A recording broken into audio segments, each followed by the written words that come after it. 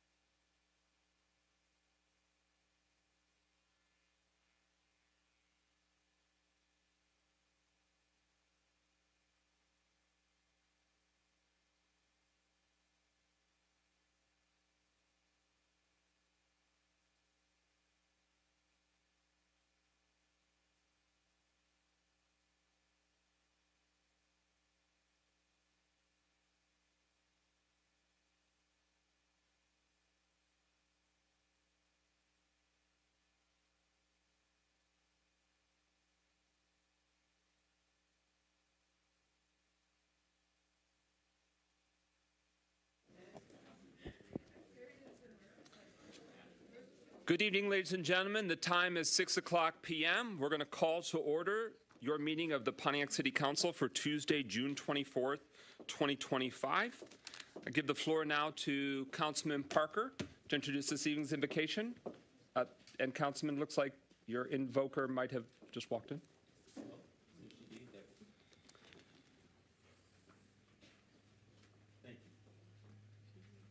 Thank you, Brother President. Good evening, everyone. I pray everyone has had a good weekend and a good time and enjoying the nice hot weather in Pontiac the last couple of days.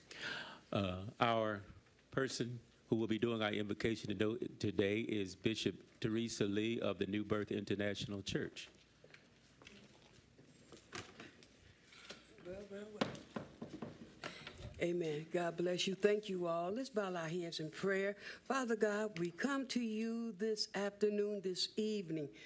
First, giving your name glory, giving your name honor. Father, giving your name praise. God, we thank you because you've been good to us. You have kept us beyond our comprehension, behind our knowing. And we want to take this time just to say thank you. And Father, we thank you as we go into the city council meeting. We pray, God, that there's a scripture that always comes to pass for me. If we are on one accord and joined together in unity, the blessings, the anointing, the overflow will be rendered to all. So, God, we thank you right now for the spirit of unity. The Bible said, in your word, you said, let us come together, let us reason together. So I thank you right now, God, for tonight of reasoning, fellowship. Oh, God, you said, let our requests be known. God, we thank you even tonight that it's being known and being heard. So we give your name glory. Thank you for this city council. Thank you for our mayor. God, we thank you for all that's in attendance in this room tonight. And those that's watching us on television, Father, we thank you. We know this, that the best is yet to come. In Jesus' name, amen. Thank you. Please rise for the Pledge of Allegiance to the flag of the United States. I pledge allegiance to the flag of the United States of America and to the republic for which it stands, one nation, under God, indivisible, with liberty and justice for all. We now, as a community, hold a moment of silence, remembering those who've recently departed. We share the names of these Pontiac neighbors who've recently passed away. Gianna Adams, John Adams, Carol Andrews, Jamila Bryant, Deborah Lynn Burkett, Robert Bias, Harvey Curry, DeJuan Floyd, Joe Gracie, and Reggie Gracie. Raimundo Hernandez, Thomas Jackson, Charles McKnight Jr., age 104, Laura Musgraves, Dorothy Neff, Kenny Overton, Teresa Ramirez, Janet Turner, Thomas or TJ Washington, Donald Watkins Sr., Christine Williams, and Clora Wright. Please join us for a moment of silence, remembering them.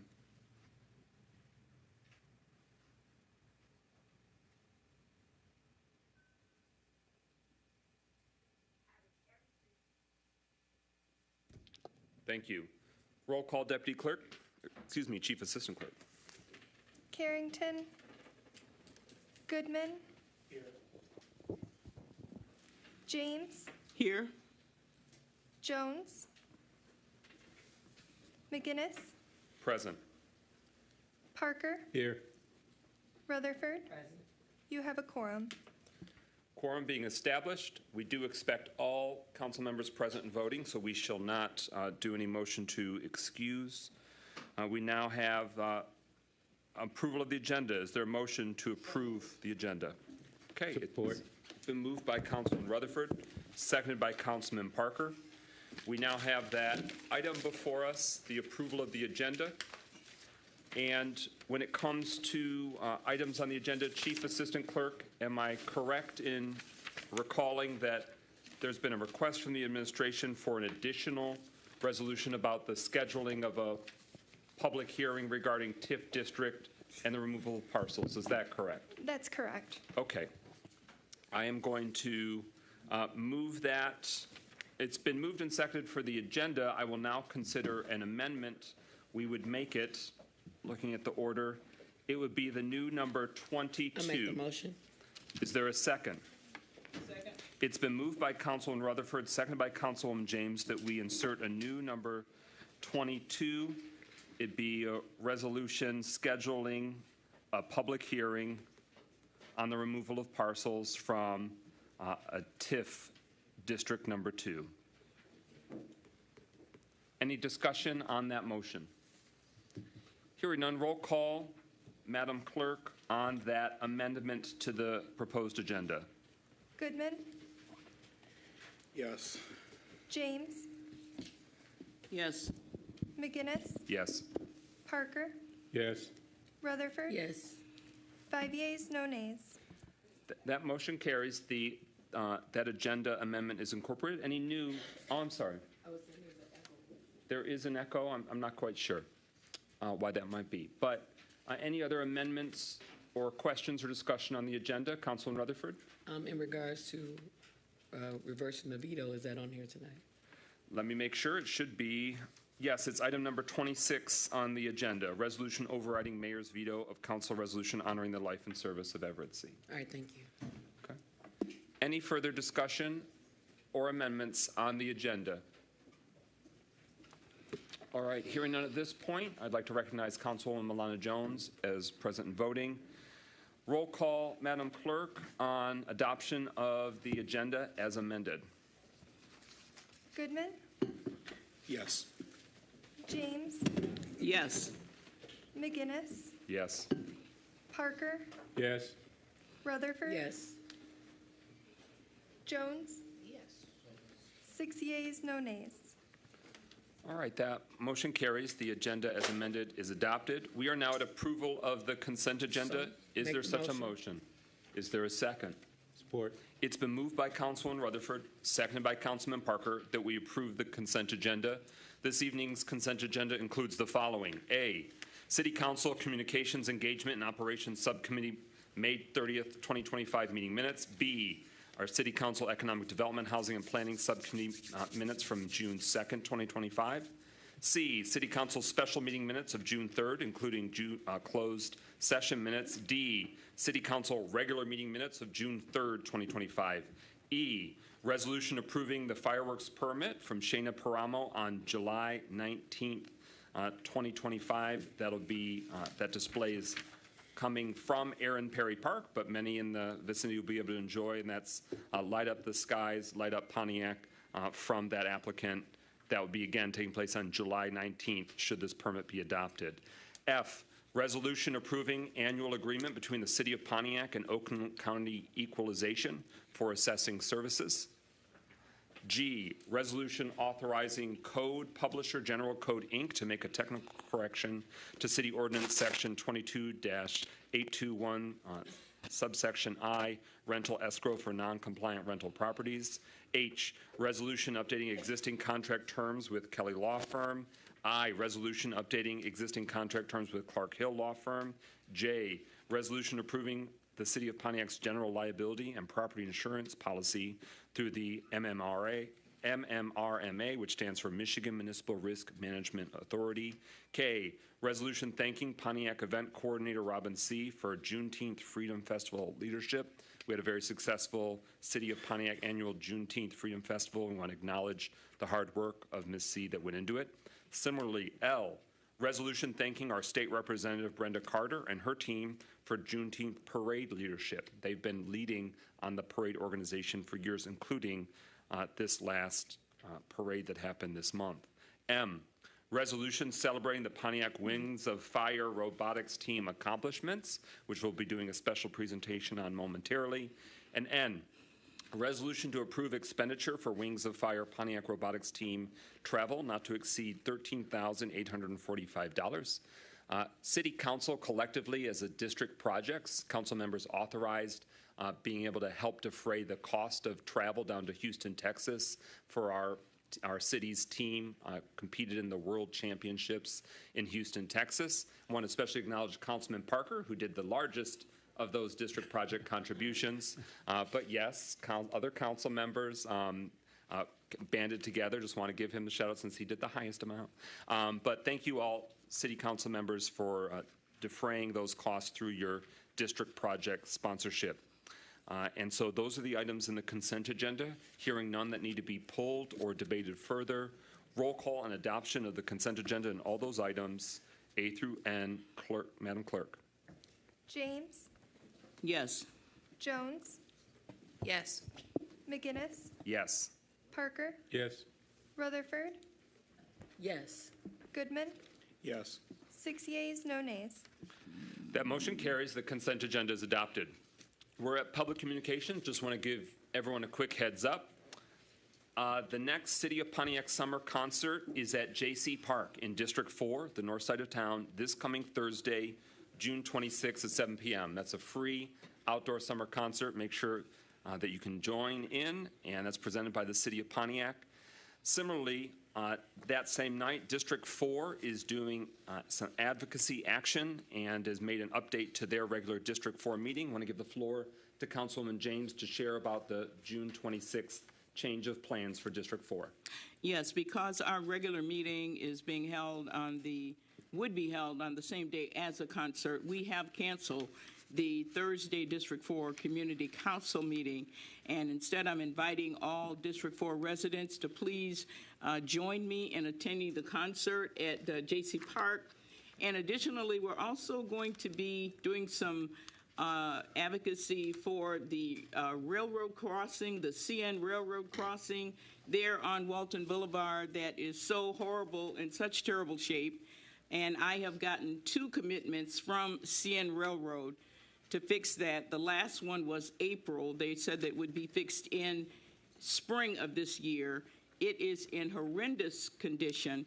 And so we're going to be taking up a petition to send to CNM from the residents to ask them to please fix the railroad crossing at Walton Boulevard near Baldwin. So that is the plan. And again, we're going to have food and refreshments out there for you. So please come out, enjoy the weather, and enjoy the concert, and help us send a message to CN Railroad that we want that railroad crossing fixed. By a quick show of hands, please clap if you agree that CN Railroad should repair that crossing on Walton Boulevard. So it sounds like you'd be eager to sign that petition. Come out to the concert in District 4 this Thursday, 7 p.m. to do so. All right, next communication. A reminder that the City of Pontiac, our City Council, presents our annual Pride and Beautification Awards. The deadline to nominate yourself or a neighbor is June 30th, so less than a week to go. We've had very strong response. You can apply and submit this evening. We have hard copies here in City Hall. City Council offices have them. You can apply online or can reach out to the City Council offices or any of the council members to learn more. So please, now through June 30th, get those nominations in for those neighbors and businesses that go above and beyond. Next, we want to make sure that residents are aware that there's substantial construction, substantial investment happening in Hawthorne Park, owned by the city, but it's the county park, Pontiac Oaks County Park, that partnership. That park is closed now and for the next few weeks because of substantial construction that's happening for safety of the public. Next, we want to make sure that the community knows that we are sad to see him go, but our city's planning manager, Mark Yandrick, has put in his notice, and today is his last day. He's departing for Ypsilanti Township. The City Council has recognized his service with the City Council tribute, thanking him for his hard work. He is with us this evening, and we'll be celebrating him all throughout the agenda with all these different planning developments, all these different actions before us. So a round of applause and a warm Pontiac thank you to Mr. Yandrick. And then finally, we want to make sure you know that the next scheduled City Council meeting is Tuesday, July 8th, 2025, in the same room at 6 p.m. All right, now we're on to special presentations. We want to celebrate our Wings of Fire Pontiac Robotics team. As you heard and our City Council resolution adopted, they competed on the world stage in that first robotics championships, and we want to celebrate all of their accomplishments. I'd like to welcome to the podium now the Honorable Judge Jeremy Bowie to tell us more.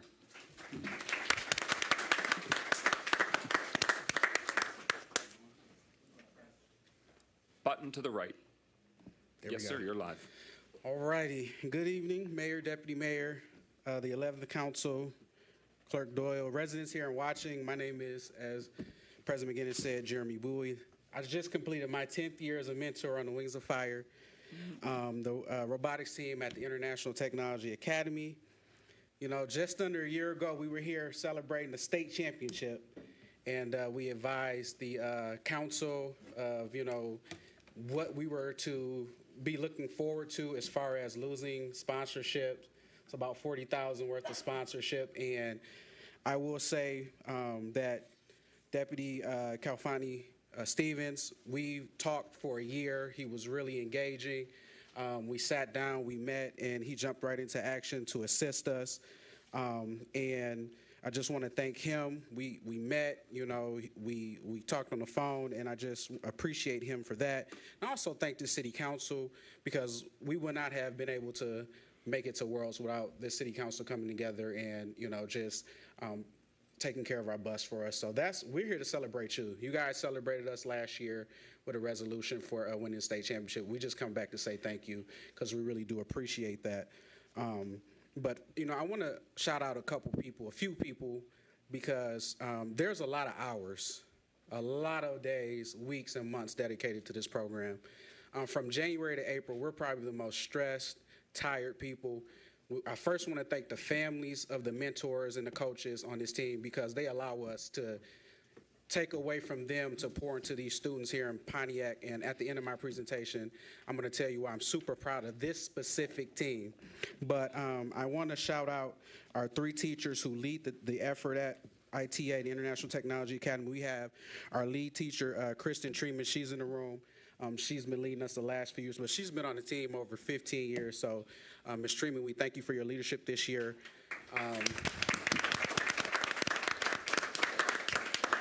Michael Mosley, he's not in the room, but he's been on the team over 10 years as well. He was a teacher.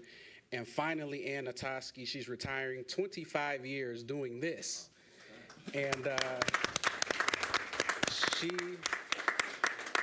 she was my lead teacher when I was on the Husky Brigade, when we had 2 high schools, Pontiac Northern, and she stuck with the district. She's about 2 years away from retirement, so she's, you know, she's taking it easy, and we thank her for her service on both Husky Brigade and the Wings of Fire.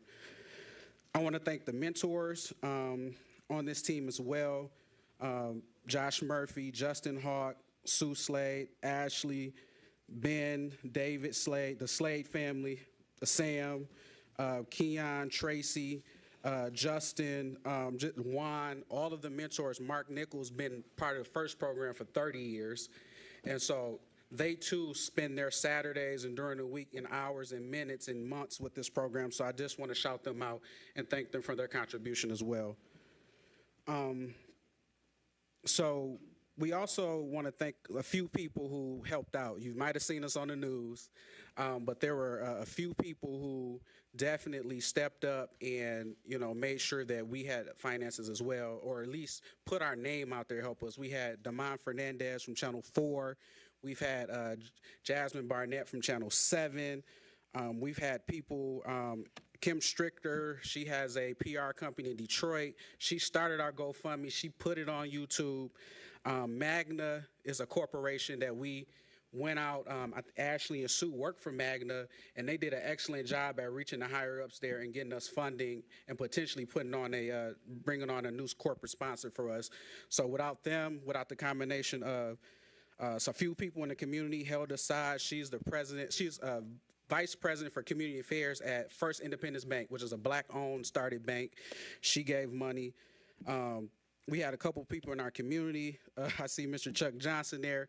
He gave to our team Blair McGowan, Carol Turpin, Reverend Dr. John Tolbert, Dr. Monetta Foster, Earlene Wilson, and the Golden Opportunity Clubs. They kept us fed with snacks, and we just want to thank all those people for the contributions they made to us this year. We could not have done this without the community. This was a community effort this year. So I do want to move on to the deputy mayor, to Sharika Hawkins behind the scenes, to each and every council person here, and just for leading us. So we're presenting you guys with the Hidden Flame Award. You guys were the fire this year. We could not have risen. We could not have done what we've done without you. So we want to honor each and every one of you. We have a picture for you of our team. Every year we take a picture by the first sign in Houston. You will get a shirt, you will get a certificate, but we definitely thank each and every one of you for what you've done. And yeah, so, you know, this season didn't bear many awards. We played well to qualify to defend our championship. We qualified to make it down the Worlds, but I am super proud of this team because we had 13 seniors. All 13 graduated. Over half. Over half of those students have full ride scholarships or tuition-based scholarships.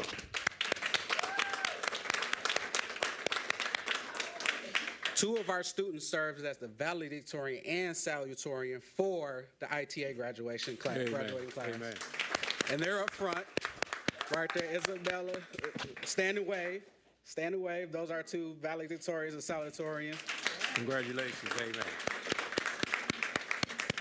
What also was so impressive, you know, we had to present for an award this year, and we had to crunch numbers and come up with stats when we present. Our team GPA of 29 students was 3.93. So we raised the standards for those kids. We told them, you know, to be on this team, you have to do well in the classroom, and they never disappointed us. And so, you know, I just thank those students, man. This is one of my favorite teams. They showed up every day through the adversity, and we made it to the end. But, you know, for them, that 3.93, that made me happy because they were killing it in the classroom, and they were giving us everything they had after school when they didn't have to. They could have been anywhere else. So shout out to this 2025 Wings of Fire team. This is definitely one of my favorite teams in my 10 years. And last but not least, I want to shout out the Pontiac Robotics 501c3. We started this. Like I said, last year we knew that we were going to be in financial trouble, and we didn't sit on our hands. We created a 501c3 so people can give. So I just want to shout out Justin Hawk, our president, Joshua Murphy, our vice president, Sue, our treasurer, and then we have the board members, Ashley Ben, David Slade, Greg Spencer, Keon Jackson, Sam Slade, and Tracy Hawk Demon. So that's my presentation. We'll, however you guys want to get your awards, we can put them in there for you, but thank you so much. Pro Tem Carrington, if you could give access to the conference room, so they've got a whole stockpile of very thoughtful gestures, so we can receive those in the side room. All right. We'll allow any reflections from council members on this special presentation. Councilman Rutherford. I am just so happy to have been a part of this process. And it was funny because when the judge called me, I said, here are all the numbers you need to call. And in a matter of, I believe, how many days did we get it done, bro? Less than 24 hours.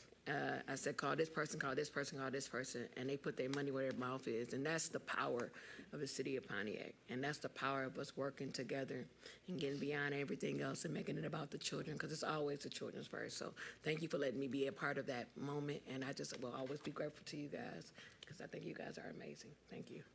Thank you. Councilwoman Jones? Just wanted to give an extra congratulations to the team. And I know that it's not easy upholding extracurricular activities, school activities. You know, you all just graduated. You were seniors at the time, and the wheels of life. So congratulations to you. It is well deserved, and congratulations to your families. I'm sure they are very proud, as we are too. And on a final note, I just want to say, oh, I'm not the final note. Go for it, Councilman Goodman.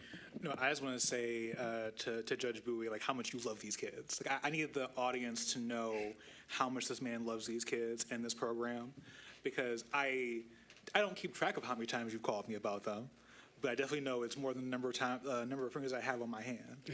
And it's because, like, he genuinely has, like, taken all his time when he's not actively on the bench thinking about these kids and how, like, he can get them as far as he can. And I really want the community to be aware of that. Like, this man truly is trying. And I'm glad that we were able to wrap around and to be able to do what we should be doing for our students, for the kids that are in this town. So I just want to say thank you for all that you've put into them. And I'm glad that we in the community at large has been able to be a small part of what is their success. Thank you. Want to recognize Council Pro Tem Carrington as present voting at 6:26 p.m. Congratulations. You have represented the city of Pontiac very well, very admirably this year and in previous years. To the graduating seniors, congratulations. And to Anne, who's retiring, congratulations, but bummer. Thank you for your decades of service to the citizens and the students of Pontiac. God bless you for that. Hearing no further discussion, you can make your exit so you don't have to feel like you got to sit through hours of public policy considerations. But as they make their way out, give a hand to the Wings of Fire Pontiac Robotics team. And the valedictorian and the salutatorian.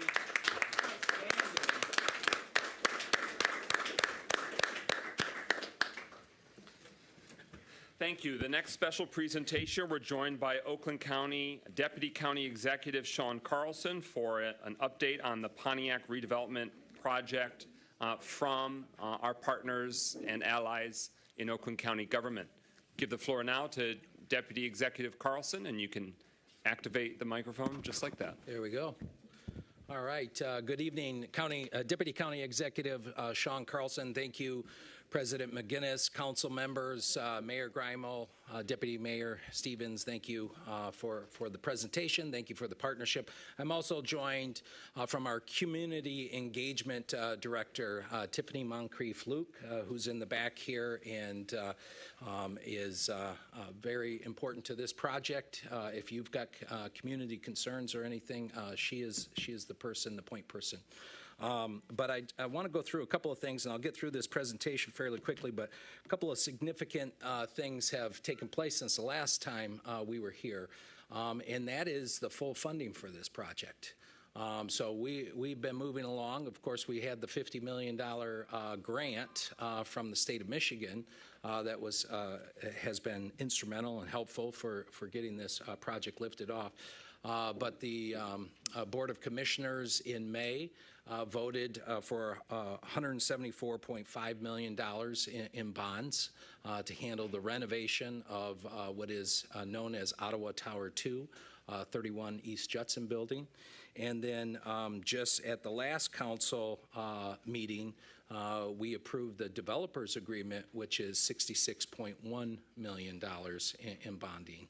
So altogether, what we're looking at is $240 million investment And we believe in the investment in Pontiac, and we believe in regards to a multiplier impact is 5 to 1 on that close to $250 million investment. So very pleased that the Board of Commissioners passed both of those resolutions, so we have all the funding that we need to move forward on this project. And so what I'm going to do is take you through the developers agreement. We talked about 31 Judson last time I was here.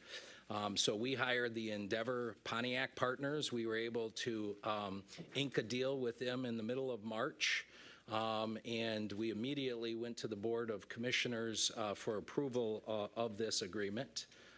So you can see Framework E on the far right is our architect and engineers, our general contractor, LGC Global, and then the Endeavor Development and PMCO. What they are doing for us on this project is building the parking ramps.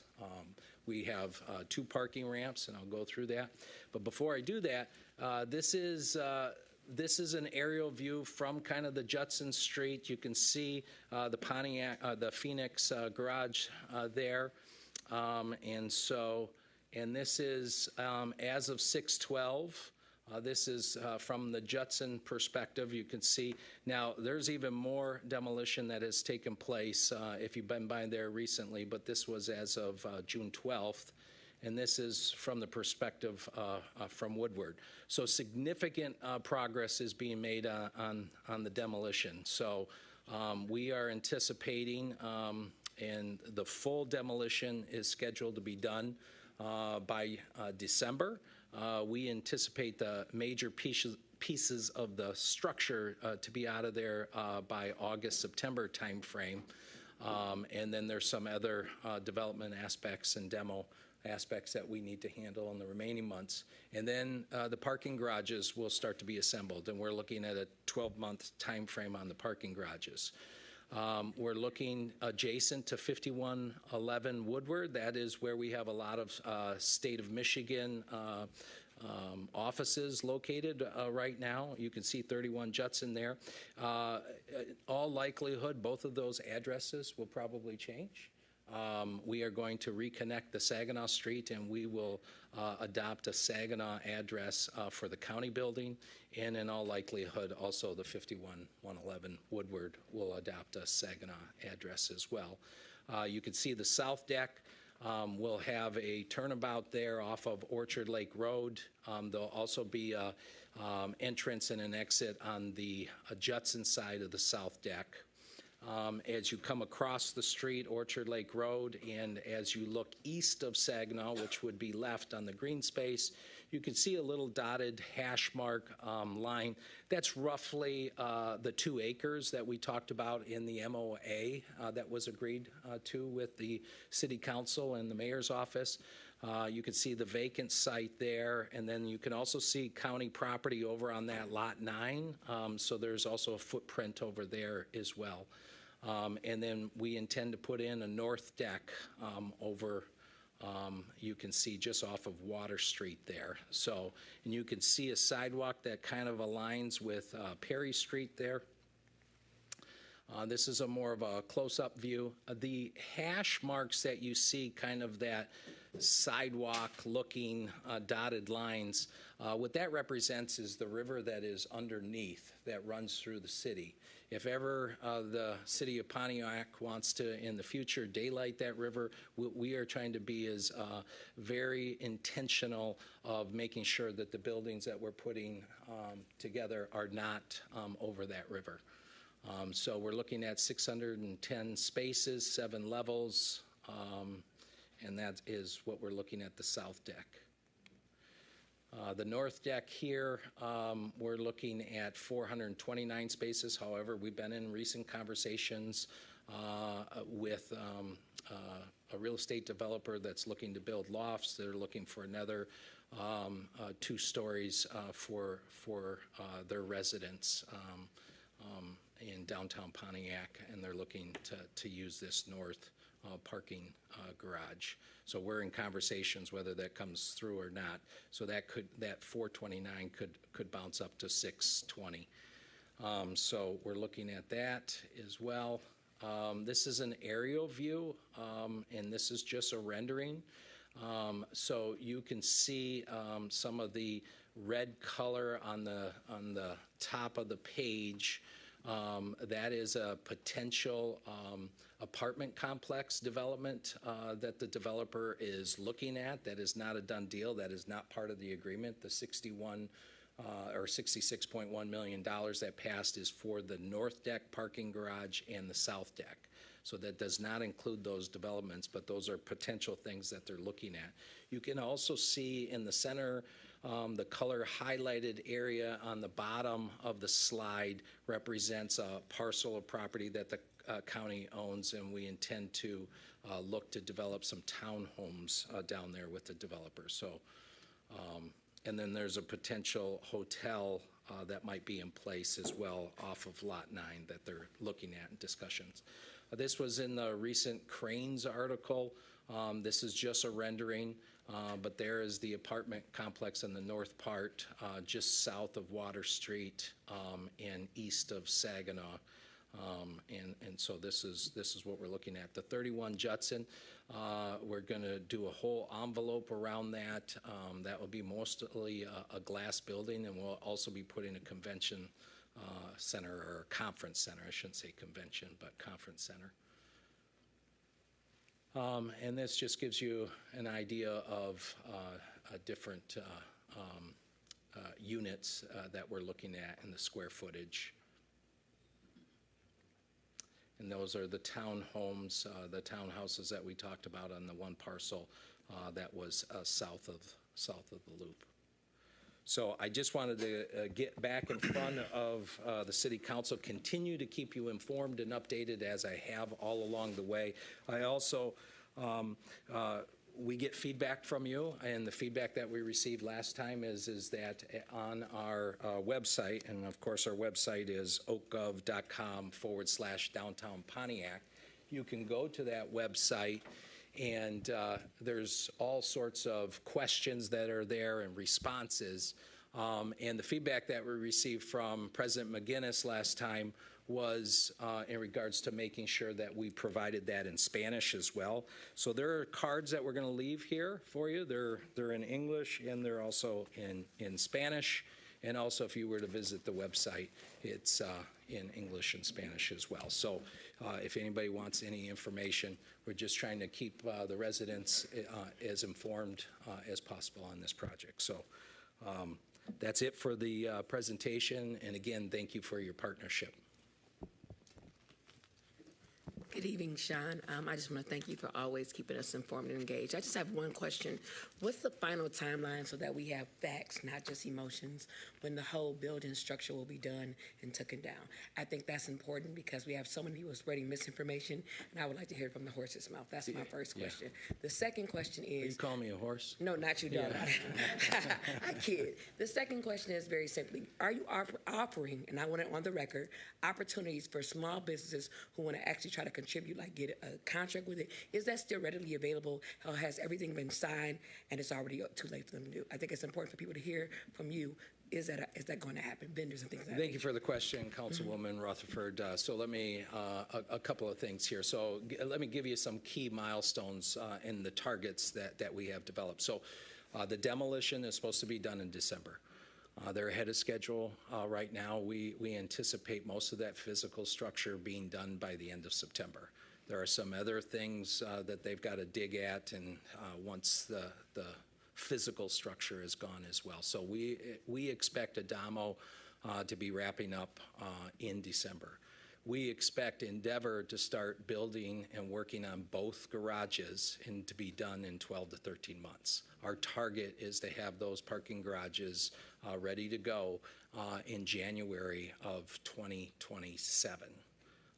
So that is the target that we have for that, for both of those garages to come online. And then it is the expectation that 31 East Judson, where the county is moving 700 employees, we expect to move in September of 2027 to be down here in Pontiac, and we are looking forward to it. We are excited to come and be a part of this community. I know that we are in the north part of Pontiac, at least some of us. Some of us are in Waterford, but the folks that are coming down are looking forward to coming down and being part of this community and part of this great city in the heart of the county. And I've said, and I said it earlier today when I was at the Committee of 50, that this is not just an investment in Pontiac. This is close to a $250 million investment, but it is not just an investment in Pontiac. It's an investment in the county. It's an investment in Southeast Michigan, and it's an investment in Michigan. This is a great city. It always has been a great city, but we look forward to be part of the heart of this city and come down here. And in regards to supporting Pontiac businesses, on April, I believe it was 29th, up on the 8th floor in 51111, we hosted and sent out an invitation to all the small businesses in Pontiac to let them know of the opportunities that would be coming up and encouraging them to be part of the process, whether they want to put in a bid themselves and bid on one of the proposals, or whether to facilitate a partnership or some contracting with any other contractors. 2 weeks later, we had the Brothers and Sisters of Labor Unions, and we wanted to make sure that they were clearly informed. And then a week after that, we invited other small businesses outside, but in Oakland County, minority-owned, women-owned, veteran-owned, to be part of this project as well. So we're trying to be very intentional. Some people are backing off of DEI. The county is not. We're leaning in, and this project is evidence of that. So thank you for that question. And thank you for answering, sir. Relatedly, I see a notice here that there is a pre-bid meeting tomorrow on site. Is that something you want to announce, or you want me to read it? Yeah, you can read it, but that is for the envelope. Go ahead. Oh, no, you tell us. You know best. You got it in front of you. Okay, all I can tell you logistically is that tomorrow, Wednesday, June 25th at 9 a.m., with both in-person and virtual options, is a site walk. It does require proper PPE, a hard hat, safety glass, and high visibility vest required for the in-person participation, and that's on the 8th floor that you mentioned of 51111 Woodward Avenue. But did you want to give me more context about those that might want to pursue that site walk? Yeah, I believe what we're talking about here is for the envelope, and it's the outside, so it's the glass work in that. So the real big package that's going to come is going to be bid pack 4. Okay. And that's not going to be released probably until December. So there's three other bid packages, they call them bid packs, that are going out. But the big package is bid pack 4. Okay, so thank you for that context. Yeah, this is flagged as bid pack 2 general invites. Yeah. And so that, if that's relevant for anyone, that's tomorrow, Wednesday, June 25th, taking place in the morning at 9 a.m. in person at 51111 Woodward Avenue on the 8th floor. Any final questions for Deputy County Executive? Hearing none, we look forward to the next Thank you very much. update. Thank you, sir. And the Spanish and English cards are up here, so please feel free. Okay. If you want to place it on that table along the back wall there, that works great. All right, we're at our third and final special presentation. Also part of the leadership of Oakland County government, we have our countywide elected Oakland County Water Resources Commissioner, the Honorable Jim Nash, and his team to give us updates on projects, as well as water and sewer rate update and impact for residents. As always, it's always good to see everybody.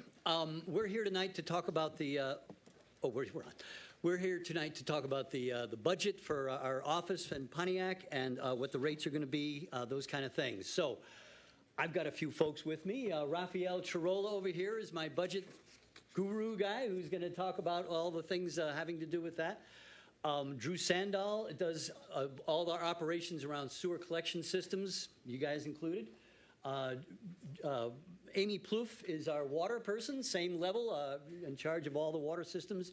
And Gary Nigro does the wastewater treatment plants, all the things we're having treatment that we do countywide, including Pontiac. So Real quick before I'm sorry, Damar Baez here is our affordability person. And again, when we're talking about this, if you or anybody you know has a hard time paying your bill, come see us. He's the coordinator for that. We have a program through Great Lakes Water Authority that can help folks who can't afford it, and our own county program, the hardship program, that helps people short-term who make too much to qualify for the other programs. So we have a help available for folks who are having a hard time affording water. Julia Ruffin is my community liaison. She's here to help, communicate with the city at all our times. And I think that's everything from my office, right? That's everybody here. So I'm going to let Raphael take it over. All right, good evening. Good to see everybody again. Let's see here. There we go. Go over the real basic stuff. Total cost divided by estimated sales gives you a rate. You have two different rates. You have one for volume charges, and you have one for your meter size, MEUs. We call them meter equivalent units. Most people have a 5/8 inch meter, so that would be 1 MEU. Let's get into the sewer side of things. All right. So for the denominator, the sales, we're using a 3-year average of actual water sewer sales here based on your water meter reads. 214,000, it hasn't changed based on a 3-year average. The MEUs are going up, which tends to mean there's more customers in the system, which is good, right? That's offsetting the increases in the costs. All right. Sewage treatment. We have Clinton River Water Resource Recovery Facility. That's going up significantly. Labor costs are probably the major driver, also contractual services that are associated with that.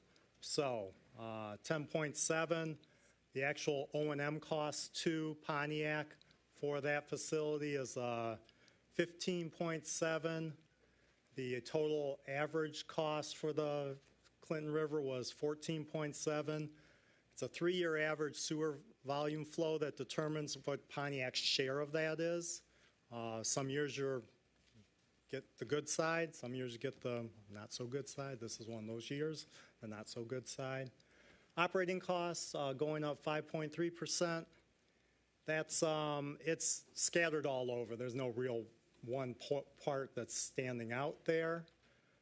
The reserves look a little funny on the non-rate revenue, and the reason for that is there's a lot of grant money in there right now, both for the expenses and also for the non-rate revenue. So what about the actual stuff that's in your rates that you pay as a customer? That's going to go up about $900,000 there. So that's an increase, yes. Drew has things he needs to do on the capital side that will not be covered by grants and bonds. So yes, we are increasing that.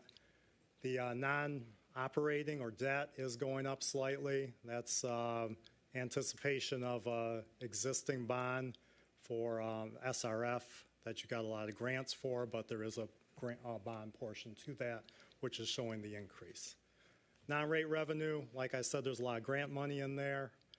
There was a slight increase on the sewer side to offset the rates for the ratepayers. Overall, there's a 10% increase in costs projected for the upcoming year. All right.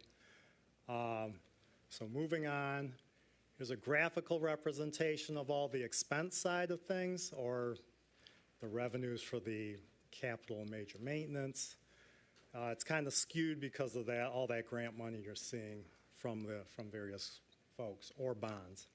All right. So what does that mean overall? All right, so if you're a typical residential user, typical means you get a bill that says 6 units on it, you have a 5/8 inch meter. On the sewer side, you're going to see a 9.7% increase. Yes, that higher than the current year, unfortunately, but due to all the additional stuff that Drew's doing in the system for the sewage side. All right, moving on to water. I'm trying to keep this brief because we have such a long agenda tonight. So on the water side, still using a 3-year average. That's going up slightly, which is good again. And for the volumes and the meter equivalent units or MEUs, that's also going up, which is good. Water purchases. GLW, Great Lakes Water Authority, had a 5.7% increase in rates this year. Due to your participation in NACWA and the way that formula works out, you're paying a little bit less, 5.5%. So that's working out well for you. Operating expenses are going up on the water side. That's labor and contractual services on that one. Actually, not labor, it's mostly contractual services. Reserves. There's a lot of grant money in there, just like there is in the non-rate revenue. But the ratepayers there's a $1.1 million increase, both for major maintenance and capital. So the combined is 1.1. The debt is going down slightly. Future years, it's probably going to go up based on the kind of financing we're talking about for the water side. Overall, a 9.8% increase. So what's that mean to you? Again, a graphical representation of the stuff we were just talking about on the previous slide. All right. Again, if you're a residential customer, use 6 units, 5/8 inch meter, 8.9%. All right. So combined, you're looking at $9.33 increase in your monthly charge, a 9.4% increase. So that's the bottom line. If you use 6 units on your bill and have 1 MEU, meter equivalent unit, with a 5/8 inch meter or a 1 inch meter for that matter. Residential, it can be 5/8 or 1. All right. That ends my portion of the presentation. Now Drew's going to take over, talk about what we're doing on the sewer side that's kind of pushing these increases. All right, thank you. Our office takes a dig once approach when we talk about sewer improvement projects. So what does that mean? We don't want a road project to go, road's done, paved, and then we come back and cut the road up and replace the sewer. That all makes us all look foolish. Same can be said about water main work. We coordinate that work the best that we can to optimize the dollars that are being spent on infrastructure improvements. So in my presentation, again, we kept this short given the length of the agenda. I've highlighted 2 projects. However, we have multiple successful cases where we've coordinated work, including along MLK on a road improvement project, as well as in Indian Village where we did some water main replacement. Upcoming, what we're looking at within our budget and long-range plan, we're well aware that there are improvements coming at the Woodward Loop, along Auburn Road, Pike Street, and then when we're talking about water main improvements along Voorhees, there's a water main improvement project, as well as in the Fairview subdivision. So a lot of coordination going on there to ensure we're in and out and doing this once. An example of one of our successful coordinated projects was in Seminole Hills. We spent approximately $1.6 million to restore approximately 130 sewer taps, replace 4 full-length sewers, as well as conducted 1,300 linear feet of lining. That actually was funded as part of ARPA Project Contract 1, which I will talk about in a little bit. Second project was along Bagley Street. This is an MDOT pavement project. It was awarded to Dan's Excavating on the order of $3.56 million or $5.8 million. Again, 822 feet of full replacements, several spot repairs, about 2,200 feet of lining work that was completed as part of that project that we just wrapped up in March. This is a big one, and we're really proud of the work that's going on here. Our office pursued $15.1 million in grants for sewer improvements. And in total, our projects between the American Rescue Plan and the Clean Water State Revolving Fund came to $17.3 million. So what does that break down to? Where is that money going? Well, we're improving approximately 24 miles of sewer with those funds, as well as improving 728 manholes. Now, those seem like very large numbers. However, that linear footage only accounts for 9% of the city's linear footage of sewer. So we're still talking small percentage of the city. we know there's a lot more to do from what we've seen by televising the sewer system. So there's more that needs to be done in the city to get us up to a point where we're feeling good that we don't have soil coming into the sewer. We're not causing sinkhole in roads. So we're continuing on this on these improvements. These particular projects are anticipated to wrap in spring of 2026, and this work was performed under 7 contracts. Currently, to date, we have lined at approximately 11 miles of sewer and completed rehab on 200 manholes. We're making good progress. We're on track for spring to be wrapped up with this work. So we threw these maps in here. I don't expect you to fully digest all of this, just to give you an idea of just how far-reaching these improvements are. Most of the communities within the city have seen our crews out there performing repairs to your sewer system. Contract 1 is complete. Contract 2 is complete. Contract 2A is complete. Contract 2B, spring of 26. Contract 3, again, spring of 26. And the contract 4s that you see there will be completed by October of 2025. And the following slide is another one of those blow-ups of a map of where we're doing work. Quite extensive. So with that, I'm going to pass it over to Amy for water systems.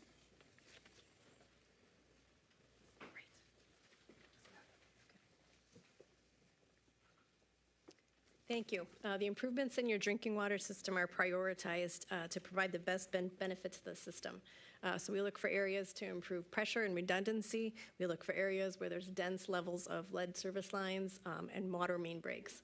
So what we do is we also, similar to Drew mentioned, we coordinate with other road projects and sewer work for that Dig Once policy. We wanted to call out a couple projects that have been successfully completed.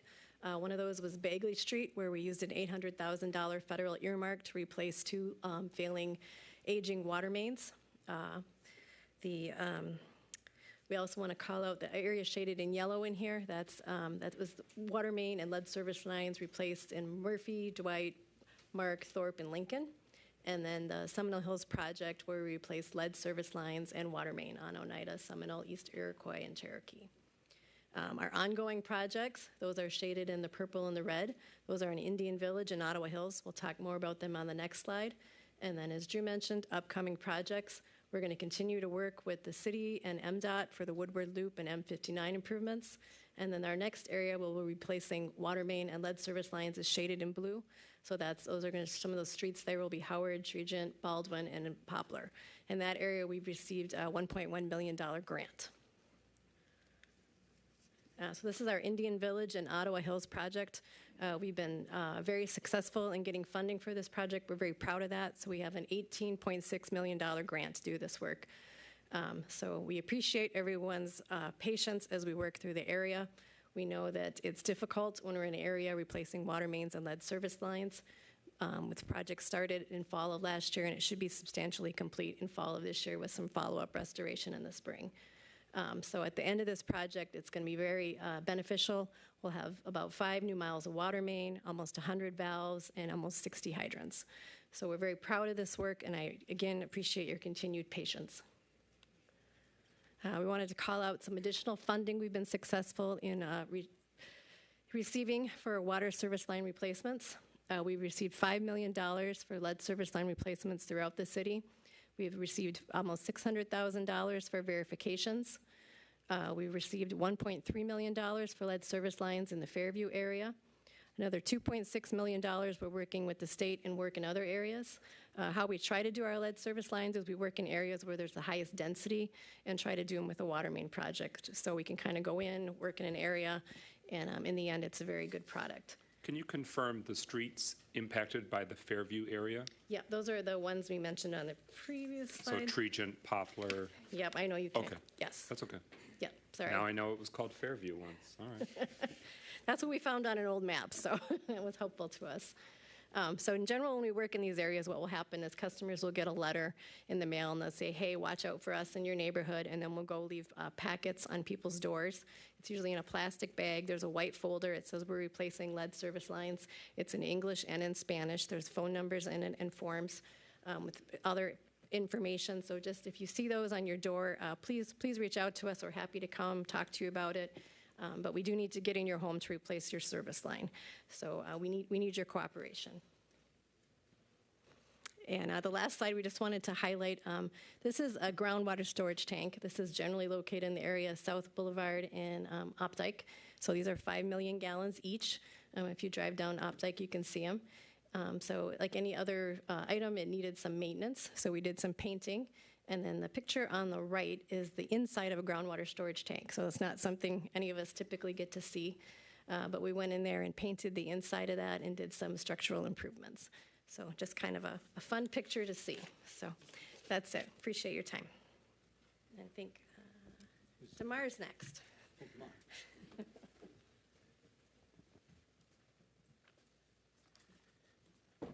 Good evening. Stand before you because we know any amount of change can cause trouble to someone on a fixed income. And so we want to make sure that you understand the programs are available. We have been running these programs over the last 2 years, trying to get more people to participate. The money is there, the funding is there, but I do understand a lot of times the paperwork and you feel like they're going through the motions. Well, this is not going through the motions. We have funding available, especially our hardship assistance program. That is ARPA-based funding, so it disappears in 2026. So we're trying to use as much funding as we can.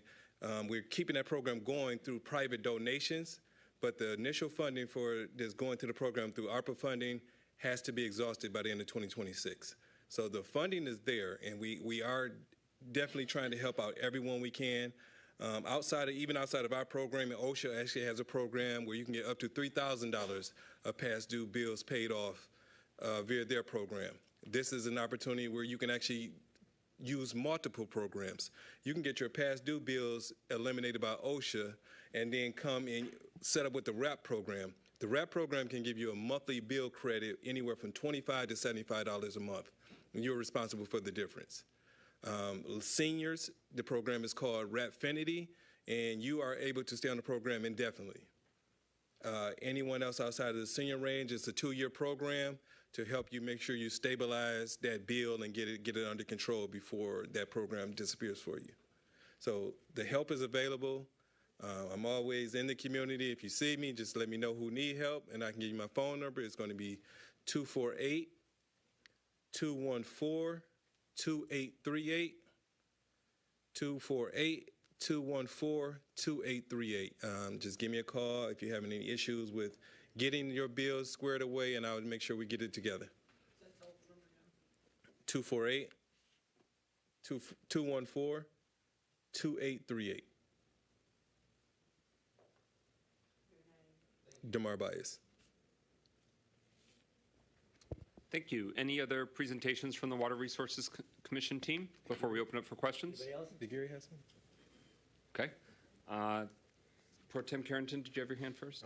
Okay. Councilman Rutherford. Good evening, Mr. Baez. If you can get up here real quickly, I just have a question for you. Do we have someone that can assist someone when they're not computer savvy, and if they're readily available? And if we do, how do they contact that person? They contact me. Okay. They contact me. We can meet at our billing office, which is at 2636 Dixie Highway. Can you slow down and say that one more time, please? Our billing office is located at 2636 Dixie Highway. But I need them to contact me first, and then we schedule an appointment.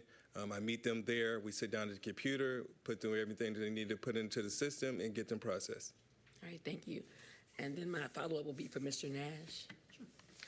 Good evening, sir. How are you? Good. How are we doing? Very well, thank you. I want to talk really quickly. You guys talked about some programs, but you haven't mentioned about Augusta and the Norton project. Sure. And what's the timeline on what is going to be finished? And also, what was the totality of that project, and why did you choose that area? Really quickly. Well, this is a grant we got, which was a no-match grant, so it's all money from the government that allowed us to turn what had been kind of a stretch along that street that had just been open grass, and it was, sometimes not well maintained. It was not great. And we got a project to put in green infrastructure. That means that's the infrastructure that takes stormwater and lets it get into the ground instead of going right to that drain, which is right at the end of that little property. And that includes little gardens all through it. We have a path running through it. It's going to be a very nice little park. We actually didn't spend all the money we had, so we added another 50, 100 feet down the street to that. We're actually having an open house in early September. We'll put out some information around that. Like we did when we were starting this project, we were looking for input from the neighborhood to see what they wanted to see in this project. And now we're going to be able to show them what we created there, and I think they're really, really going to like it. So we're going to do that in early September just to bring the neighborhood again together for this project. It's a green infrastructure stormwater retention project, and it's going to show how these things can really make a community look even better. We're also doing a new project, again, a non-match project, so there's no city funding at all involved with this, at Murphy Park. Murphy Park is your biggest park. It's a beautiful park. It's had some real erosion issues, and we're going to correct those erosion issues. There's been a wetland down at the bottom of that, an urban wetland, which is very rare, that's been filled up with that erosion. So we're going to bring all that erosion sediment out of there and recreate that wetlands that's going to be able to bring ducks and wildlife back into the city, which is just, I think it's a wonderful project. And we're doing two other small projects in Pontiac parks that have turned an area that in a rainstorm just turns into a kind of a muddy, terrible place. And there's going to be a rain garden there. One of them will be actually a wetland with a rain garden. So again, it's showing how this kind of new technology, basically, it's natured. We're recreating nature to absorb rainwater and bring new features to your parks. And that's, again, one of those features you get from green infrastructure. Thank you for bringing that up. You're welcome. Thank you so much. Further discussion? So it's obviously worth noting that these are not water and sewer rates that the city of Pontiac can set or that the city council can take a vote or have any authority or override. Is it fair to summarize that major changes at the federal level and no longer having as much grant funding from the federal government is taking a toll? That is absolutely true, and we're concerned about that because the last 4 years we've seen more federal and state grants come into the Pontiac than we have in many, many years. Unfortunately, that the funding from the federal government has run up against changes that look to be lowering the amount that's coming, and we're concerned about that. Some courts have stopped some of this, which is good, and we want to make sure that we're going to have programs that we can use in the future to bring in these grants, because the more grants we can bring to help repair the system, the more that will save the ratepayers, and we want to make sure that we're not harming the ratepayers. We do not want to hurt the ratepayers if we can help it. Unfortunately, what's going on right now with all this work that we're doing, the rates have seen a significant increase this year. I want to point out that when we took over this system from United Water, we saw that that 70% of your water and sewer infrastructure underground was between 80 and 120 years old.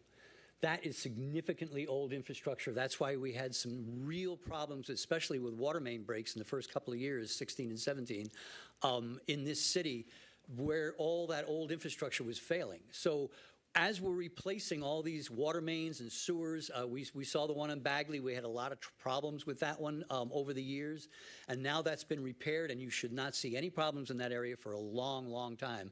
Your kids will have kids of their own by the time we have any problem with that. So I'm seeing that as we're replacing these lines, you're going to have infrastructure that you can depend on for decades to come. And that's what we want to do. We want to make sure that when we have that chance to turn this whole system back to you as a city, that it'll be in much, much better shape than it was when we found it, and when it's even better shape than it was when United Water took it over from the emergency managers. So we are dedicated to making sure that we will work with you guys to get this done. I have some information I wanted to point out. I'll leave it on the table. We have a special site at Oakland County. It's oakgov.com/Pontiac Water. And this is going to show a lot of these projects that we've been doing will be recognized on this website. You can look it up to see where your neighborhoods have been done. And we have a thing on here that allows you to put your address of your home in this program, and it'll tell you whether you have lead lines or not lead lines, or if we know for sure if you have lead lines. So this is an ability for you to get on this and find out what your lead lines are. It's one of the major things we're doing is replacing these lead lines over the next 15 years that we won't have anymore when we're done with the city. So that's one of those things we're doing, and I'll leave this here for more information. It's oakgov.com/Pontiac Water, or I have a little QR code here if anybody wants to get right to it. So I really appreciate you having us here, and we're always here to serve. My phone number, if anybody ever needs me, a direct input from me, my cell phone number is 248-842-6185. 248-842-6185. If I can ever help somebody that can't get help otherwise from my office, let me know. Thanks now. Thank you. Hearing no final questions, that concludes special presentations.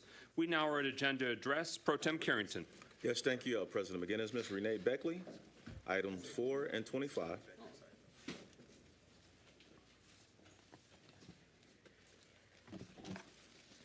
Real late. It's 5 minutes to midnight, and you're going to give the retirees, I guess, their supplement to their settlement agreement, and they've been asking for years. I think Dr. Waterman was mayor, maybe before that when it started. I'm not sure because I can't remember, but it's been a long time. This sounds like somebody running for election and won't look good to put something on their resume. Those people, some of them probably are sick and they can't enjoy it, and some of them are dead. Now, I don't know if that passes on to the family members. Usually pensions do not, unless it's a man and wife situation, or whatever this is, what they're trying to get here. But these people have been asked it. They've been sitting here 12 midnight, and here it is. This pack here that's up here now, been here since 2022. Tim's been here since 2022. And here it is, election time. Oh, it's time to move to give people something that they've been asking for years. Now, that tells you what we're dealing with. That's Pontiac, that really is. Number 25. So you finally got an idea. We need a grant. And the lady left. How much did you pay for the search to find somebody else? Now, is this a company, and how much are you paying for them? Now, and she went to Wayne State. So you had a high-quality grant director. But you want to use millages and bonds and put it on our backs. Why don't you go to the grant first? Grant means you don't have to pay it back. But you're going to give us a bond for $20 million for a youth center, which we already collected signatures for a millage. That passed some years ago. But no, but you don't think about that you can get a grant, a partial one. You got grants for everything else. We don't want to be taxed. I don't like taxes. I have to pay them because I live in a house. I'm a homeowner. Also, people in apartments, you get taxed too because that goes on your rent every time the tax bill goes up because the landlord is not going to pay it. He's going to get it from you. So, this council here, there's some characters. Some of the stuff that they do, 4 years and longer. All they want is what they earn and what they work for. That's simple. They won. If I was up there, I'll be talking about that every time I came up there. Thank God I'm not, because I don't have the patience. So, really, council, it's just because somebody running, this is a pack, and they want somebody to win to go over there just to slide over. It's all pack, and I'll talk about that later. But these people been down here begging, practically begging. Senior citizens, retired, got grandkids, asking for the money, and here it is, June 2025, and y'all about ready to leave, the majority of you, probably about 2 come back. Ridiculous. Thank you, Ms. Beckley. Ms. Cornelius Walker.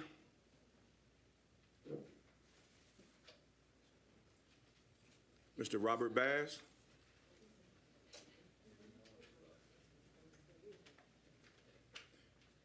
What item, sir? 41 and 42.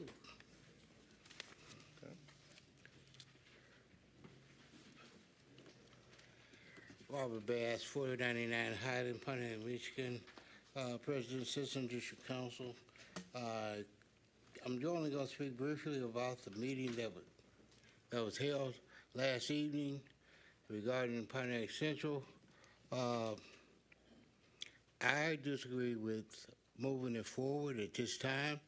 I'm very seriously, I appreciate what the deputy mayor has done in putting a plan together. But what I'm upset about is that we weren't in the plan. We weren't a part of the planning. Just like Oakland County, we're not a part of that planning. But everybody can make plans for us residents, but we can't be a part of it. Now, you want to spend our money, which is fine. Do what you got to do. But I pose being a problem with it being an election year. You're holding this one meeting before you take it to council to get it passed. That's not enough time for us to communicate or digest whatever has been told to us because we haven't read anything. So, and then I look down to 42 where you want to allocate $600,000. But what you were talking about last night was paying the whole $12 million. So what we're going to do is put $600,000 down and then pass it on to the next administration and council who has no real idea of how it was put together. Is that my time? No. Okay. So that's where my problem lies, and I don't see passing it at this point. Every time something gets passed from the administration, your back is up against the wall. That's y'all's back up against the wall. But when y'all's back is against the wall, that puts our back against the wall because you got to explain it to us in a hurry, and we still don't have all the information that we need to say that we want it or we don't want it. So you end up passing something that's not really beneficial to us or that we want. So that's my problem with this. I think you're moving too fast for us to be able to vet what you have put in as a plan. Thank you so much. Thank you, Mr. Bass. Mr. Christopher Norcross. He's not present. Dr. Deidre Waterman.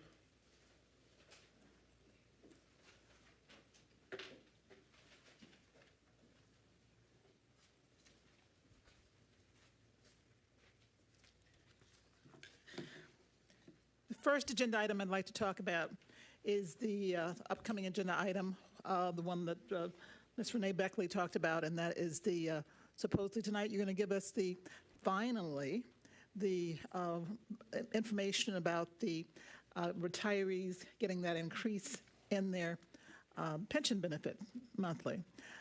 And she was asking how long it's been since we're sitting there. I can tell you exactly how long it's been. April 2021, my last year in office, when we had finished the settlement and got the retirees back their health care, and we said there's going to be enough money that you can increase the monthly pension benefits of the retirees. So I did 2 town halls with the attorneys and the actuaries in the town halls. So that's how long it's been, 5 years to get to this point. So I hope this is not just a bait and switch again, because retirees have been waiting a long time. But for all the delays and alibis, I think that's something the retirees could get, and hopefully council, they will also get that retroactive pay like you promised when you passed that resolution. But I would also like to talk about the Phoenix Center presentation. And we hear that from Mr. Carlson that it's going to take another $200 million to finish their projected project, the way they have pictured it. And he said that that money is going to be raised by selling bonds. Now, when you have bonds, that's borrowing money.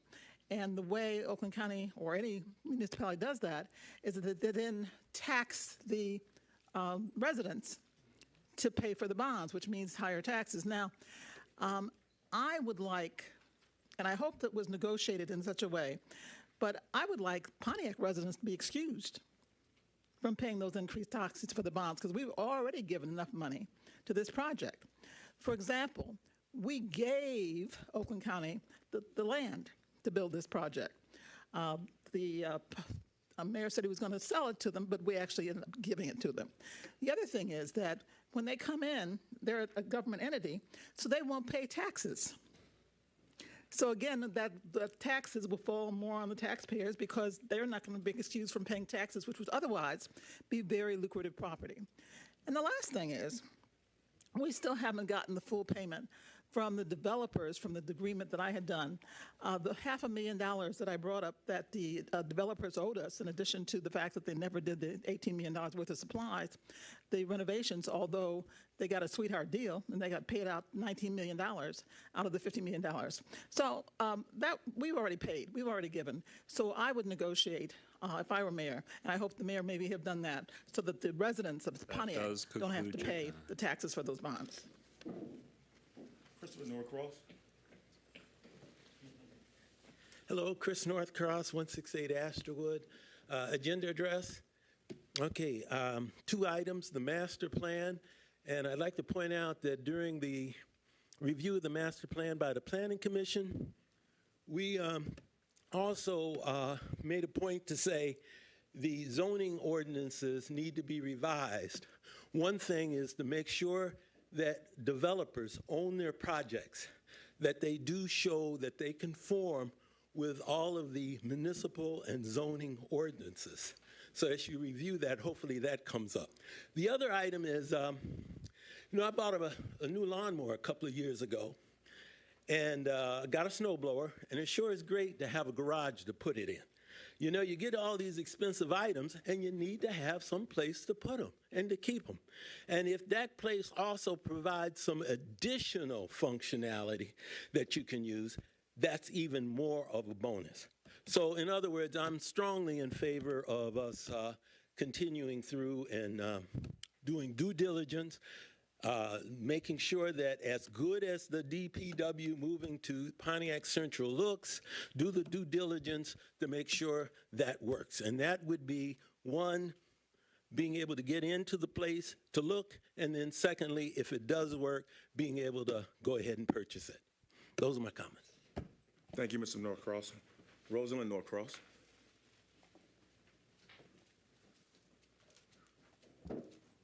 Thank you very much for this opportunity to speak. In terms of using Pontiac Central for the DPW, I think it's an opportunity that the city does need to go forward with. But in the meantime, during the due diligence period, I think that there needs to be more opportunities for the residents and citizens of Pontiac to find out exactly how this will impact us now, in the future, financially, opportunities for improving services to the citizens. And I certainly hope that during the due diligence period, there will be more than just one opportunity or 2 opportunities. I hope there will be multiple opportunities for citizens to air their questions, to get answers, and to look deeply into this matter. This is an expensive matter. We need to know exactly how it's going to financially impact the city's finances and our taxes going forward. And I think if you can do that, the citizens will give you a fair listening. But anything short of that, I think you will miss the boat and you will not have the support of the citizens, because we need to know on what basis our money is being spent and what services we can receive as a result of that money being spent. That is why you were elected, and that is why a lot of people are here tonight. We are the citizens. You took office, you took oaths to look out for our well-being and the well-being of the city, and we want you to live up to that. And we want you to be responsive, and we want you to be transparent, and we want clarity. Thank you.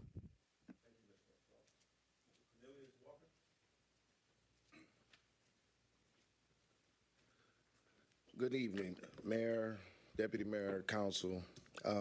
Item 41, the DPW. I was here last night listening to everything that was going on with the DPW. I think it's a good idea. It's an extremely good idea. With the thought process that we have with it, we need to really look at Pontiac. We all complain about the roads. We complain about services. We complain. But this is an opportunity for what's going on in Pontiac to really move Pontiac. We can't get caught back in, yeah, we lost the building, emergency manager. I'm sure all of us was here. I've been here 53 years in Pontiac. So we've lost a lot. That the sale of it, $10 million. I mean, $12 million. It appraised for 10. $2 million. If you know real estate, we will recoup that money in the long term of the services that we can get. We talk about seniors, we talk about young people, and then we sit up here and we bicker about a lot of things. And I'm speaking for me. And that idea that what's coming to Pontiac, the chance that Pontiac has right now to be very viable to what's going on in the city of Pontiac. We elected you all to make a decision.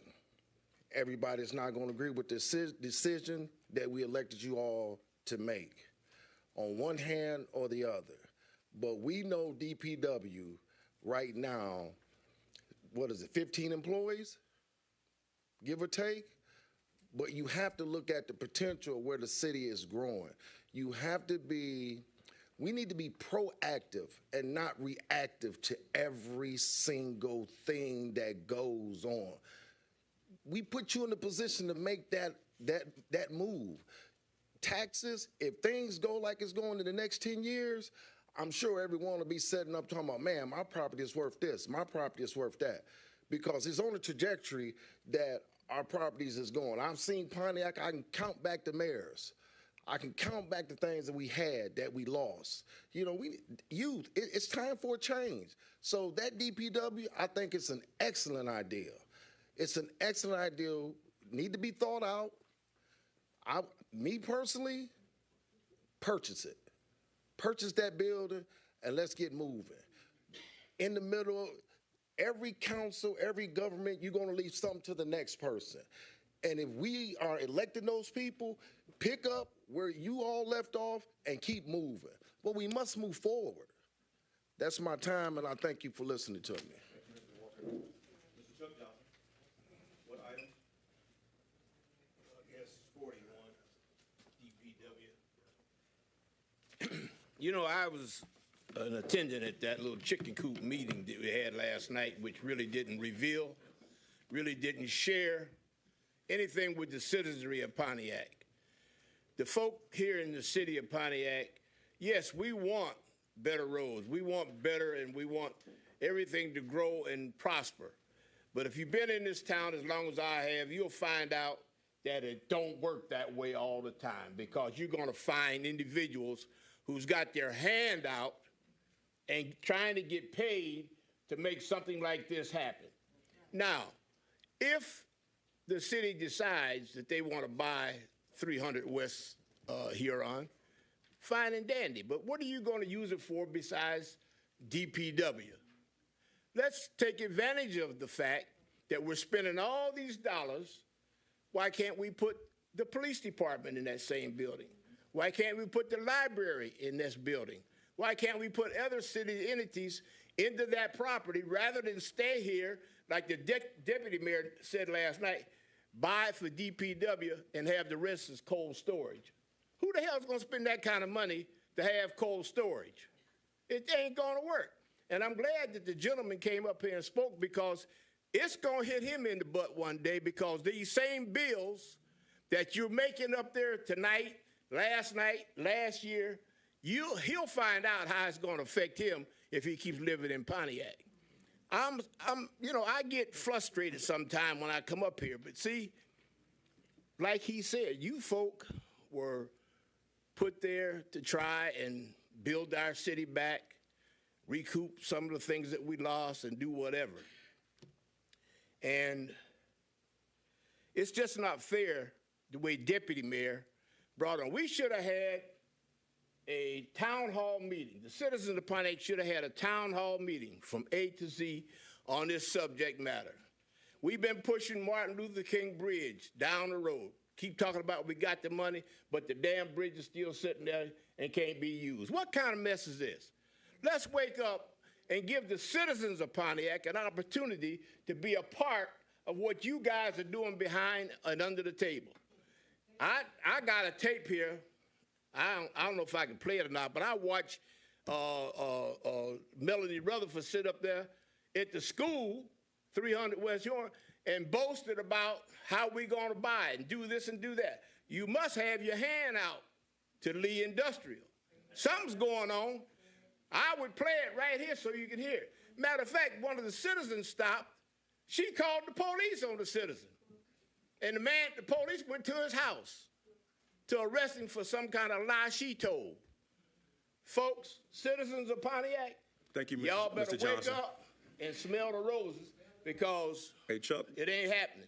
That concludes your I heard you. Okay, thank you. I heard what you said. You ain't got to call me out twice. All right, sir. Thank you. Thank you. Mr. Brent Reynolds. 41 and 42, given what's already been addressed. Please forgive me, my phone is losing power. There's something I wanted to read. Last night was one of the most disappointing experiences I've had at the city of Pontiac. Our mayor decided that it wasn't important enough for him to attend. In fact, now he's looking at his phone, as per usual. That's what they do here during agenda address. This is the first time I've seen the entire council sit during agenda address. Guess what? It's election time. That's what this is about. The Pontiac Central High School. I want to say something very simple. We should acquire frugally and put to use with vision, wisdom, and maximum impact. That school was purchased for $500,000 cash and a trade of services 10 years ago.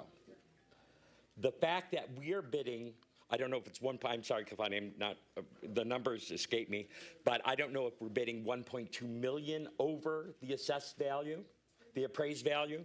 I believe that's the number. Why on earth would you do that? We were told last night it's a premium for the location. What's that? The appraisal includes the location. There are wonderful dreams and hopes that one of two major retailers will come in. But the truth is Kroger is closing 60 stores. We are not keeping up with the times. We are not doing our best that we can do.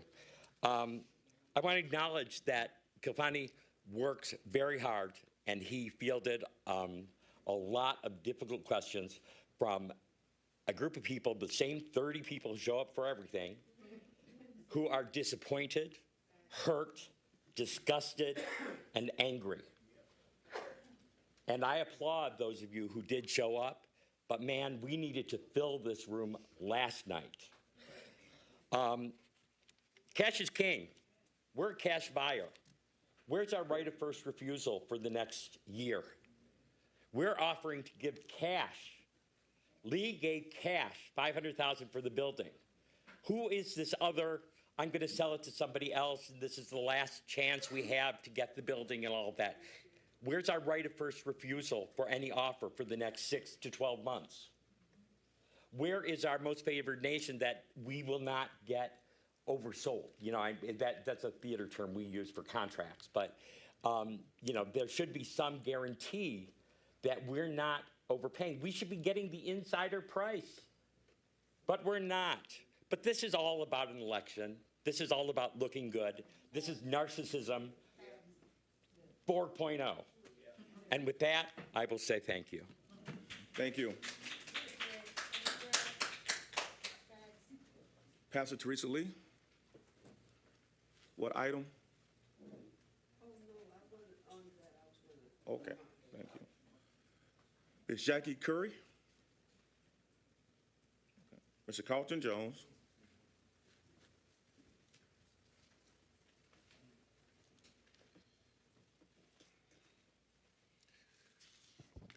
Good evening. A couple items I want to do a little house cleaning first.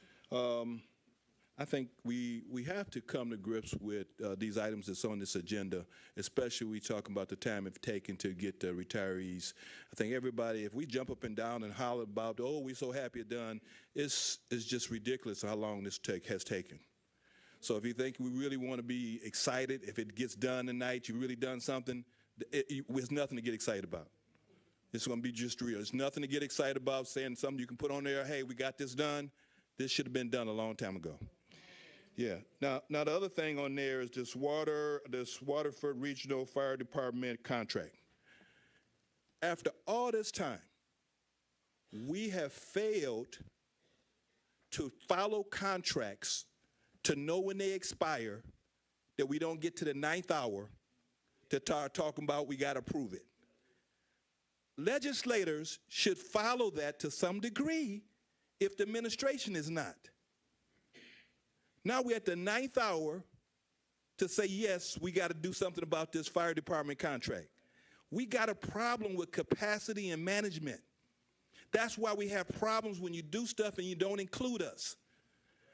Council, you're supposed to be working for us. That meeting I was at, I'm going to go to that, the meeting we was at last night, I seen 3 council people sitting here silent, saying not a word, and you're supposed to be representing us, and we got some administration that's finna exit, and it's not so much that we don't want to try to move the city forward, but you guys are not representing the voices of the people. You sit silent because you know, last time we had a meeting, it was questions about programming that facility. None of you called a city meeting or nothing about it for us. We had a lot of questions at the last council meeting. That was 3 weeks ago. So you wait till last night and put the deputy mayor up there and you sit silent. Don't say nothing. I don't mean to attack you, but that's not your role to sit back and not include us. Because you should be saying, hey, let's get the people involved. That's your role. I know I've talked to some of you all about that Pontiac Central deal 6 months ago. You're talking about it was trying to keep quiet. Did we know it was in the air? So why do you, the night that the council put it on the agenda, the night before, now you're going to say we're going to have a session to talk about it? I don't know why we did that way. That's why when we have an opportunity to do something great, now I'm going to tell you, the deputy mayor said something the last time we was in this. He said he believed all City Hall could go over Pontiac Central. He said all facilities that we have could be at that site. If we thinking about doing that, what if we do that? Let's try that, because he talked about some what ifs last night. Thank you. Thank you, Mr. Jones.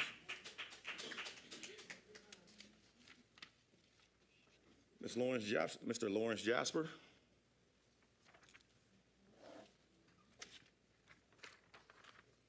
Ms. Darlene Clark.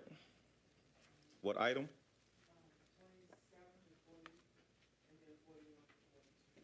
Okay.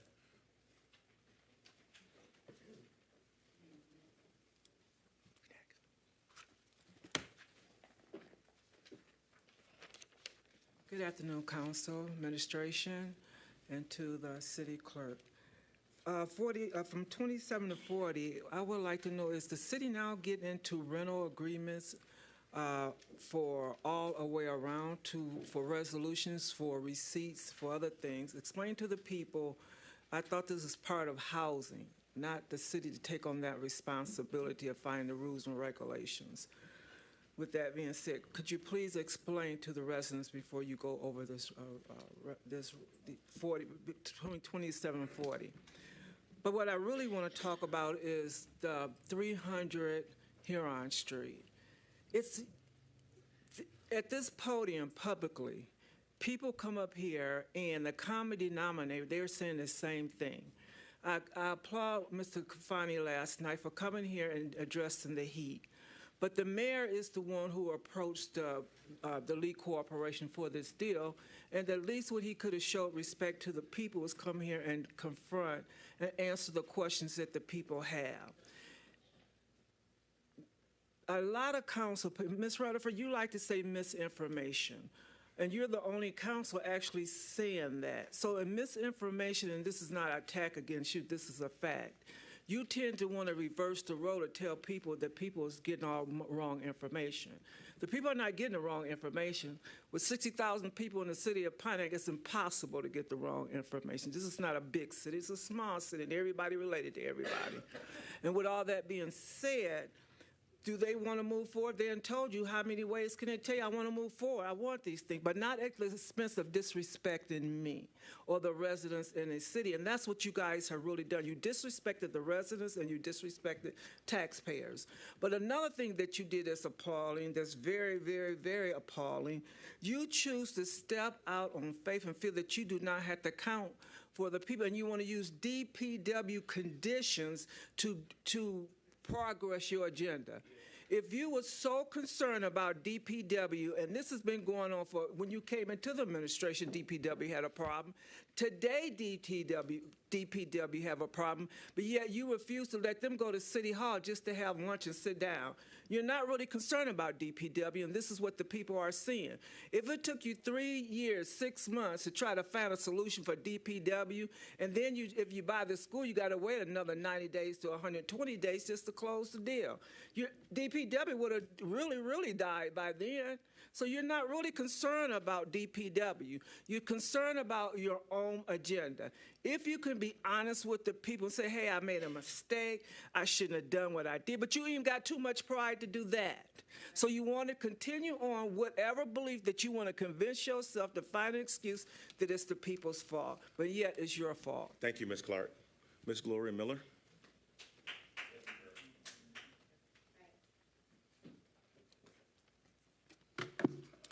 Good evening, Pontiac. I, too, attended the meeting last night. One of my first questions was, where was the mayor? I commend you, Kafani. You know, we worked together back in the day, City Hall. But don't allow no one to do somebody else's job. As I said to you last night, he was elected. You were selected. We had no one down here. You took some punches because we gave you some last night. I hope he took it to him because now he's going to get them today. And you held your own. But we are looking for leadership from him, not you. You run, who knows? But that's not the case. Now, what I want to say about the DPW building, I don't want to, first of all, I want to say this to all DPW people because I know them, some of them personally. And they know me. I love them. But they've been in dire condition for the last freaking 3 years. Most of them quit every day, or everyone quit every other week. That's what they're not telling you. They quit. The conditions are deplorable for them. This has been going on for years. So you got to ask yourself, 2 months for the election, they want to do GERS, they don't want to do the park and rec, but guess what? I think if we did a vote for the city of Pontiac, we want that bridge fixed. We want that bridge fixed. I asked about that bridge last night. Deputy mayor tried to, you're pretty good, but you ain't good as the mayor. But, see, what you don't know is I talked to elected officials at Lansing.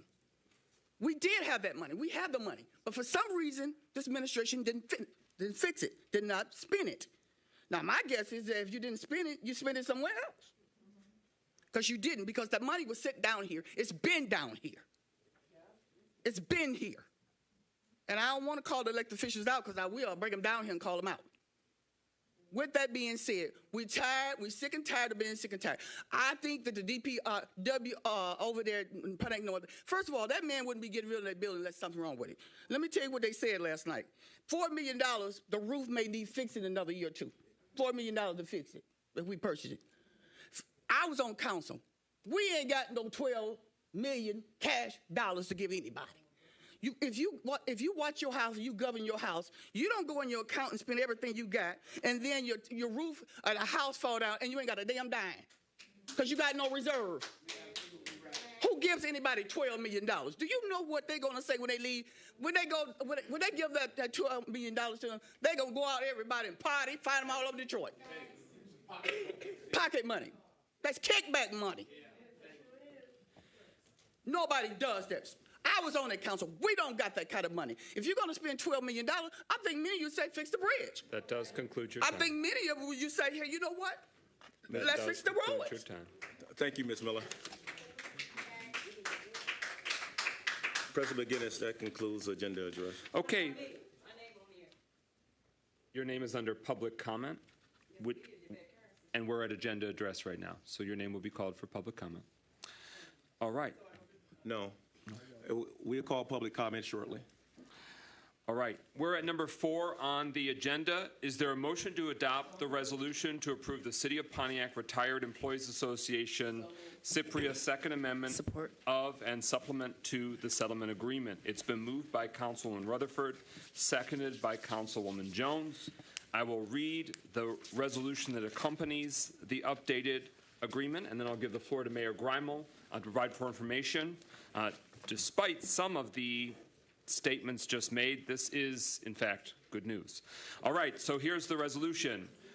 Whereas the City of Pontiac Retired Employees Association et al., known as Cypria, filed suit against Louis Schimmel, Kathy Squire, and the City of Pontiac et al., the city, in the U.S. District Court for the Eastern District of Michigan, the court, docket number 212-CV-12830, and whereas the city and Cypria, the parties, reached a settlement which the court entered through a consent judgment, ECF 95, on November 19, 2018, the original settlement agreement, and whereas the original settlement agreement was amended and supplemented by the First Amendment to the original settlement agreement as set forth in the order granting joint motion to modify settlement agreement approved by the court on May 23, 2023, the First Amendment. And whereas the attached Second Amendment of and supplement to the settlement agreement entered and approved on November 19, 2018, the Second Amendment, further amends and supplements the original settlement agreement as previously amended by the First Amendment. And whereas the Second Amendment will not be enforceable until fully ratified by both parties, City Council, us, for the City of Pontiac, and an affirmative vote of full membership of Cypria, and approved by the court. Now therefore be it resolved that the attached Second Amendment, marked as Exhibit A, is hereby approved by City Council, and further resolved that after the Second Amendment is ratified by Cypria membership and approved by the court, the mayor and city management is hereby authorized and directed to work with outside counsel to draft the necessary amendments to Ordinance 2381 to implement the Second Amendment. Mayor Greimel, you have the floor. Thank you. We are happy to have finally reached an agreement with Cypria. It's been a long road, as everyone knows, and as several members of the public said at public comment, this has been a long road. It is a very complicated arrangement because we're charged with the dual obligation of both trying to increase funding as called for under the original agreement, which goes all the way back to 2017, to the VEBA, which is the entity that funds health care for retirees. So we both want to make sure that retirees are able to get additional funding as was called for under the original 2017 agreement so that they can improve their health care benefits. But then we're also charged with making sure that we're protecting the basic pension, which is the primary goal for the pension fund, while also trying to provide this additional bonus amount, if you will, this additional monthly stipend so that we can help those retirees, especially those retirees who get a relatively low basic pension. That's especially true for the former hospital workers, the hospital retirees, who really got relatively small pensions. So we've tried to balance all of these priorities, and the upshot of that really is trying to make sure that we're protecting basic pensions, that we're not being reckless in ratcheting up additional support or stipends for retirees, because we want to make sure that the fund itself doesn't run out of money by doing that too hastily, while simultaneously giving additional stipends with appropriate safeguards around that, so that if the funds in the pension run low in the future, there can be some guardrails on that additional stipend so that the basic pension is never put in jeopardy. As we've discussed many times here, we thought we had an agreement last summer with Cypria, and that provided $400 to retirees only without their beneficiaries. It also included, of course, the retroactive amount going back to February 1st of 2022. Then Cypria objected to that and said they wanted benefits, a stipend for beneficiaries as well, spouses or children or others. So then we went back to the drawing board and had lengthy conversations, especially with the actuary for GERS. The actuary is the person, the expert professional who works for GERS and tries to chart out, hey, what is the total pension benefits going to cost in the future, and how do we make sure that we safeguard that amount? And so working over a number of months with the GERS actuary and then working with and negotiating with Cypria, we finally landed in this spot. And the spot is that if you're a retiree who did not designate a beneficiary, you get the $400 per month stipend subject to various guardrails and safeguards. If you're a retiree who designated a beneficiary, you get a reduction from that $400, and then your beneficiary also will get some additional stipend if and when that retiree passes. This is all retroactive to February 1st, 2022. I know that that was a question that was raised during agenda address, and we're excited that we're finally here to vote on this. Assuming that City Council approves this tonight, it will then go to the Cypria membership for a vote of the Cypria membership, and assuming that they approve it, then we will need to go before the federal court judge for final approval. And as part of that process, the entire, because this originated with a class action lawsuit going all the way back to 2011, I believe. And so all of the members of that class will be given notice through the court. They will have an opportunity to come and speak before the court. And so we're still some months away from the actual approval by the court and the checks getting cut. But that road starts today. We do have approval of the attorneys for Cypria and the attorneys from the city, and we're excited to finally start this process of getting court approval and then getting these checks cut, which we believe should still occur before the end of this year. All right, so the Second Amendment of and supplement to the settlement agreement entered and approved on November 19, 2018 covers 1, transfer of funds in old GERS.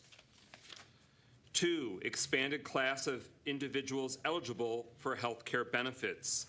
3, modification to retiree health care benefits. 4, surviving spouse and opt-out payments. 5, funding for this new GERS enhanced benefit that the mayor outlined. 6, reduction of the city's liability to new VEBA. 7, attorney fees. 8, first amendments to the original settlement agreement. And 9, approval process. That is what is included in this settlement agreement amendment and supplement. This is a major win for Pontiac, and absolutely, we wish that we had the opportunity to do this much earlier. The City Council was united and unanimous in calling for that, voting for that, advocating for that, and we are relieved at long last that this can be finalized to benefit over 1,000 Pontiac retirees. And I want to give the floor to council colleagues to speak or deliberate, ask questions. Council Pro Tem Carrington. Thank you, President McGinnis. So year 2011, it's 25 right now. We've been here 3.5 years. This problem has been going on way before this council came in and way before this administration came in. I'm just happy that it is coming to a halt and coming to an end this year. So again, I'd like to thank my colleagues for taking that fight, even though the last mayor, with a political, since people like to say political tonight, with a political statement, and whim to promise the citizens $400. It was a political ploy to get reelected. And his council still took on that fight because we felt and we believed that the retirees should have this $400 stipend. So again, thank my colleagues for staying in the trenches on this item. Thank the mayor for finally seeing this through. And again, thank you. Other discussion on the motion? Councilwoman Rutherford.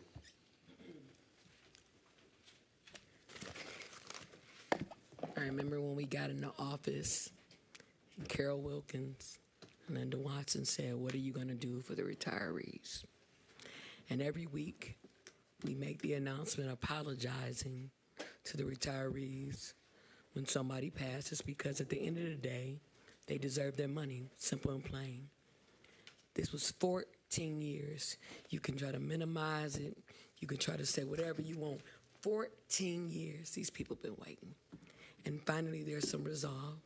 I remember when Gloria Miller said, "Put your money where your mouth is and fight for the retirees."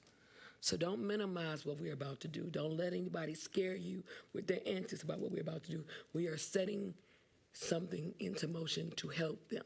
Over 17,000, if I'm not mistaken, President McGinnis, 17,000 in back pay. What could that do to change the lives of these people? Over $17,000. 17, with a continuation of the annual income we approved. So to the retirees, I don't have to apologize anymore. To Ms. Wilkins, I kept my word. To Ms. Watson, I kept my word. And we did what we were supposed to do, honor those who should be honored. That's it. Further discussion on the motion? Hearing no further discussion, I just want to give two individuals that I'm thinking front and center as we're making this decision. What Councilwoman Rutherford stated, I've heard from many of our residents. Many of our Pontiac retirees still live here in Pontiac. They are our neighbors, and over 1,000 families will be directly impacted this. And to her point, each month until it is finally resolved, that retroactive clock keeps ticking. So $400 a month or something close to that each month continues to accumulate. So that is where that figure, depending on where the final month comes in, when the judge gets it on the docket and everything is put to bed, that'll be where that final tally comes. But we're talking about $16,000 to $17,000 or more in retroactive back pay would be the case for most of our city retirees, if not all. And it's going forward each month. And that's really substantial. It's overdue, and it is their money. They earned it. We have a very well-positioned system because of how much the retirees put in over the decades. And that was the bargain in Pontiac.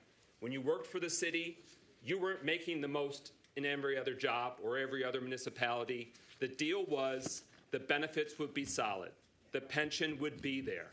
And thank God that because of the sacrifice and contributions that they made, or that your family members that you are now the beneficiary for made, it is not only funded, it is overfunded, and that's what puts us in this position today. I do want to identify, and I know so many retirees have their each individual stories, medical expenses you've been holding out, family visits you've been holding out, home repairs that you've been waiting for this miracle to hopefully come through. But I want to invoke the name of Peggy Arnold Hardiman, a retiree and employee leader in the Pontiac General Hospital that when we had our city-owned hospital. Worked there for decades, sacrificed a lot, fought for her colleagues. She's a resident on the East Side, a very seasoned resident of the East Side. I won't name check her age, but I'm really grateful that she is today able to see this decision made and will be able to see her and her family to see this finally resolved and come to support her. I also want to share the story of Satch Page. Many of you may know him, lives on the South Side, Fisher Avenue. He's in his 80s. I think, well, actually, he might not be in his 90s, but looking good, just had his birthday. But Mr. Page worked for 30 years for the city in sanitation. And when he worked to pick up our city's garbage, there wasn't a fancy mechanical arm that lifted up those garbage cans and put them into the truck. He physically had to lift those cans and put that in the truck and take care of our neighborhoods for 30 years faithfully. And he said it was okay to share this, but his last pay rate, what he made when he retired from the city about 25 years ago, $10.62 an hour was his ending pay rate after 30 years. Now, of course, we know inflation, but still, it speaks to the bargain that was made, the deal that the city made to our retirees, that we will do right by you in terms of pension and benefits for the sacrifice and service and somewhat inadequate pay working all of those decades. So I will be thinking of Ms. Peggy and Mr. Page and many of the hundreds of other retirees and their family members as we're casting this vote tonight. I know what it means to you. I know how much you've advocated for it, and that will be what I focus as I'm casting this ballot tonight. Is there any further discussion on this motion? I call for the vote. All right.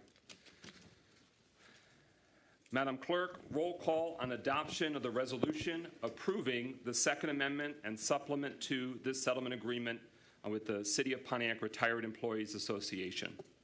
Jones? Yes. McGinnis? Yes. Parker? Yes. Absolutely yes. Carrington? Yes. Goodman? Yes. James? Yes. 7 yeas, no nays. That motion carries. The resolution is unanimously adopted. The City Council will update the community as this process moves forward in terms of Cypria's finalization, in terms of the court's movement, and the practical implication, the administering of this change. And we're grateful to the team at GERS who worked so hard to keep the pension and retirement system so well operating. So we'll update the residents as we hear more.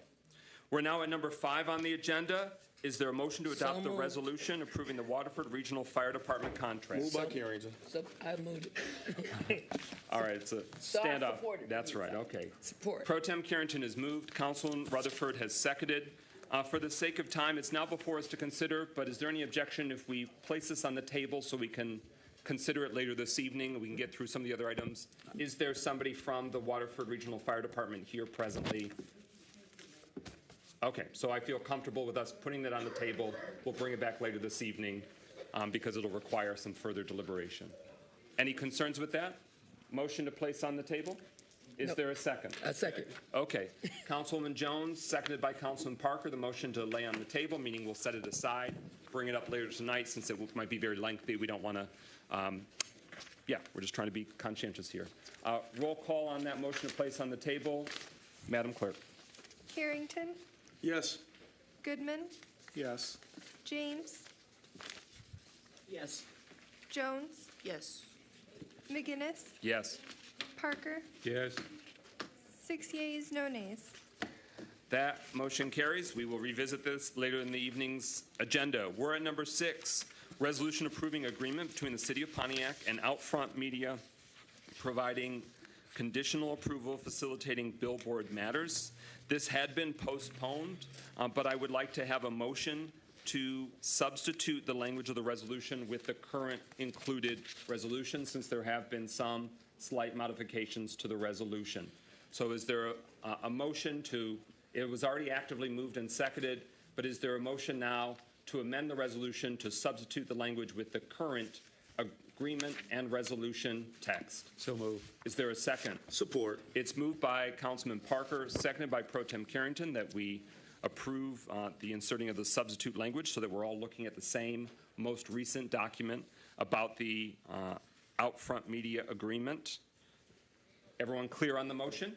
It's just substituting the most recent language. Roll call, Madam Clerk. McGinnis? Yes. Parker? Yes. Carrington? Yes. Goodman? Yes. James?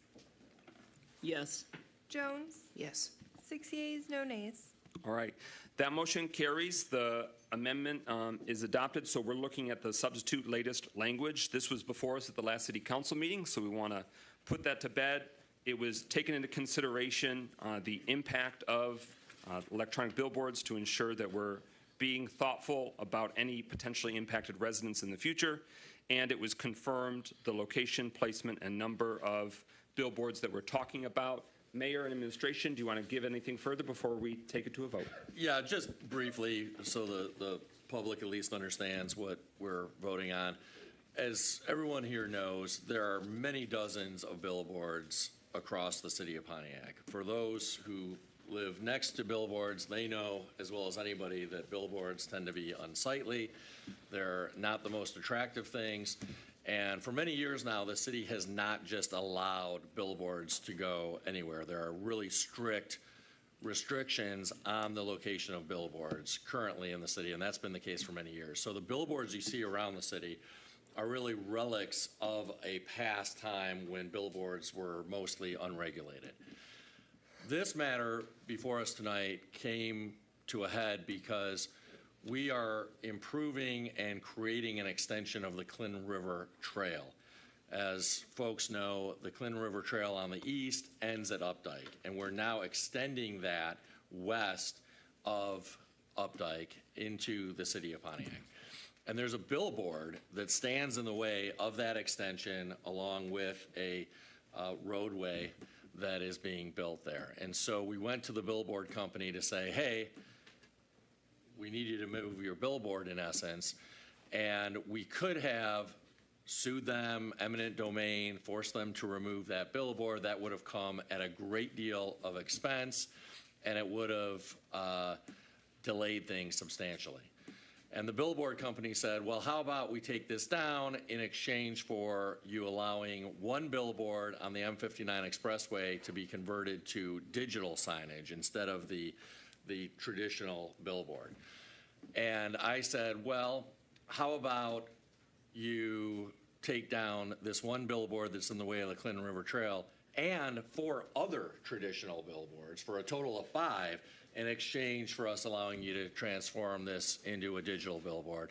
And after a lot of back and forth, that's exactly what they agreed to.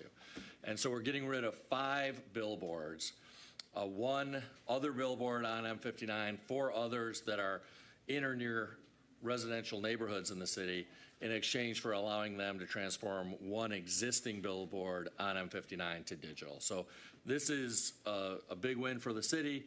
It gets rid of a lot of these ugly, unsightly billboards, and it allows us to extend the Clinton River Trail. Any further feedback, Manager Yandrick, that you wanted to flag? Okay. Any questions on the deliberation? Again, it was before us, but it's got that final updates. Hearing nothing further, roll call and adoption of the resolution. Madam Clerk. Carrington, Yes. Goodman, Yes. James, Yes.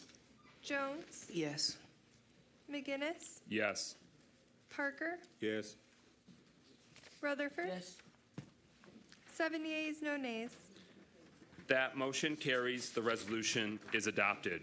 We're at number 7 on the agenda.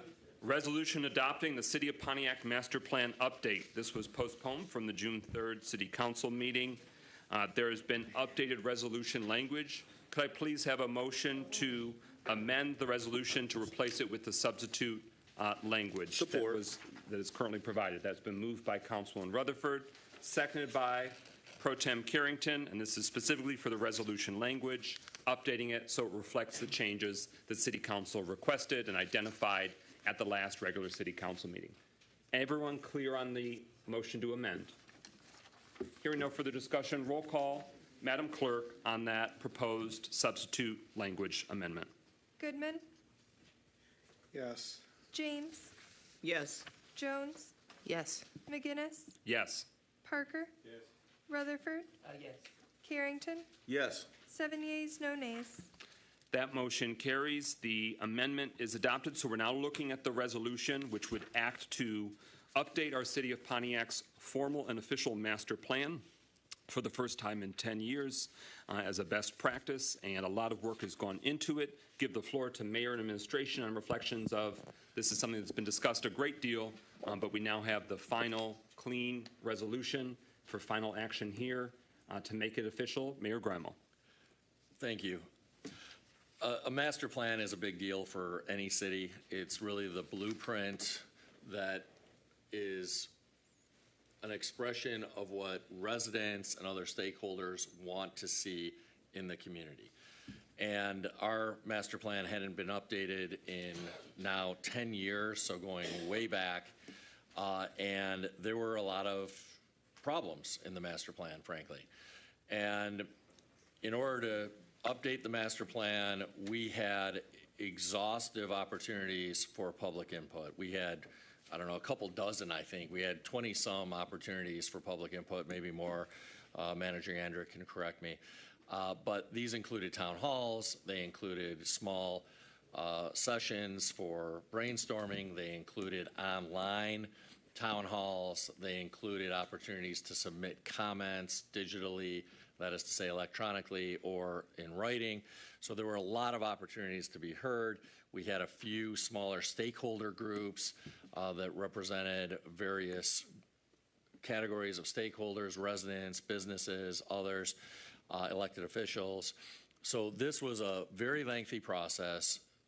Our planning manager, Mark Yandrick, worked incredibly hard on this. I can't imagine how many hours you put into this, Manager Yandrick. We also had an outside consulting firm, McKenna, that put many hours into this. But this also involved a lot of input from other city departments. And most importantly, it involved input from a lot of you, those of you sitting in the audience, those of you who may be watching from home. And as a result, we developed what I think is a really solid, great master plan product. And the next step will be actually modifying city ordinances and other policies to reflect this new master plan. But it all starts with this new master plan, which reflects the will of residents and businesses and other stakeholders, community groups, nonprofits as well. And so I want to thank you, Manager Yandrick, for this accomplishment. I want to thank you for all of your hard work over the past several years. This is a good way, I think, to go out and celebrate your years of service here at the city by seeing this master plan approved, so that those who come behind you will be able to really implement this master plan in the coming years. So thank you for what you did, Manager Yandrick, and good luck in your next endeavor. And I want to turn it over to you to really get into some of the meat and substance and details of this new master plan. So thank you. And I know we've discussed some of these at previous meetings. This master plan could not be possible without the community's input, the people that have volunteered their time to come to these events, fill out surveys. It has been really, really important. One of the things I want to mention from Commissioner Northcross's point is that tonight's resolution, we've double-checked with the Kelly firm under state law, with the State Planning Enabling Act, that this aligns with what we need to adopt for this master plan. And it's also worded in such a condition that Planning Commission had small edits, including a recommendation of a specific item to update the zoning ordinance. There are probably 6 or 7 items that really reflect action items that are within going through a new zoning ordinance rewrite. But Commissioner Northcross's suggestion was approved by Planning Commission, and it will be adopted once this is passed by City Council. It will be shown in the new plans with that. But again, this document is meant to be respected. It is meant to be attainable.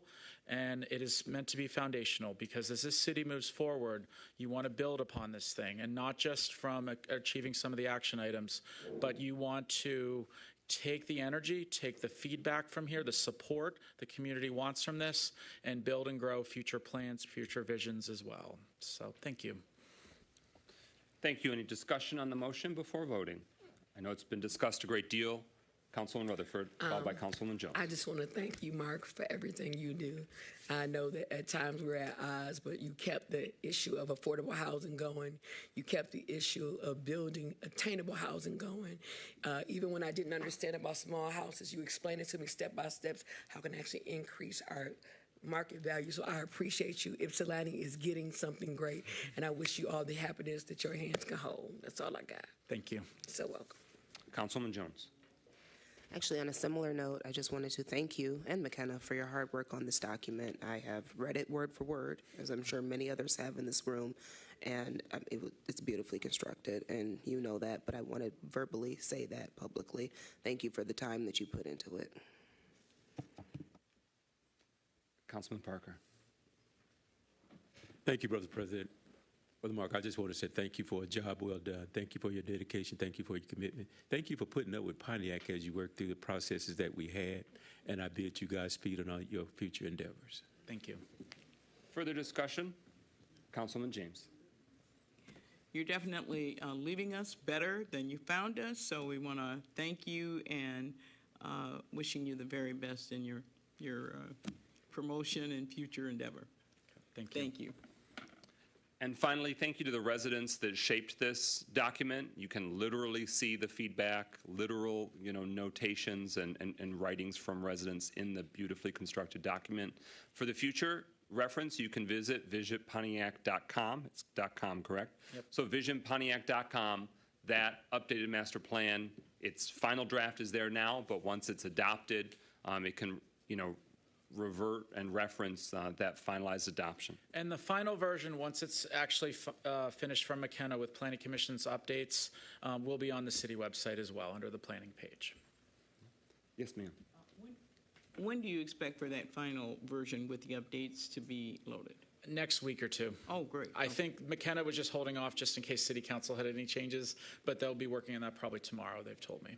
With the new planning updates as well? The changes, Correct, with Planning Commission's updates as well. Okay. Yep. Okay. And yes, residents, including those in the room, helped shape and make corrections, catch items, correct things that didn't look as clear. You definitely helped make this a stronger product and can serve the residents very well going forward. Thank you again on behalf of the citizens of Pontiac for the great labor and leadership. You're welcome.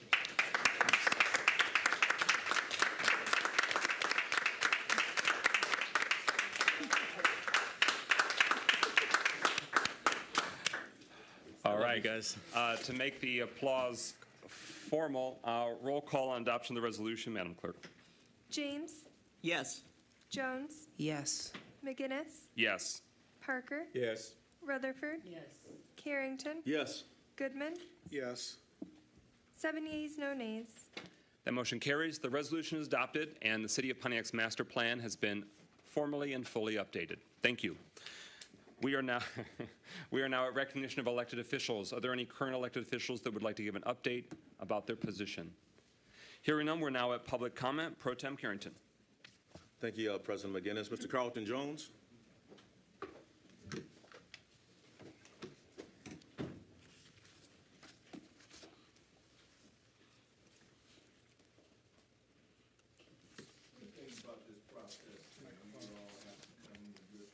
If you could turn your microphone on, please. I've stopped your clock. Yeah, excuse me. Thank you. Yeah, one of the things about this process, we have to realize that we go through these different cycles here in our city.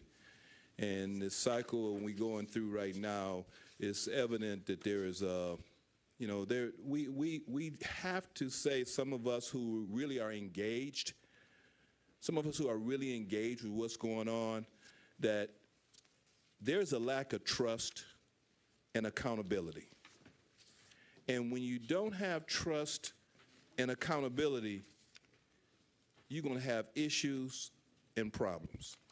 And when you don't face the fact that there's a lack of trust and accountability, I must tell you this right now, we got a major uphill climb with a depleted planning department at this particular time in our life. We do not have the capacity to do all we're trying to do, and we won't face it. This is not trying to attack anybody, but we have to face the fact. Now, what we're finna do is run and fill some positions from outside people or contracted people who are going to have some allegiance to whoever brought them in. Their allegiance is going to be to whoever brought them in here, gave them a contract, gave them a job. That's where their allegiance is going to be. And we at a point in time, we're trying to do all these major projects here. We're trying to do all this major housing. It has to go through planning. And we got a depleted planning department. Now, whatever you throwing in there right quick with a contracted people, they're not going to be here for the betterment of us as whoever brought them in here.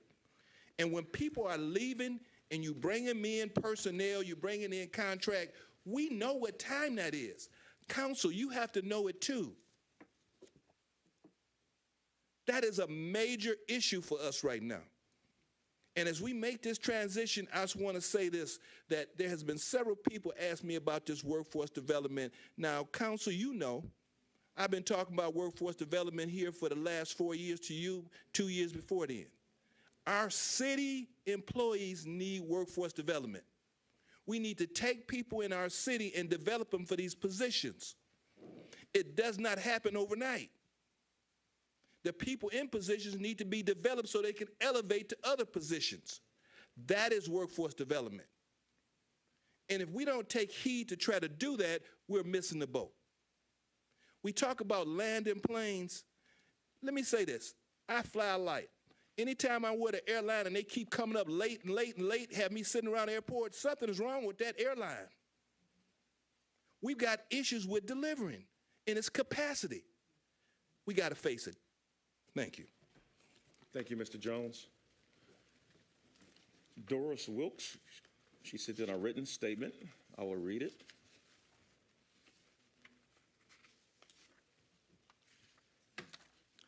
As a resident of Pontiac, I myself and the Golden Opportunity Club at the Bowens Senior Center would like that $12 million to go for the old Central School to the new one for the people of Pontiac.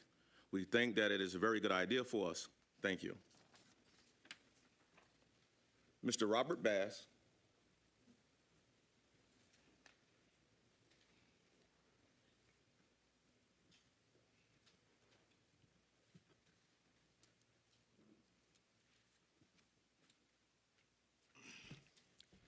Good evening again. Robert Bass, Assistant District Counsel. I have two concerns, and if I may, I'm going through the council president. I hope I'm going by protocol because I am going to be speaking to a council member, but I want to take it through you, and however your protocol is, you work that, but it deserves an answer. I have a document that was sent to me by Mr. Kevin Stewart from Oakland County that there was a warranty deed made out to Jefferson School, for Jefferson School. And I need to know, has that property been sold and to a LLC, because it says 4 lofts? If it's been sold to a LLC, I need to know who purchased it, and if so, to whom, for whom the purchase was made. So we need to have that information because it's been years since that building's been used. If it's been sold, we have not been made aware of that. So we need to know if that warranty deed is actually been done and who has did the purchase, for what purpose. Also, I also obtained the video regarding my council person's, I want that answer from the council person. She's our council person. Jefferson is in our district, so I'd like for her to give us an answer on, or whomever is in authority, to give us an answer on if that building's been sold. But back to the video. I was a little offended by the video because I was here last night, and I haven't made it a secret when I say that I don't like something because of an election coming up. There's a reason for that. I'm not going to say anything I can't say twice. So that was the first premise of this video that was taken at Pontiac Central this morning. I guess it was this morning or yesterday or whatever, but it was taken. And also in the video, it was made reference to the finances, which again offended me because it was my council person that turned over documents saying that we didn't have any money. Not only to the CDC, but the association in District 1. So it offends me that you say we in better financial position right now to make a $12 million purchase, but we don't know where the money is by your word, and we don't have any money. The bridge money was supposed to be gone, but I don't take anybody's word for anything. I called the state. $5 million was drawn down off of that $10 million. Now, what was done with it?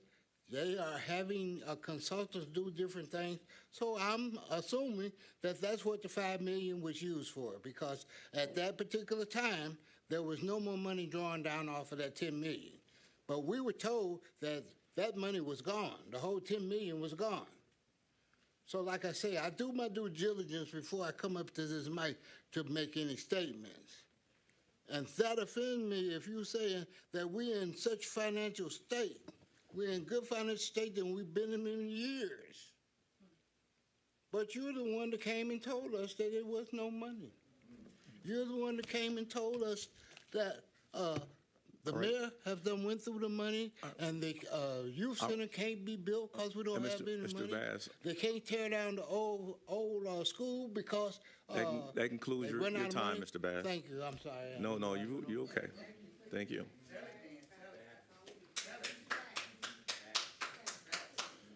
Ms. Vette Carson.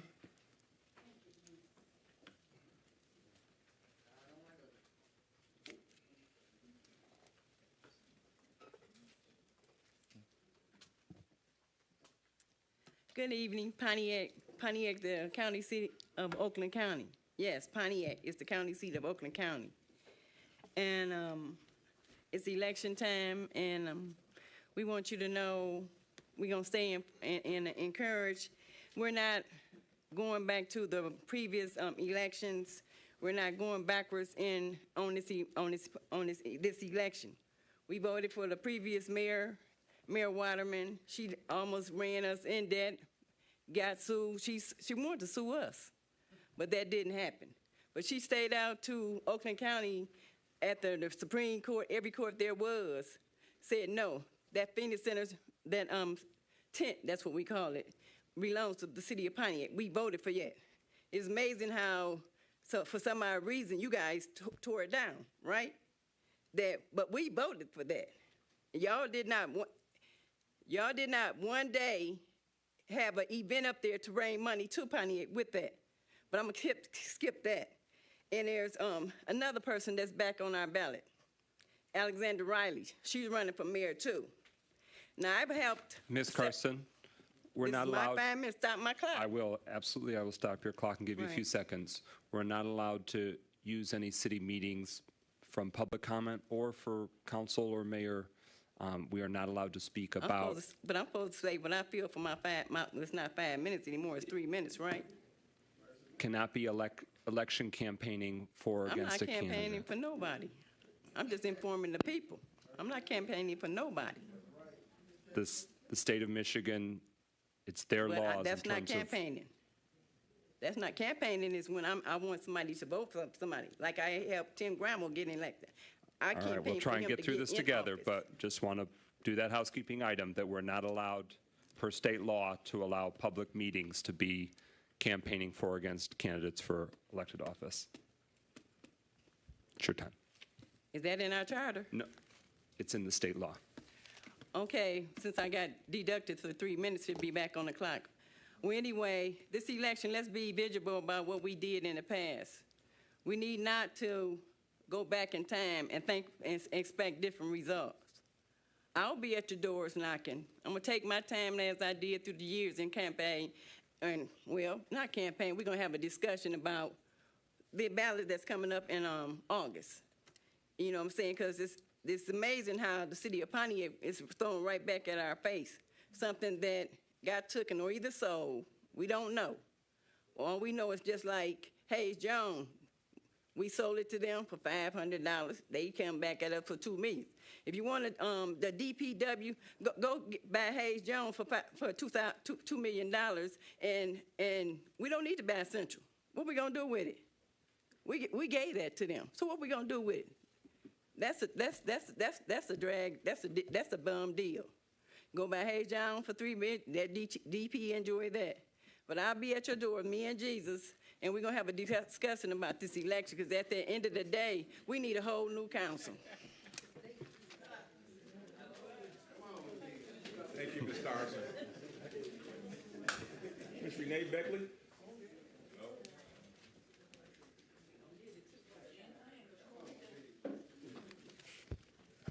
All right, here. I go to meetings. This is for the Woodward Estate. And this is their vote. City Council may reconsider the noise ordinance, which will increase the legal noise levels.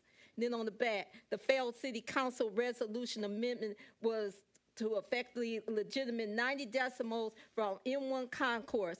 The one vote in favor of the amendment cast was by Council President Mike McGinnis.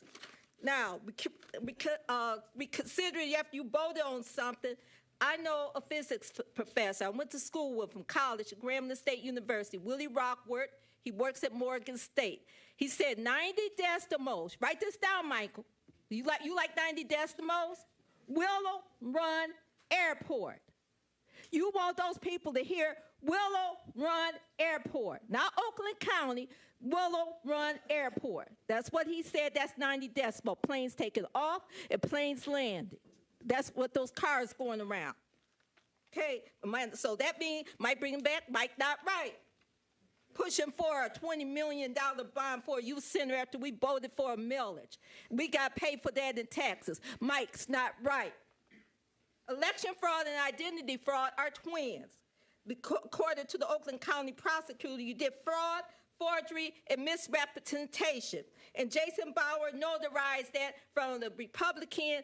They was Republicans and tried to put them in Tea Party. They called on you, traced it back to you in 2011.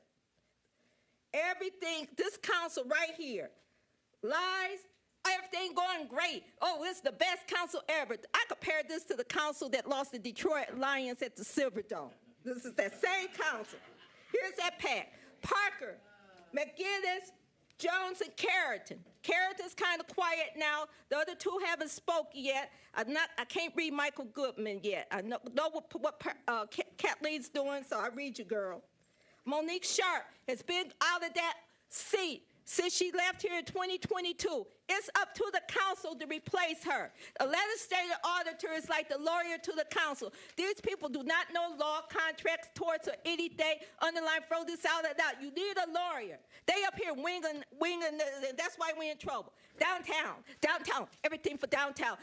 Build downtown up. And then there's people here living in the neighborhood and they struggling. This city is in trouble. We got kids can't hardly read, do math for anything. People can't get jobs. Downtown. Figure out the parking puzzle first. Mike not right, all that I just said. And the money for the retirees, if you don't see this in your bank account, they don't cut that check, they kick it, it's down the road. This is money, dollars, a bunch of things. Cut the check. That's all they asking for you. And anyway, and a candidate taking credit for somebody's work. You didn't collect one signature. Mike not right. If you haven't done it in the 4 years, you're not going to do it. Thank you, Ms. Go Beckley. green. Thank you, Ms. Beckley. Ms. Cornelius Walker? Mr. Cornelius Walker? Good evening again. My name is Cornelius Walker. I'm a resident of the city of Pontiac. I'm still going to address this DPW, but I'm going to get back to some things of we're going to pay one way or another. It's a matter of what we want to pay for.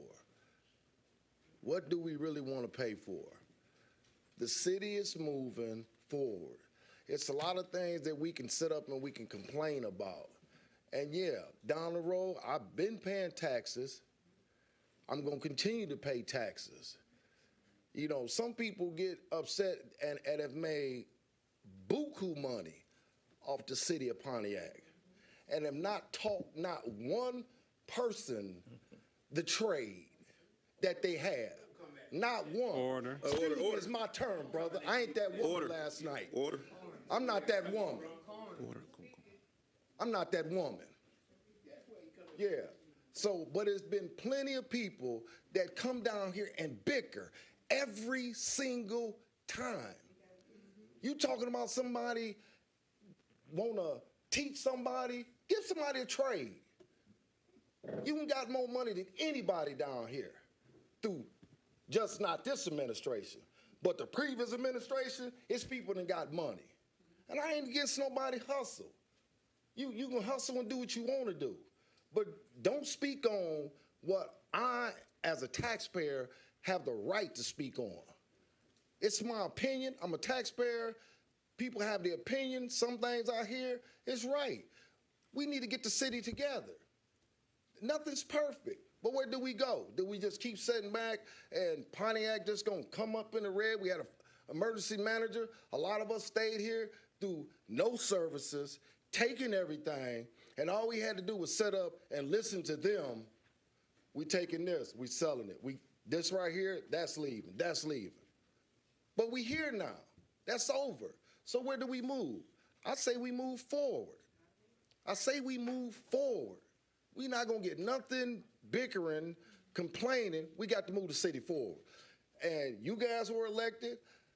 Whoever makes it, don't make it during the next election, whoever sits in those seats right there, you were elected to move the city forward. Period. We have a bunch of problems. Workforce development is not a problem with my Hispanic brothers. Not a problem. It's not a problem with my Caucasian brothers. Not a problem. The workforce development we have is an African-American problem. So until we start teaching our young brothers and sisters a trade and giving them something to move forward, let me tell you something. We still out the game. That does conclude your time. School system, still out the game. Thank you, sir. Thank you for my time. Definitely ain't that Mr. Marcus Kelly.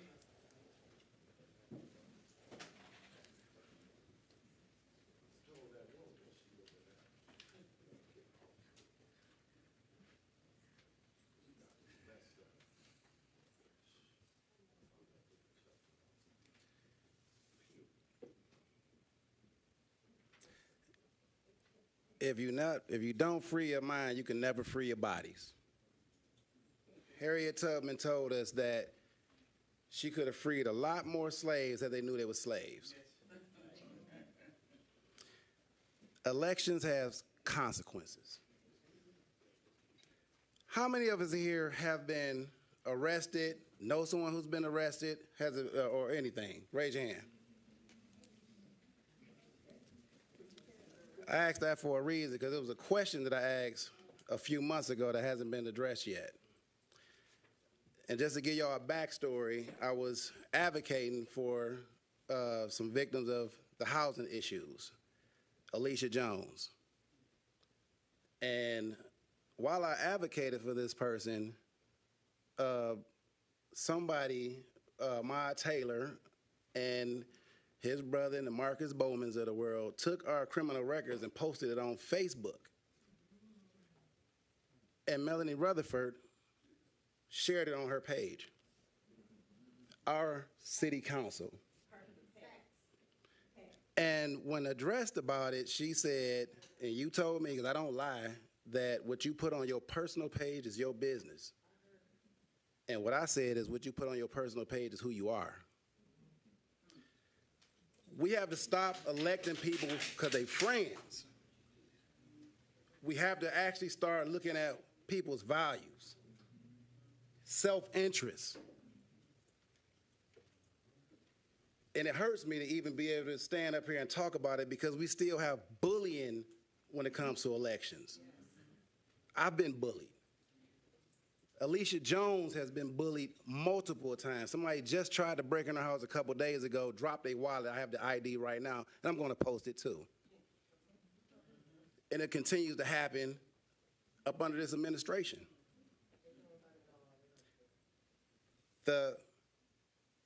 If you are saying by posting our criminal record during a conversation of safe and fair housing, are you telling all of these people in here right now, including myself, that people with criminal records don't deserve safe and fair housing? You didn't answer that yet. Go ahead. I got 30 seconds. You can answer that today. She can't answer that question during public comment. Well, so the thing is, if we talking about safe and fair housing, we talking about the community and the residents who are actually suffering and somebody wants to be the champion for the underserved, then why would a criminal record be an issue when somebody is running without hot water, with rain leaking in their house, and they have children? We talk about what we're doing for our children, but these children are going to school smelling like mildew with no heat and all that. We're supposed to say we love our children, or we love our women, or we love our mothers. That does conclude your time. That They concludes, are sir. our residents. They are our neighbors. Mr. Kelly, thank you. Mr. Chuck Johnson.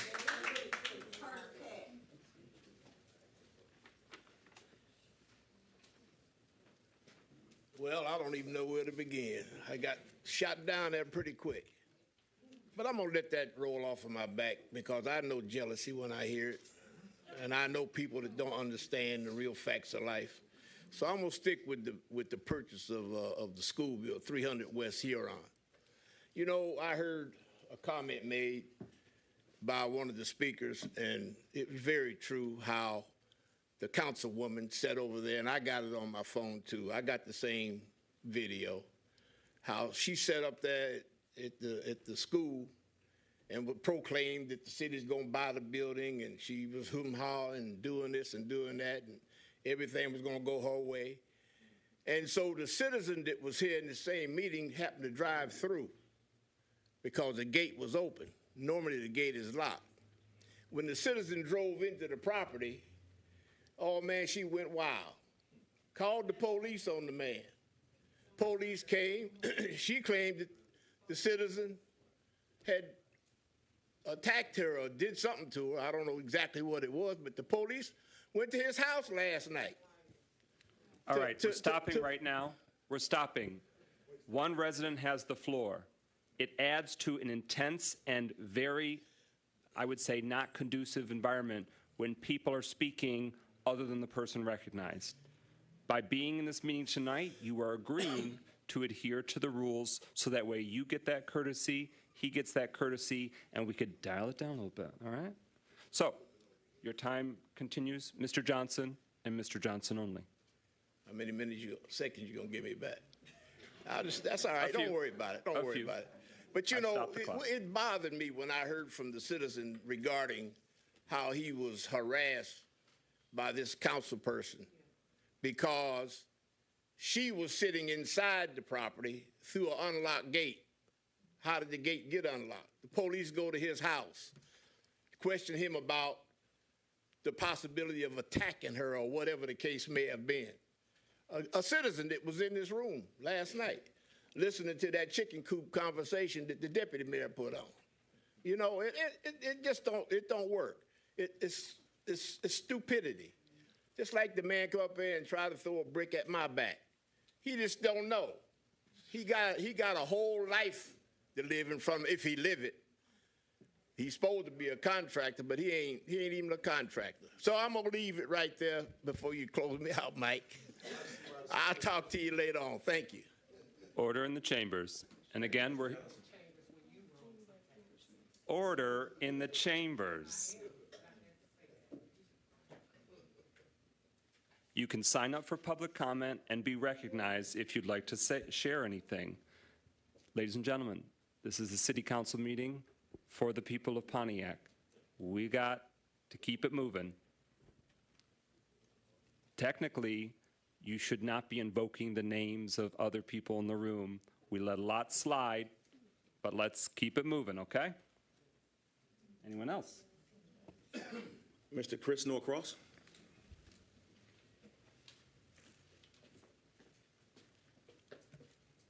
Well, good evening.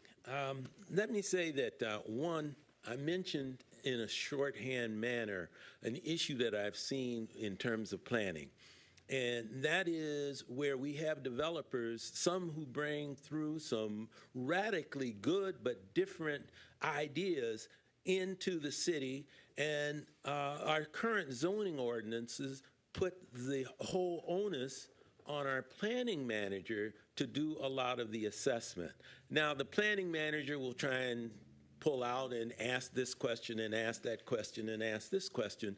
But I would really like to see these developers start to own their own project. By that, I mean being able to say what they think is going to do for the city, what they need it to do for the city, and how it works. And in particular, does it meet all of our municipal and zoning ordinances that we have to date? Let the developer do that. Don't let us be running around. Like right now, we're working with M1 Concourse on the back end with this thing about noise. And just think, if we are looking at developers as they bring different projects to the city, and I hope that they continue to bring projects to the city, if we have the developers really fleshing out their ideas in such a manner that even I can pick it up on the Planning Commission, I think that would be a real boon. The next item, though, is to say we have a number of organizations in the city, block clubs, other groups and things that are there. They're the cornerstone. That was made evident when we looked at the master plan and we said, well, who do we take this master plan to? Where do we go? And we had organizations and people who came there. We held charrettes. We had people that came to those things and gave us information. I said, it would be great if we can come up with a database of these organizations that are in the city, that when a developer comes through with their fleshed out plans, they can go to the people first, share this information with the people, and then bring it into the Planning Commission and give people a chance to comment on these plans. Because planners designers aren't always, don't always catch everything. That when you have a group of people looking at it together, that would be great. And this is a way that people can start to have input into what happens. In a meeting, in a public meeting, I can tell you, the public meeting is for the group of people that's there. They have to meet in public, and this is their time. We need another avenue to also let people put inputs into our different meeting and commissions so that they can be heard and the commissioners can also understand what other folks are saying. Thank you. Thank you, Mr. Northcross. Rosalind Northcross.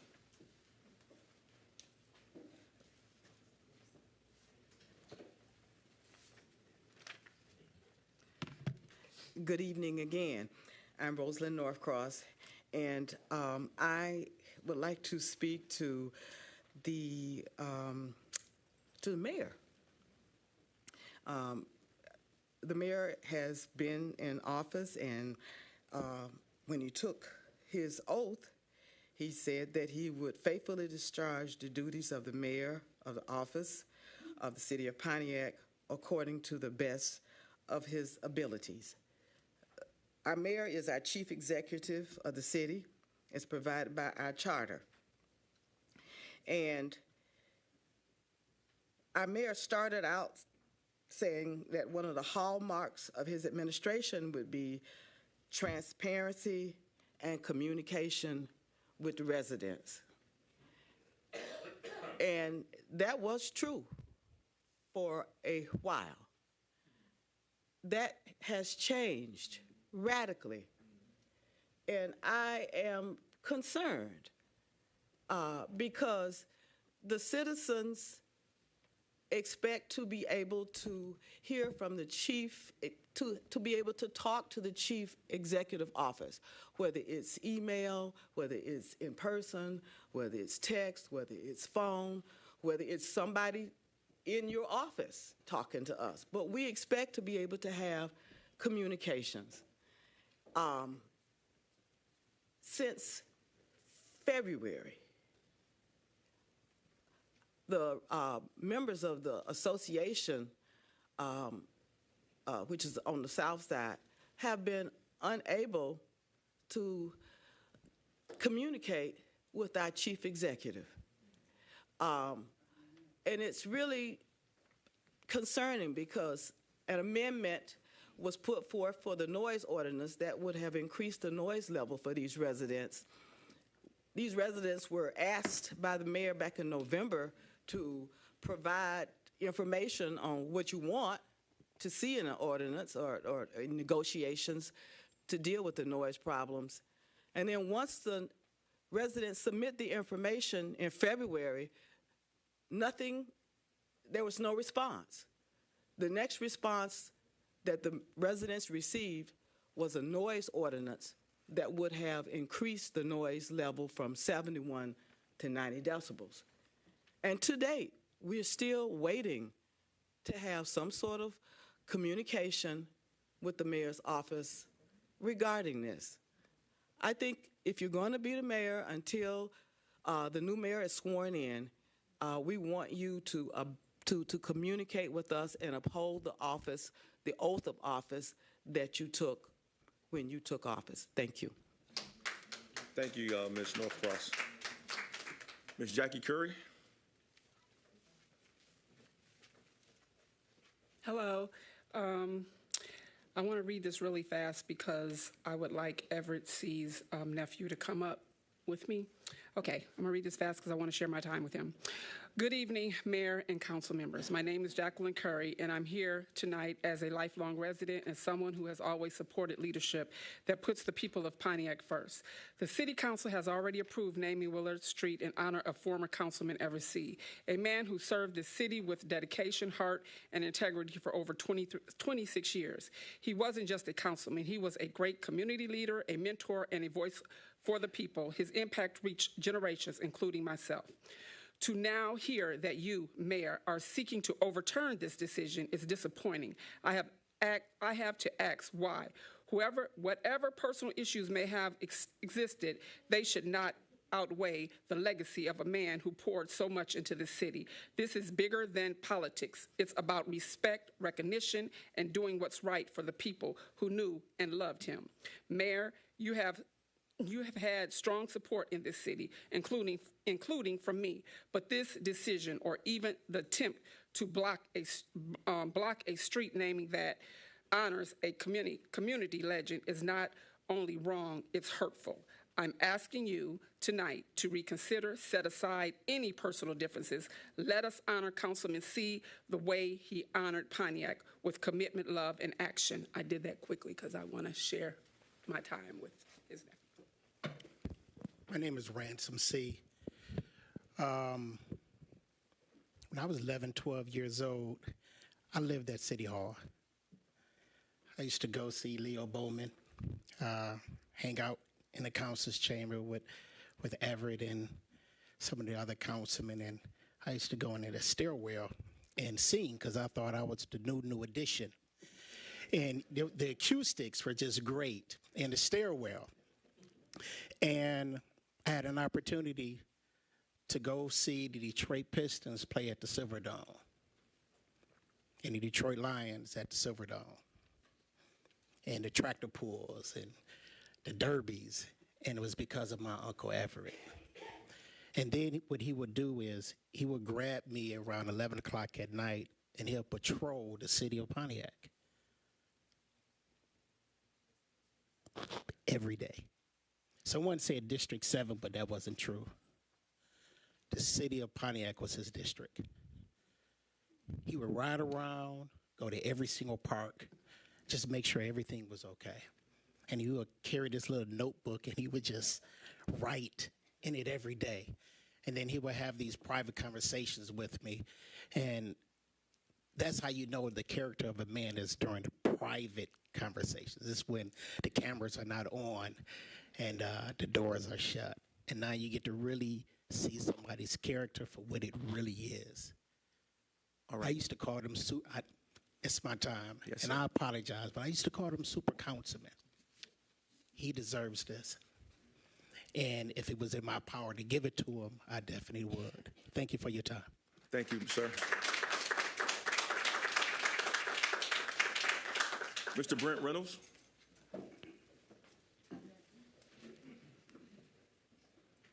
Again, I apologize for my phone is, I'm just not able to pull up what I wanted to do.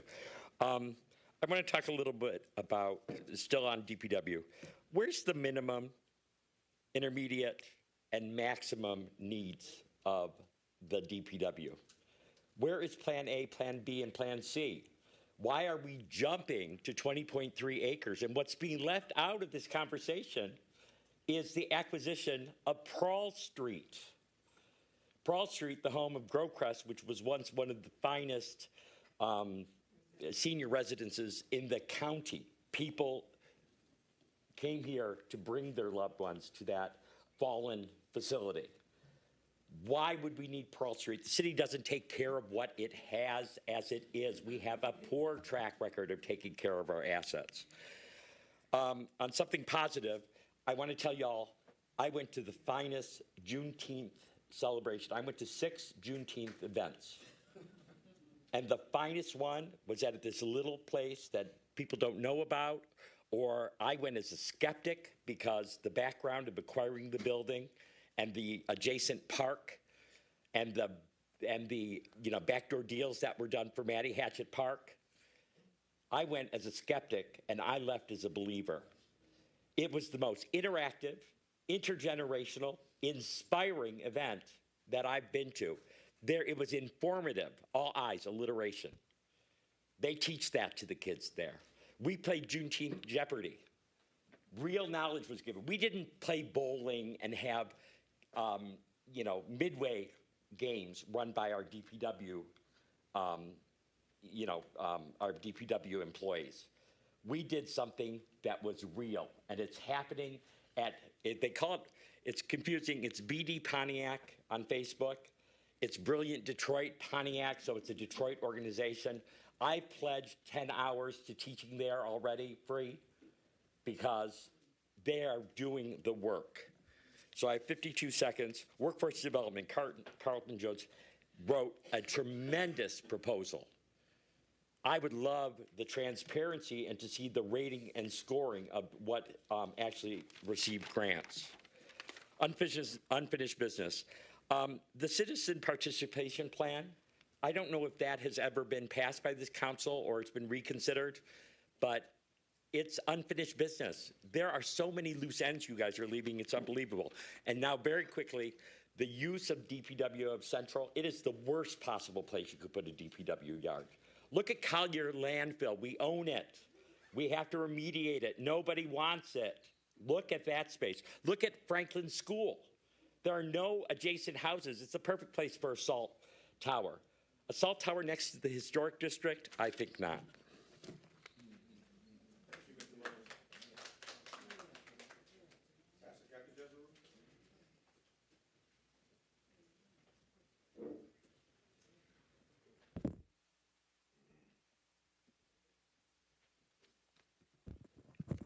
First of all, I'm very sad to see Mark leave us. Another one of the good guys that we've lost.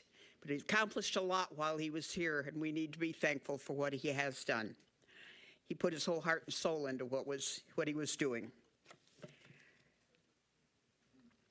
As many of you know, I go out and eat or drink or kibitz every day. There's a reason I do that. I get to hear what the people in this city want, don't want, like, don't like. It's amazing. After a while, they get to trust you.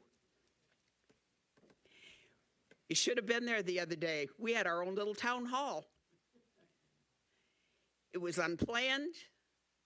About 25 people showed up.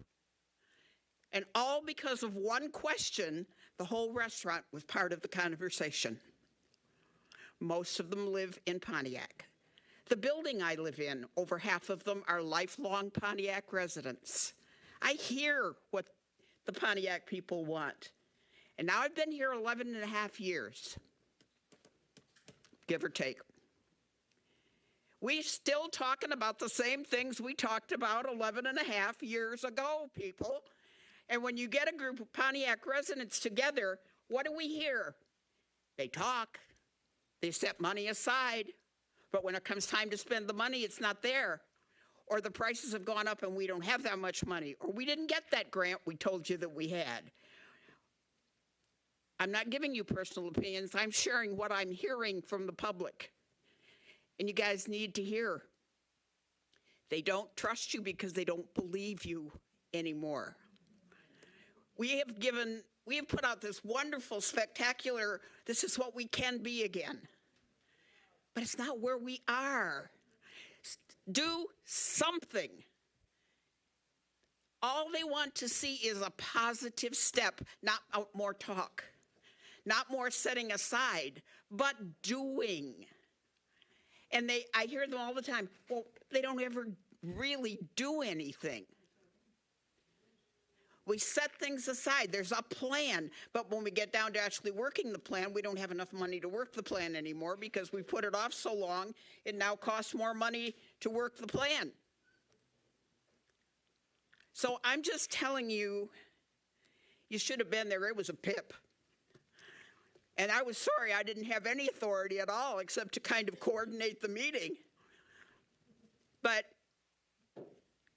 the people in this city are tired. They're tired of promises. They're tired of being the victims. And they feel like now they're victims of promises, not just the victims of General Motors and whoever all else was responsible for the mess that they're in. They have a new victim mentality. They feel like all they hear is we will, we can, we must, we should, but we never do. Thank you.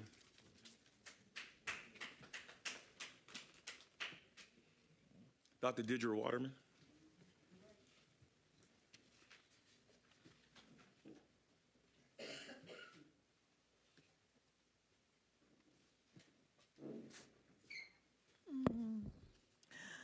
Mark Andrick, you're a class guy. We'll miss you. It was good to get this master plan approved. Looking back, I thought it was such an important to do the master plan that was what I did. The first major project I did as mayor. In 2014, we spent a whole year doing the master plan and really got some things that stood the test of time. But we're glad to see that that's done. The other comment that was made was about Cypri and the retirees finally getting this far in terms of getting their improved and increased monthly pension benefits. And somebody, I think you made some jaded comment, Councilman Carrington, and I'm going to tell you why I stayed and followed that through from the time of my last year of my administration. I did it because I realized as we got the health care finally approved for the retirees that the hospital employees, because of their CBAs, weren't going to get that. And I realized there was enough money so we could at least improve their monthly pension benefits. That's why I did that. And that's why I continue to follow that along to this day, 5 years, and continue to coax them. When we had the mayor giving us alibis and excuses, you know, we brought, and some others helped with that. Linda Watson, Claudia Filler, Carol Wilkins came up here, and we stood it and told the mayor, look, get this done. There's no reason for these excuses and saying, blame it on the judge and blame it on everybody else. So we're to this point. Just follow it through, council, please. But on the last, one of the last agenda items, and this I wanted to relate to what people talked about in trust. The last agenda item, number 40 and 41, whatever, only 2 or 3 people will be here probably by that time, because that is the most important issue for the citizens. Should have been brought forward earlier in the meeting and discussed, all right? That is where you're saying, let's spend $12 million of the cash reserves to purchase this building. Now, that's a lack of trust when you put things, so important things so far to the back, hoping people won't see it and won't be part of the discussion. That's why people have the lack of trust. And that's why it should have been discussed. Now, some of us came to the discussion last evening about it. And I actually think, once I heard what the vision was, that it actually could be a good thing for the city. But I did tell, they've got to know your vision. You know, it doesn't help to hear that the night before you're going to take a vote. The other thing I told the deputy mayor, because the mayor was not there, was that it's important to tell the people the truth.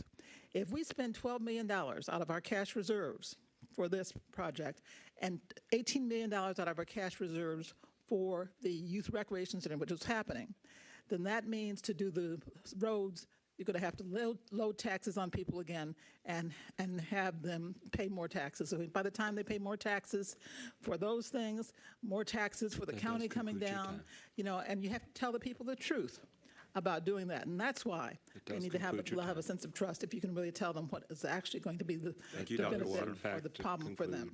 Your time. Mr. Marcus Bowman, Mr. Lawrence Jasper, Troy Kraft,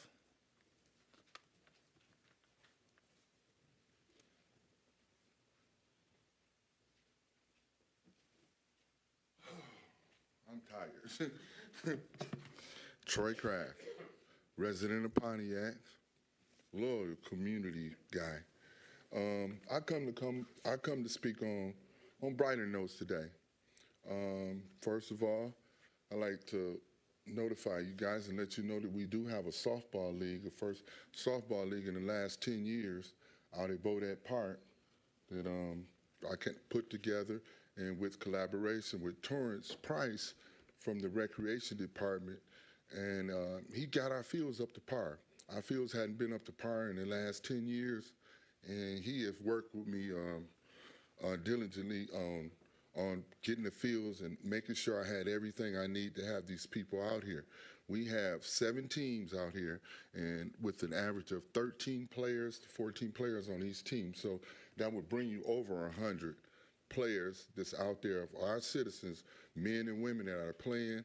I have had a couple of our council people came out and they checked us out, and Melanie Rutherford was an advocate for this, and I see Mike out there, McGinnis, and I see maybe Kathy James out there, maybe. But like I said, I thank you guys. Our community needed this, needed it bad. We haven't had any adult recreation in over 10 years here in the city of Pontiac, and now that's a positive thing that's going on. At least we got that. We're going to catapult and go and snowball, and it'll get bigger. And one thing I would like to say that, you know, as far as our recreation director, you know, I think we have a good one. I think you made a good choice, Mayor. When you got him, he's very knowledgeable, and he's working with the city, and I think it'd be a detriment to the city if we start changing and doing things. He has stuff that's in place right now for the future, and for the next administration, it would be very important to hold on to this gentleman, because I think that he has the knowledge of the city and he's getting more adapt to everything that's going on here.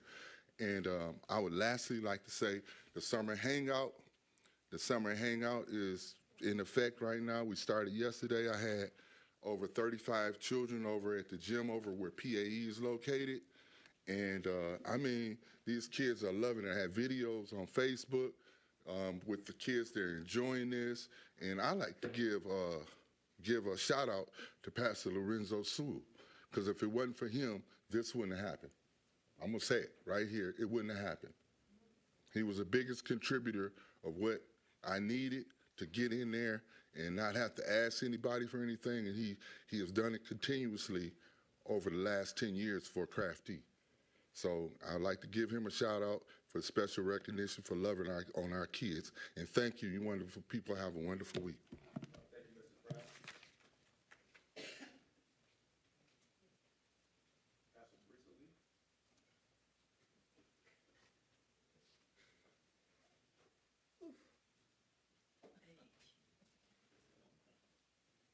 Hello. Thank everyone again, to our mayor, to our president of the council, and to all the councilmen, all of the people. I just want to, first of all, real quickly, thank you all for the resolution that you have gave us a couple of months ago. I just want to thank you for that, as well as I want to thank Juneteenth was very good. It was I really want to express more to it, but I don't have time for it. But I do want to say the 5th Sunday of this month, Judge Cynthia Walker will be with our youth as well as our church at 124 West Columbia. She's going to be a part of the service. We're asking everyone to come in church in the park. We want you to come the 5th Sunday in the 4th Friday in July. You know, it's a lot going on, and it's a lot that need to still continue. We need to continue to grow as we're growing. But I want to say something to the city council, because I know they get hit a lot, but This past winter, Pastor Parker came to me with tears in his eyes because they needed an emergency place. And I want to thank our mayor for allowing it to happen, because by right it wasn't supposed to, but he still yet allowed it to happen, and I want to thank you. But Pastor Parker came with tears in his eyes because they needed a place for the people. It was very cold, frigid cold. And my first response, I was kind of questioning about it because I'm trying the legal status of it. And I just went on and said, yeah. One night, a truck pulled up. Councilwoman Melody was there. President Tim Michael McGinnis was there. Pastor Parker was there. Carrington, everybody's a pastor. Brother Carrington was there. Councilwoman Kathy James was there. And they carried boxes of mattress. They brought in all of this stuff. They came in. The police department came. Oakland, the police department came, and they came in and was bringing food. We had collaborated with so many different people. Let me say this: 5 people that could have froze to death that night. 5. During this time, we had 16 people. I went out on the coldest night myself. I went out driving through the city to make sure wasn't nobody would freeze to death. With those 16 people that we had, 5 of them literally could have froze. One person, we had to almost take his clothes off. He was just messed up. Out of those 16 people, I want you to know 7 of them have residence. I want you to know that not only do they have residence, but they have jobs. The city council. That does conclude your, I'm sorry, it does conclude your time, but you will have another opportunity with that agenda item to elaborate a little further too, if you need to. Oh, well, thank you. Thank you, Pastor Lee. Ms. Angela Rokoski.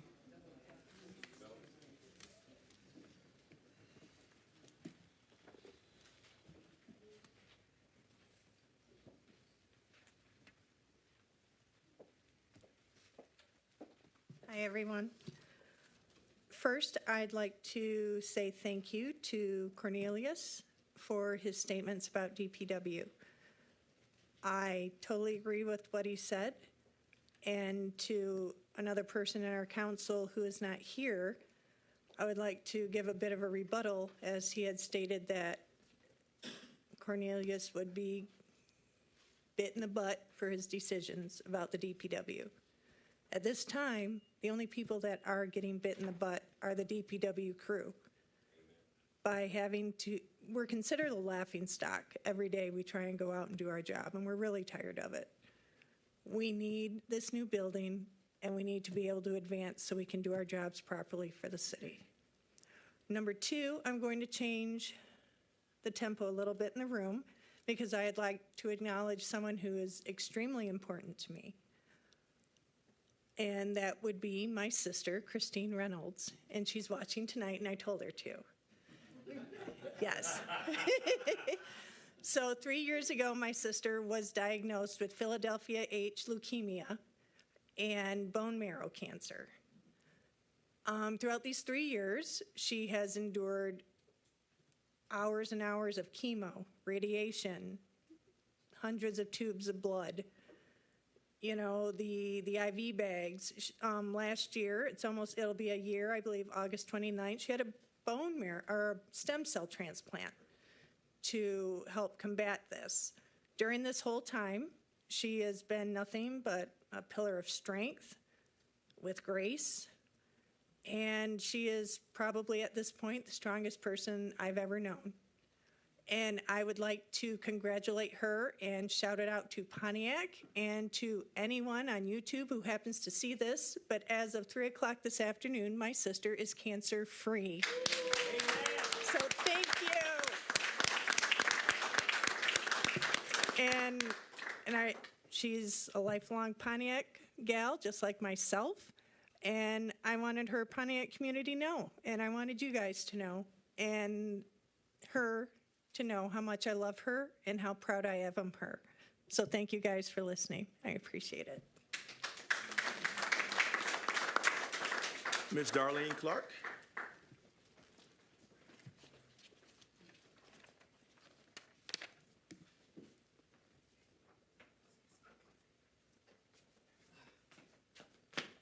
Sorry, my bones kind of hurt a little. I'm speaking now as a resident. We're going to set aside some of the legal things that always seem to applaud by me. But as a resident, you know, egos is something that, and God, please guide my tongue what I'm going to say. I kid you not, but I'm talking as a resident, so it can't be held against me. When you get black people in a seat of authority, their egos tend to take a jump. Their ego seems to go so far over edge that they don't understand that they got to do what it takes to keep that ego up there. And the position that black people tend to get in, and I say this sincerely, the egos that you have sit here, and Mike McGinnis, you know, you almost black because your ego's just as worse as theirs. And I'm being honest, it's just as worse. And the reason I'm concentrating on egos, because people have come up here and say that the good deeds that you did for the homeless. They come up here and say, oh, you bought mattress and you did the coat drive and you did all that. But in the meantime of the stroking y'all egos, which that's what they're doing, in my opinion, as a resident, you tend to forget that seniors have died. They have died waiting on something that they worked so hard for.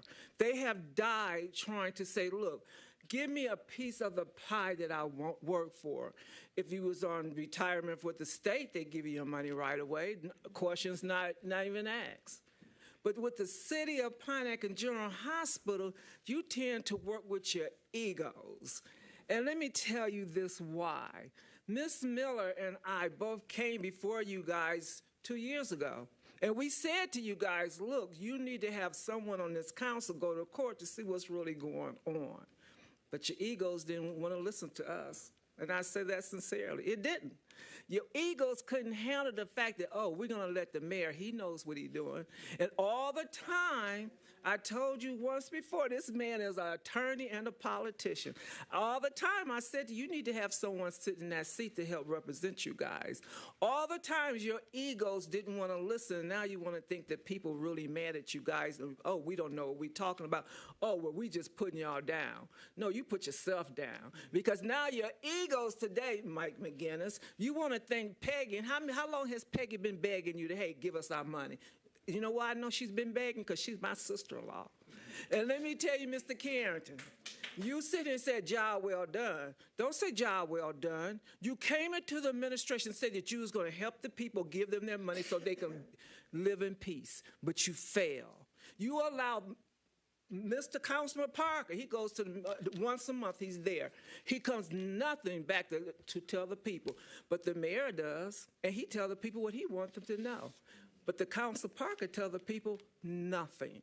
So your egos you guys haven't taken the credit for this and what you did for the retirees. You didn't do nothing. All right, because thank you, they Ms. still Clark. don't have their money. Thank you.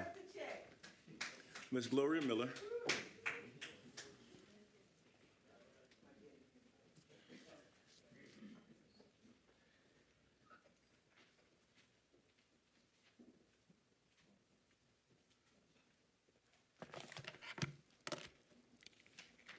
Okay, Pontiac.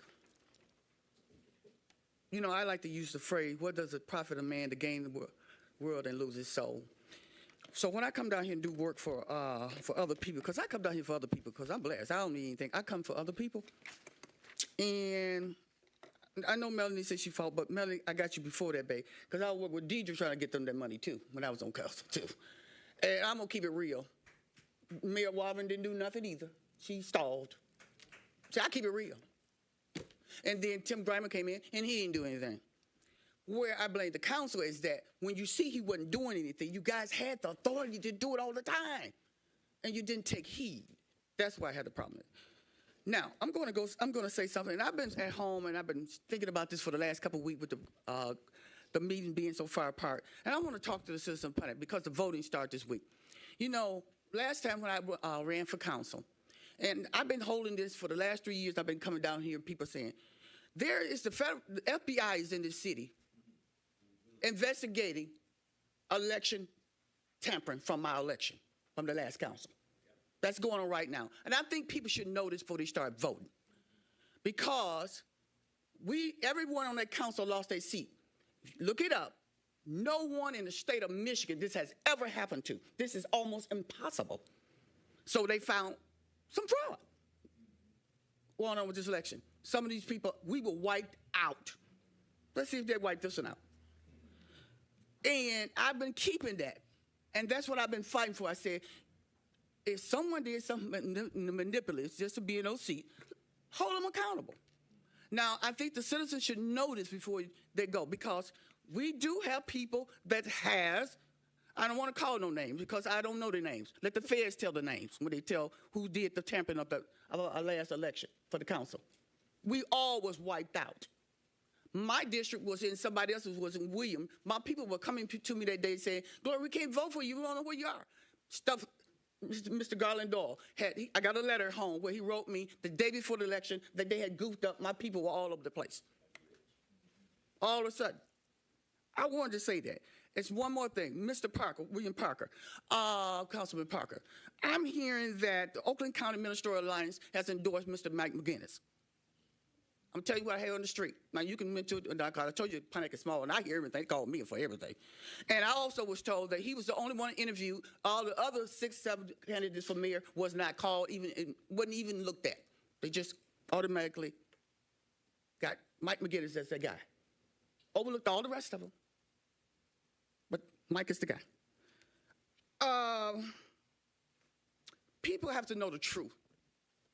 I'm getting ready to walk out there with you, Vet. You know, we used to do it together. Let's do it. All right? Thank you, Ms. Miller. President McGinnis, we have one last comment that was sent in.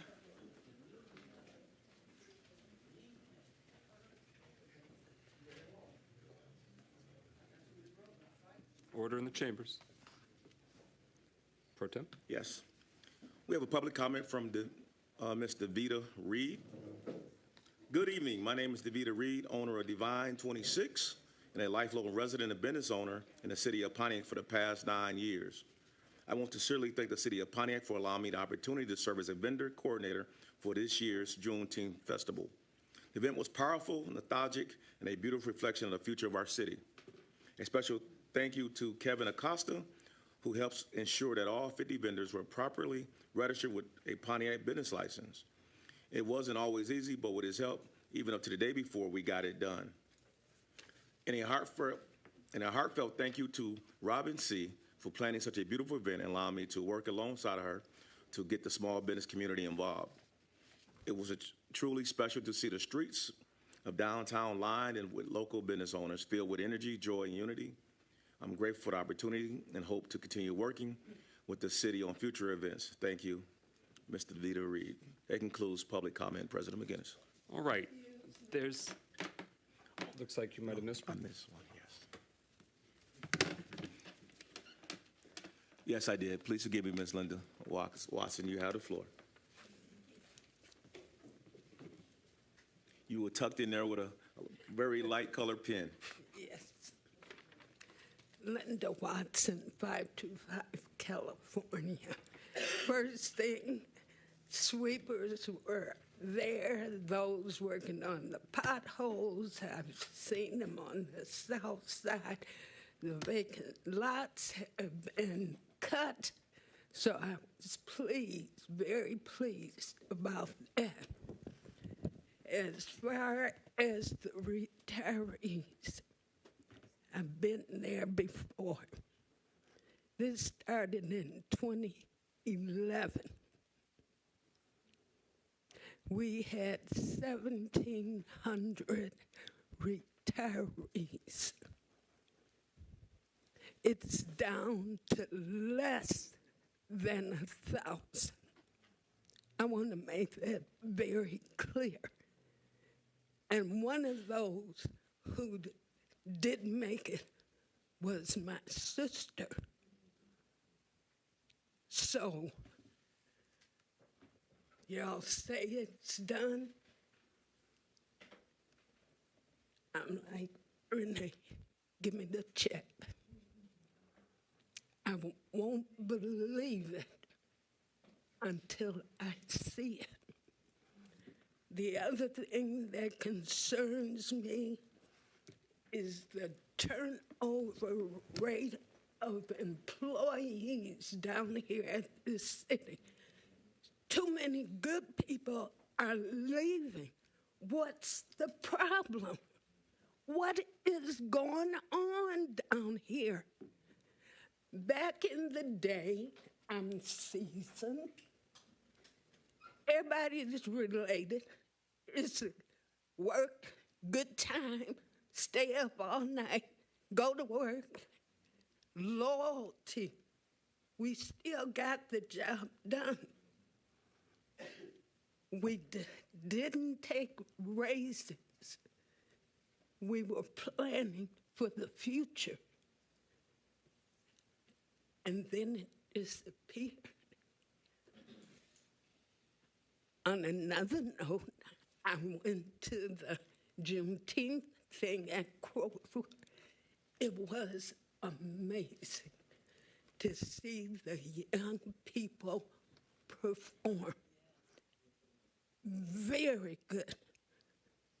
First time I've seen all the youth doing teamwork and having a good time. But I'm really worried about our city. If you cannot get the employees to stay, there's no, I don't want to say there's no hope, but it's hard if you don't have people to do a service. All right, Ms. Watson, that concludes your public comment. Thank you. President McGinnis, that concludes public comment. Okay. There's been a request from one of our colleagues that we suspend the rules and take up resolutions 26 through 40 right now, just to quickly put them to bed, since there's a scheduling conflict. Is there a motion that we suspend the rules and start considering items 26 and down, and then we'll resume the regular order? It's been moved by Councilwoman Jones, seconded by Councilman Goodman. Just trying to do some quick, light housekeeping and keep it moving. Is everyone clear on the motion to suspend? Yes. Okay, roll call, Madam Clerk. McGinnis, Yes. Parker, Yes. Carrington, Yes. Goodman, Yes. Jones, Yes. 5 yeas, no nays.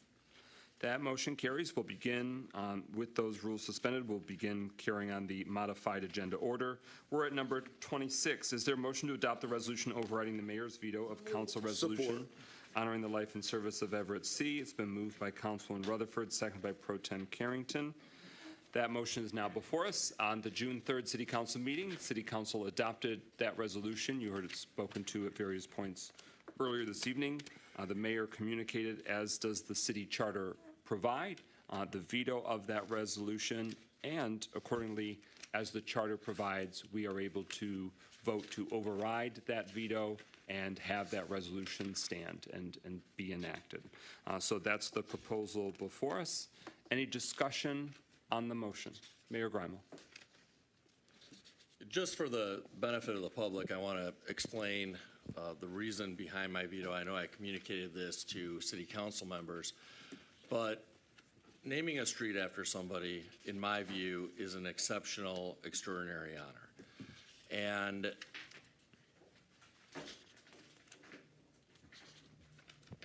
it should not be ordained, if you will, on somebody who was convicted of public corruption and accepting bribes while in office.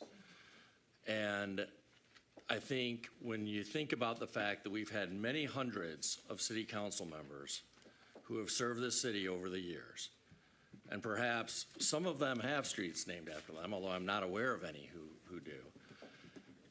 And for the city to select one city council member who, while in office, was convicted of bribes, was convicted of public corruption, and name a street after that individual, I think sends a terrible message to residents, to investors, to businesses, that the city condones and celebrates public corruption. I don't think that's right, period. Further discussion on the motion? Councilman Rutherford. Yeah, I can't. So I remember when Albert Hatchett got convicted of tax fraud, and he worked for the city, and you were there the day that the street was named after him. I remember when Pinklin Thomas had a record, and you were there when you know about that street being named after him. I remember when Ronnie McNair had a street named after him, and Miss Waterman, if you recall, Ronnie has had his rub-in with the law as well. So I named this to make a point. If Albert Hatchett was good enough, who was a convicted felon as well, yet you were there at the ribbon-cutting, Mayor. You were there celebrating with everybody. Judge not, yet ye be judged. Now, I can't tell you anything else, but let me first say, I know that someone's going to say next week that I'm for felons, or I'm against, and I have to say, I'm against the image of the city of Pontiac because we want to move forward. But how many of us, show of hand, know somebody been in prison? How many of us got relatives that got somebody that's been in prison? How many of us have ever made a mistake in life and was asked for a second chance? So if God can give them second chances, what gives you the audacity to condemn a man that did more for this city in 26 years than you ever done in your life? And I had a problem with that, and I stand on that. I was at that funeral when he spoke, and you had Judge Leo Bowman, a man who you asked to endorse you, say that this man was a solid man. You had every former council person, except the ones that was dead, stand up and applaud this man because, yes, he made a terrible mistake. He made a terrible mistake. I ain't neglected that. But when he got back, he served. He served.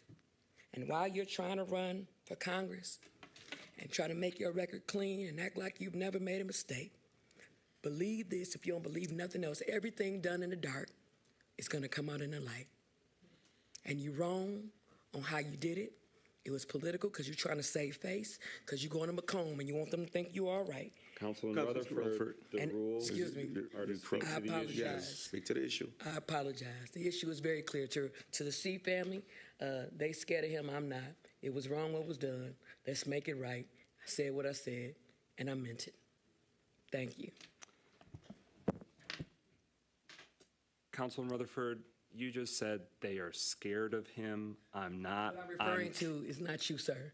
I'm referring to the. So let me clear this up. I'm not talking about you, President McGinnis. I don't want to go debate. What I am talking about is that we have this magic like thought process that we can judge everybody when everybody up here done something that they shouldn't be. They regret. And I'm not talking about you, so that wasn't a dig at you, so let me apologize. Just reciting your words. So let me apologize. It's not about fear of an individual elected official. It's about trying to maintain the rules that we all voted and are abiding by. A lot of leeway was provided there, but have to reel it in. So we can focus on the resolution before us. It's about whether or not to override a veto of a resolution. Is there any final discussion? Pro Tem Carrington. I call for the vote. Okay. I had some things to say, but I was going to.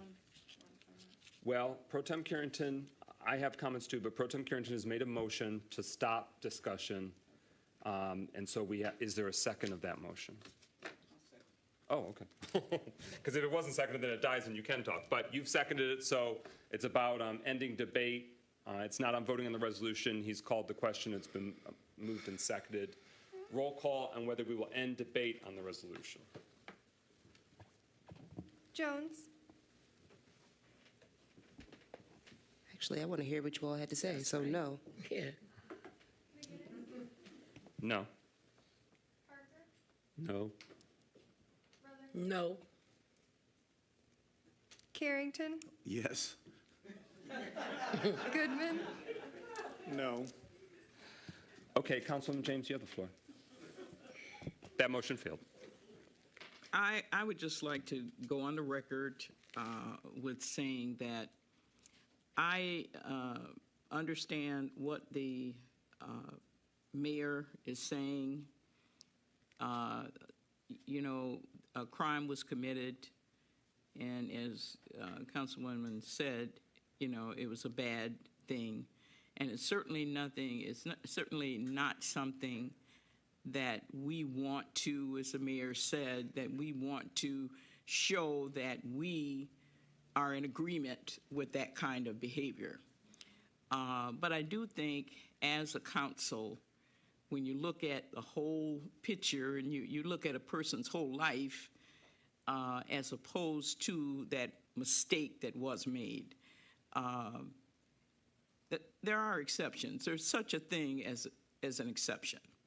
You look, ordinarily, I would totally agree with the mayor's statement and say, yeah, that is not something we necessarily need to do. And as far as Everett's concerned, it doesn't matter. He's in a better place. But for us, we need to understand that exceptions can be made.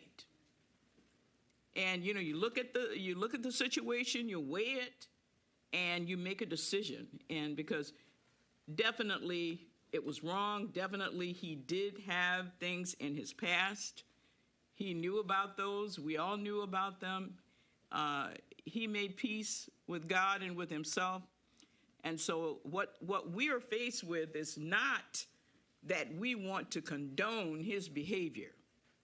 What we're going to make a decision on is, do we want to make an exception in the case of Everett C? And that each one of us has to make that decision. Is he an exception? You know, and biblically, you've got some strong characters biblically that fit that description. You know, Moses and David, to name a few. So, you know, all I'm saying is, no, we do not want to condone this kind of behavior. But I'm saying that, yes, exceptions can be made. And really, in my mind, this is one of the cases where I would be comfortable making an exception. Thank you. Councilwoman Jones. This will be quick. It'll have to be quick because I never had the opportunity to meet Mr. Everett C. in person. But from everything that I've heard about him, I had no reservations about approving this resolution and the honorary street naming. And Mayor Grimel, I don't know which it was specifically that you are opposed to, the resolution, this honorary street naming, or both, but to decide that someone's life is going to be determined by one mistake, no matter what office they held, is foul. And that's not something that we should do with any individual throughout life, no matter what position they hold. None of you are defined by any one decision that you have made over your life. And if you have done all that you can to remedy that wrong after you've learned from your mistake, you should be honored for any success that you have after that. That's all I want to say. Thank you. Hearing Councilman Parker. Thank you, Brother President.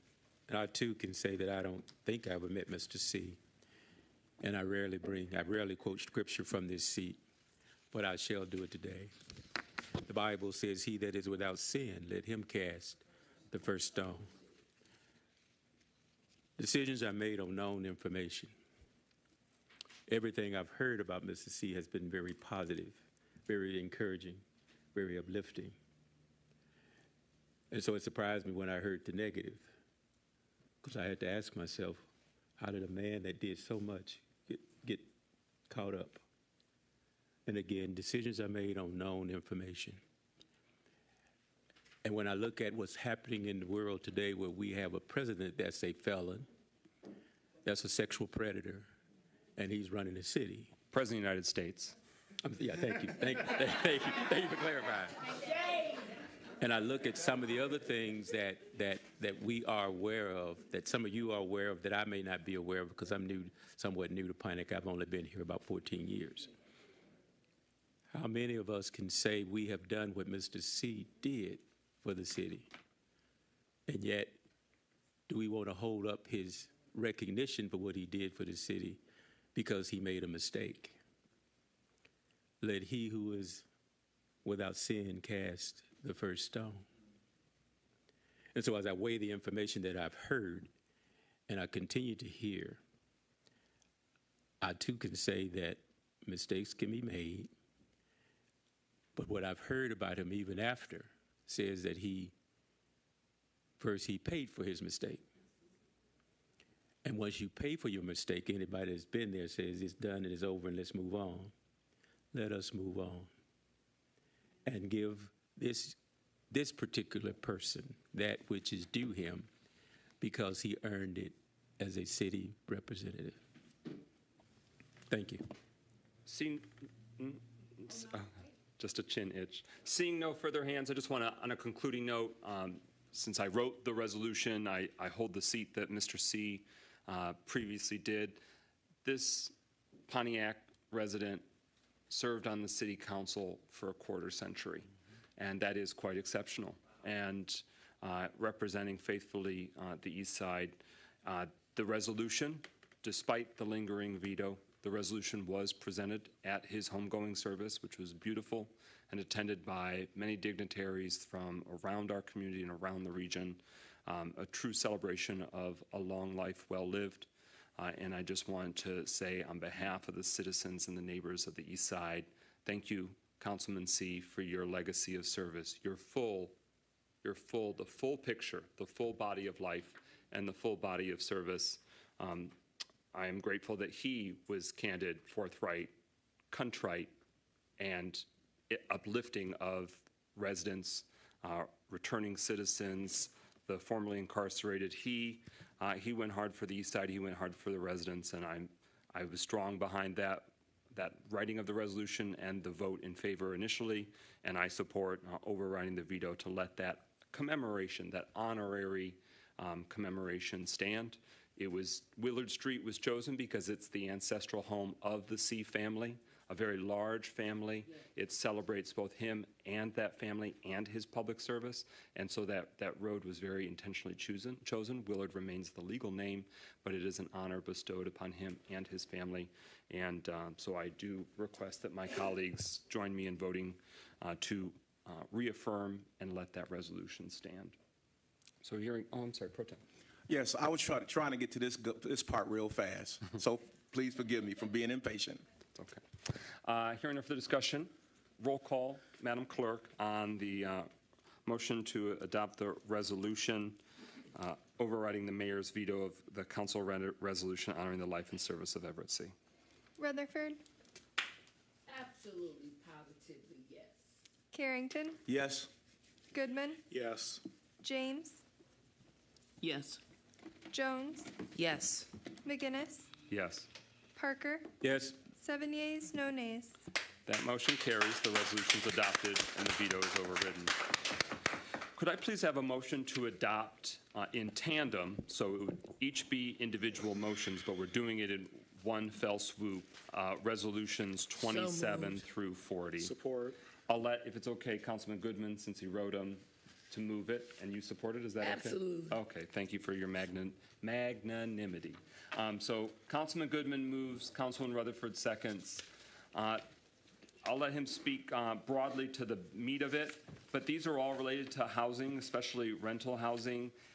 City Council had asked for the city attorney to begin drafting those ordinances so we could take them to subcommittee, research and review. It hasn't happened yet, so this is just us taking the more definitive step of initiating that process. This is the beginning of it. This will still have to come before council with multiple readings once some or all of them are ready to take further consideration. But this is about starting the conversation. And many of these items may be common sense and universally supported. Some may require a little more debate. Some may not get adopted, but we wanted to formally start this process and communicate to the council and the residents that let's start digesting it. Doesn't mean by your vote tonight you're preemptively, before you even knowing all the substance and the nuance, agreeing to them. It's about getting this ball rolling. Because what we want is council to have truly the language before you. What are the proposals and the changes, and then we can discuss the merits. So this is about resolution placing a time deadline request for completion of the housing study and submission to council, a continuation of informal conversations council members have had in meetings and at subcommittee. Resolution pursuing a feasibility study for the Affordable Housing Preservation Inventory. Resolution requesting Knowing Your Rights as Tenants Handbook be made accessible in City Hall and on the city website. Resolution calling for ordinance drafting of rental housing disclosure of fees. Ordinance drafting of rental housing written lease. Ordinance drafting of rental housing right to renew. Ordinance drafting of rental housing just cause eviction. Ordinance drafting of rental housing humane pet requirements. Ordinance drafting of rental housing notice before a non-payment eviction. Ordinance drafting of rental housing right to initial and final inspections. Ordinance drafting of rental housing right to tenant given lease copy. Ordinance drafting of rental housing prorated rent requirement. Ordinance drafting of rental housing receipt for rent paid in cash. And ordinance drafting of rental restricting automatic renewals of leases. So that's what's before us. After discussion, should the vote be yes, it's vote yes on all of those resolutions in tandem based on the motion. Councilman Goodman, anything you'd like to succinctly share? Yes, as succinctly as I can. So this has been multiple years in the making. I ran for office literally on handling slumlords and bad actors when it comes to our housing, because I am a renter. I've been a renter my entire life, and the majority of Pontiac residents are renters. And so we have to, of course, fight to improve homeownership and increase those rates, but we also, as it's been said tonight, live in our current reality. And our current reality is that there are people who are renters in the city who are being screwed over. And so we, as a city, have already put forth things that have been very useful and effective, between the source of income ordinance and also the rental escrow program that has saved Pontiac residents over $200,000 in, I believe, the first year and a half alone. So we're building upon that.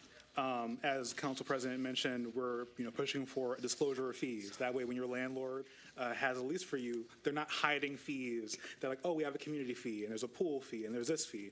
All those things should be upfront. You should know all those things when you move in. Those should not be hidden. Limit on late fees. I think it's pretty self-explanatory. If you're paying $700 a month for rent, your late fee probably shouldn't be $150. These are common sense things. Having a written lease required. If you are renting out to someone, making sure that there is a release written up that you have on hand, and that the tenant also has that written lease, so they know the terms of their lease. A right to renew. There are a lot of landlords who simply do not renew leases for whatever reason they choose. I think people who live in rent in the city should know why they are being evicted, and also, or why their lease is not being renewed, but also have enough time that they can move somewhere else, and that they're not told last minute, and now they have a month alone, if not less, to move out with all their kids and all their furniture. Having humane pet requirements. The landlord should not be able to tell you that you have to neuter, spay, devocalize, or declaw your pet for you to be able to have a pet, because they use these terms a lot of times to push out and keep out service animals. And so making it to where these are choices that are between the tenant and their veterinarian. A notice before non-payment of evictions. Currently, it's 7 days in the city of Pontiac. I don't know how many of you get paid weekly. It's not a lot of us, but there are a lot of us who do get paid bi-weekly or bi-monthly. So increasing that from 7 days to 14 days to give people who get paid on that bi-weekly status the chance to be able to actually catch up with their rent. That way they're not evicted and thrown out. Move-in and move-out inspections. The city should be doing more. I know there's opinions that, there's government overreach. Some of you will complain that the city is not doing enough or that we're doing too much. I believe in allowing tenants to be able to request that the city do a move-in inspection when you move in to help go through that move-in checklist. That way, everyone has a very clear idea of what needs to be fixed and what is currently in good condition. And then when they move out, having the city be requested to be able to come in and help that tenant go through and do the move-out checklist. That way, a slumlord cannot try to hide and keep their security deposit. Make sure that tenants are actually given a lease copy. Not just that it's written, but that tenants are actually given a copy of their lease. That way, the terms are not hidden from them. Many people, when you move into a new place, if you move in the middle of the month, your rent is prorated, right? You're not paying the full amount. Now, that's a thing that happens very commonly, but that should be a thing that might be solidified. That way, a landlord's not charging a full term of rent for someone who's only been there half of the month. A receipt for rent paid in cash. There are tenants who pay their rent in cash, and there are landlords who accept it. If you are accepting money for rent paid in cash, you should be able to give that tenant a receipt. That way, there is accountability for the fact that the rent is paid. If it hasn't been paid, that is to add that additional step in between that. Restriction on automatic renewals of leases. Pretty simple. But you live somewhere, you should be notified and given the chance to renew your lease and not have it just automatically, arbitrarily be done, like moving from a year-long lease to month and your rent going up $200 to $300. Those things should be notified, and that should be an active decision made by tenants, not one that's just done automatically. And the very last one is doing a study for an affordable housing preservation inventory. There is affordable housing in the city of Pontiac. However, there's affordable housing that's also going away in the city of Pontiac for whatever reason, whether it be tax breaks or pilots or so on and so forth. And the city, having an inventory that we have listing out all the affordable housing that we have in the city, when it is no longer affordable, who currently is making it affordable, what is doing so. That way, not only does the city have the ability to know where our affordable housing stock is, but local community groups, nonprofits, or individuals could say, hey, this building is currently 10 units and it's been affordable and it's not going to be affordable come 2 years from now. I'm going to sit here and raise money, and I'm going to have a chance to possibly purchase this building and keep it affordable. But the only way that people can be able to do that is if they know what affordable housing exists and when it's going to be moving in or out of affordability. And so trying to do all these things to make sure that we as a city do a better job at actually providing real protections for our tenants. And I do want to say one thing very quickly, is that these things are not radical or brand new. Multiple of these come from cities in Michigan, have already passed and have already been very successful. And then also they've been passed in other states throughout the Midwest, like Minnesota, that has been doing amazing work for tenants beyond what the state of Michigan has done. So this is simply an attempt for us to catch up and actually put Pontiac as a very strong renter-protected city as we continue to fight for all residents, not just renters. Councilman Parker.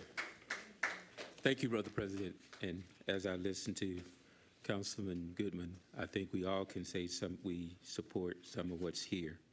I just hope that as we go forward with this and look at the resolutions, that it at least opens a conversation with the landlords as well, and we invite them to the table to offer some of their objective opinions as to how we can get to what Councilman Goodman is trying to get to, so that we hear from both sides of the table and we know what's going on.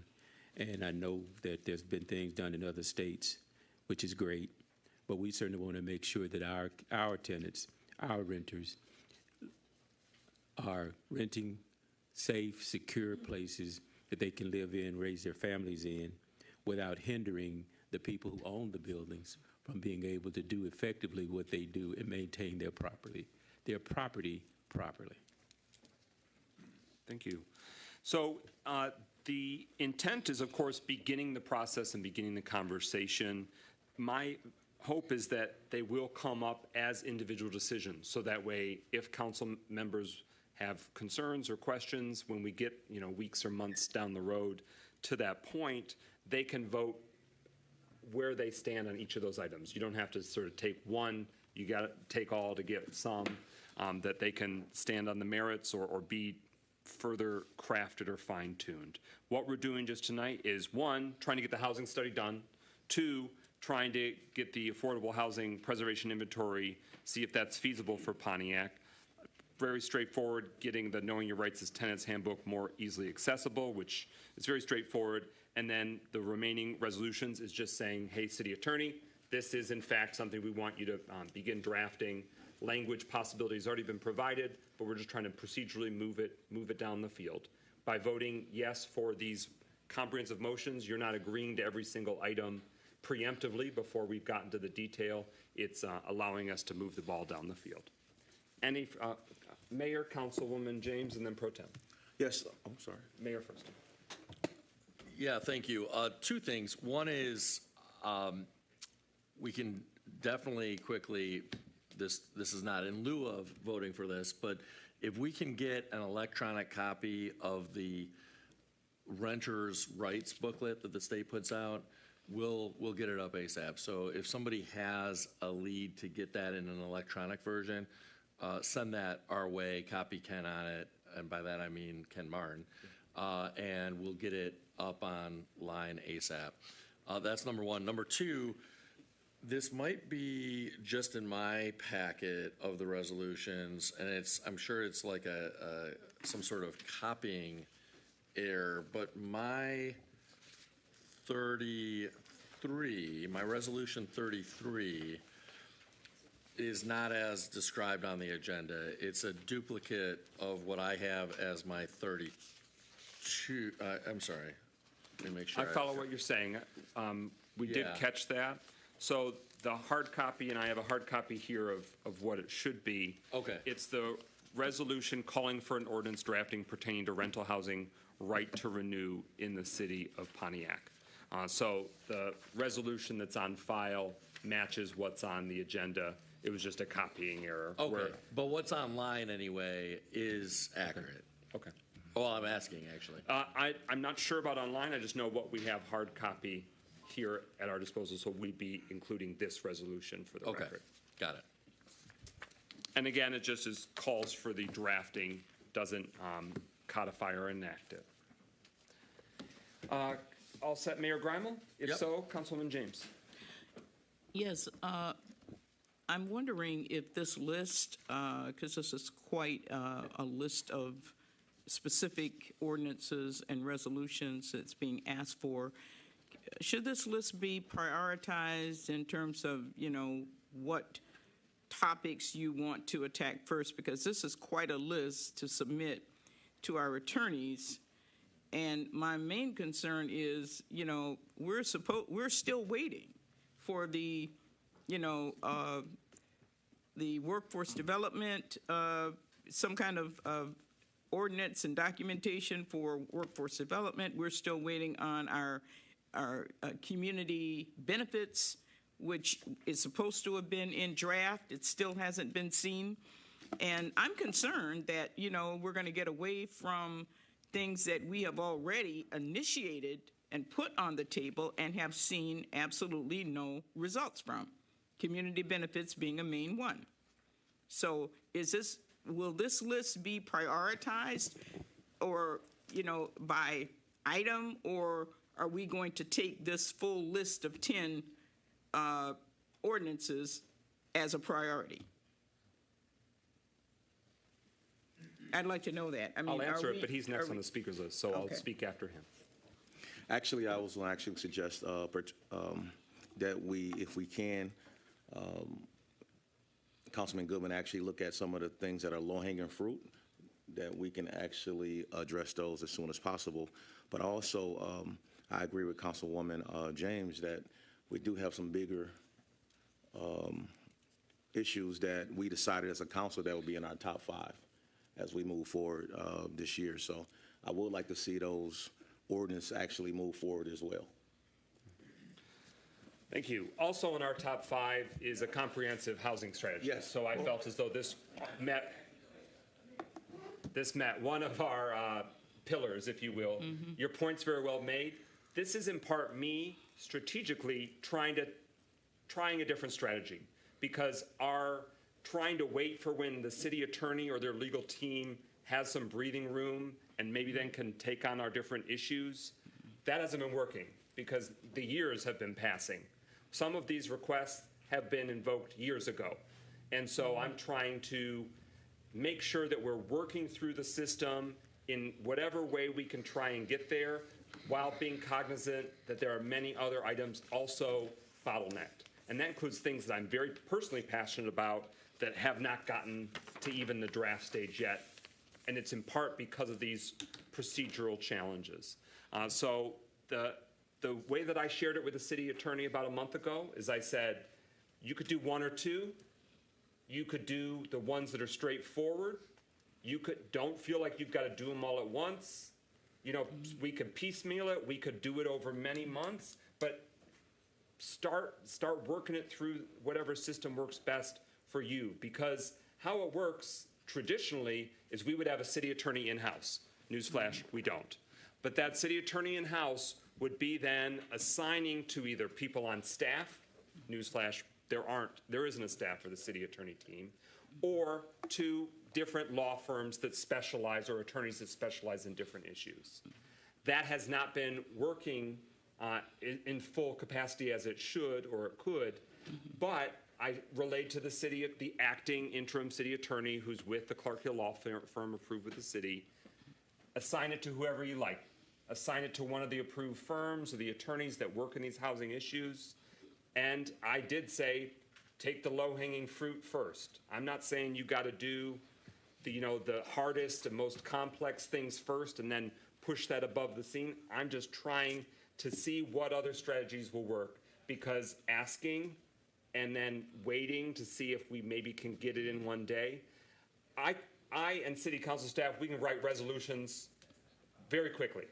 Resolutions aren't as binding legally where it could land us in court or cause major financial exposure. So I want to make sure we're leveraging the city attorneys that know what their specialization. And that's worked well in different areas. Is just me. Yikes. Okay, so just to keep it moving, despite the side noise, I hope that answered the question. There can be offline assessing of, in this roster, what are the few that might make the most potent sense, what's going to need more research or review, what might not be able to see the light of day this term. Those are valid questions. And I'm tracking more than a handful of ordinance level changes that council has wanted to see. And so I'm going to keep trying to strategically work with city council staff about how we can get there. And we have even looked at directly contracting with consultants or attorneys directly with the city council, because I have a responsibility as the council president to facilitate. If you're saying you have a need and a want, at very least it deserves a hearing and a light of day. And it shouldn't be because organizationally we're not there that we just aren't going to look at it. And I hear you loud and clear that that's true on a lot of different issues. I feel that, and I'm going to keep working strategically with council leadership, our chief of staff, to try and be as smart and as effective as possible in these last 6 months to get things ready for at least consideration. Doesn't mean they'll pass, but they should at least be given a fair, thorough hearing. Councilman Rutherford had a hand for the first time. Then Councilman Goodman. Can we call for the vote, please?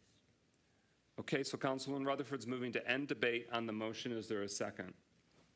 A second. Okay, so this is not a voting on them. It is on ending discussion on them. Roll call on that motion to end debate and go to voting. Madam Clerk. Carrington, Yes. Goodman, Yes. Jones, Yes. James, Yes. McGinnis, Yes. Parker, Yes. Rutherford, Yes. 7 yea, no nay. All right, that motion carries. We are now going to vote on those resolutions. Again, they are moving in tandem. So if you are voting yes, you are voting to adopt resolutions 27 through 40. Roll call on the motion. Madam Clerk. Parker, Yes. Rutherford, Yes. Carrington, Yes. Goodman, Yes. James, Yes.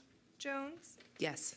McGinnis, Yes. 7 yea, no nay. Point of information. Yes, Are we ma'am. going to 41 next? No, we now go back up to number 8. Resolution on the first reading of the amendment for the City of Pontiac zoning ordinance for 124 West Columbia Avenue, New Birth International Church, so that they can be a community service facility. It's the rezoning. It's been moved by Councilman Rutherford. It's been seconded by Councilman Goodman. We now give the floor to the administration. Oh, he said second, too. Oh, he did. Okay. Manager Yandrick, you have the floor. Good evening. I've got a small presentation here on this rezoning. So this is application ZMA 25-002. The applicant who is present with us tonight is Bishop Teresa Lee from New Birth International Church. It is a zoning map amendment at 124 West Columbia Street. This is west of Baldwin, and it's a request from R1 to R2. Planning Commission made a recommendation of approval. There are conditions with this rezoning volunteered by the applicant. This is the process for this application. It went to Planning Commission during a public hearing on June 4th. They made a recommendation. Tonight is the first reading, with the second reading being planned for the next City Council meeting on July 8th. This is the location this is the location on the zoning map. So this entire area around Columbia, west of Baldwin, is this yellow color, which is R1, which is single family. It is the least intense zoning district we have outside of recreation open space.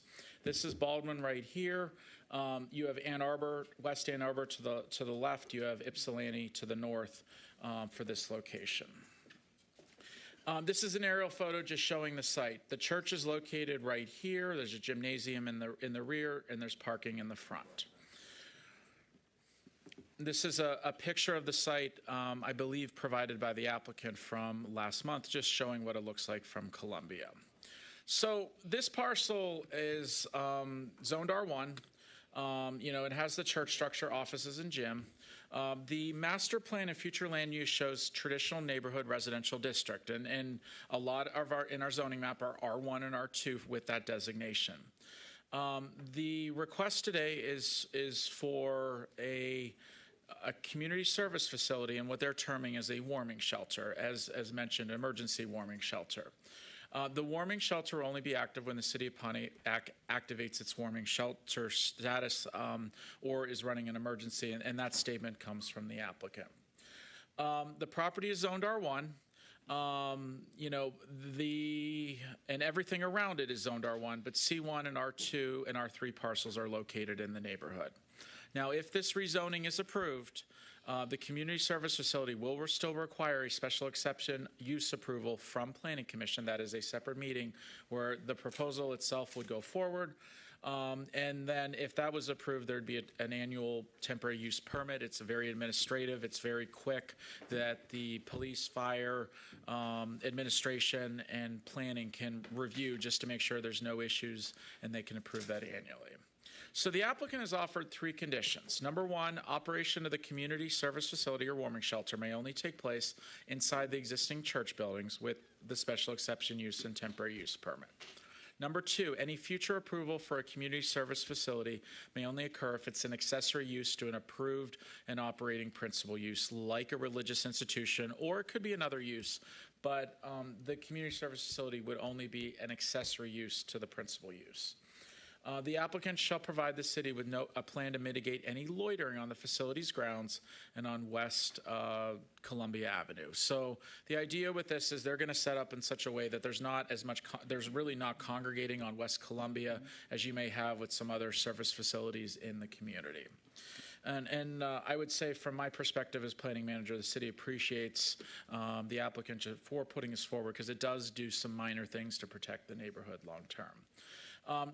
The R1 zoning is very restrictive. Again, single-family homes are the primary use.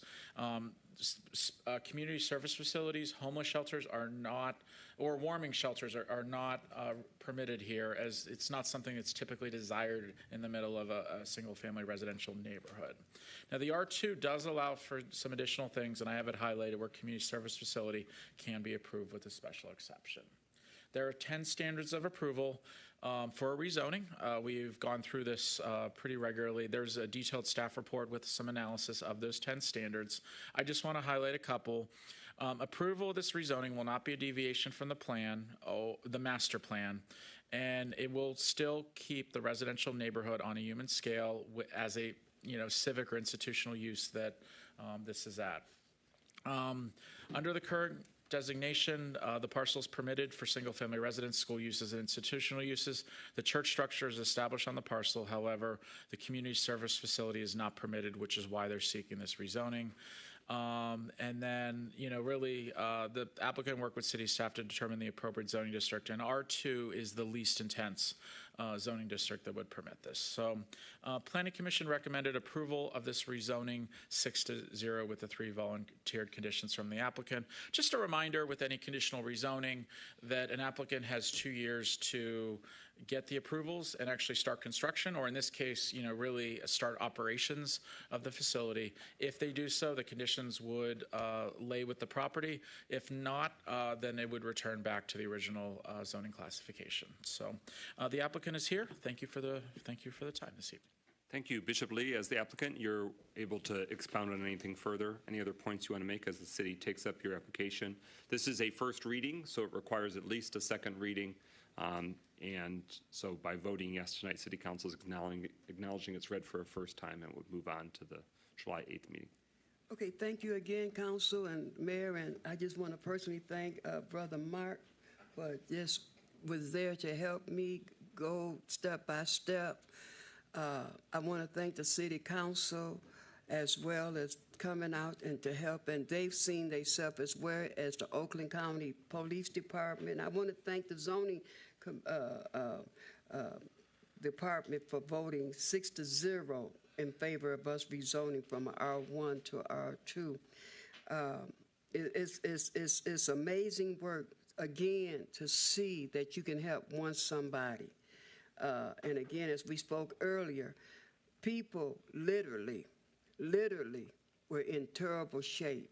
And I just want to thank, even with the city council, as Pastor Kathy James came and we sung to the people, had a little service, and we was just singing, just had church. Pastor Parker would come up late at night and spend time, and Councilwoman Melody, she would come and just render time, and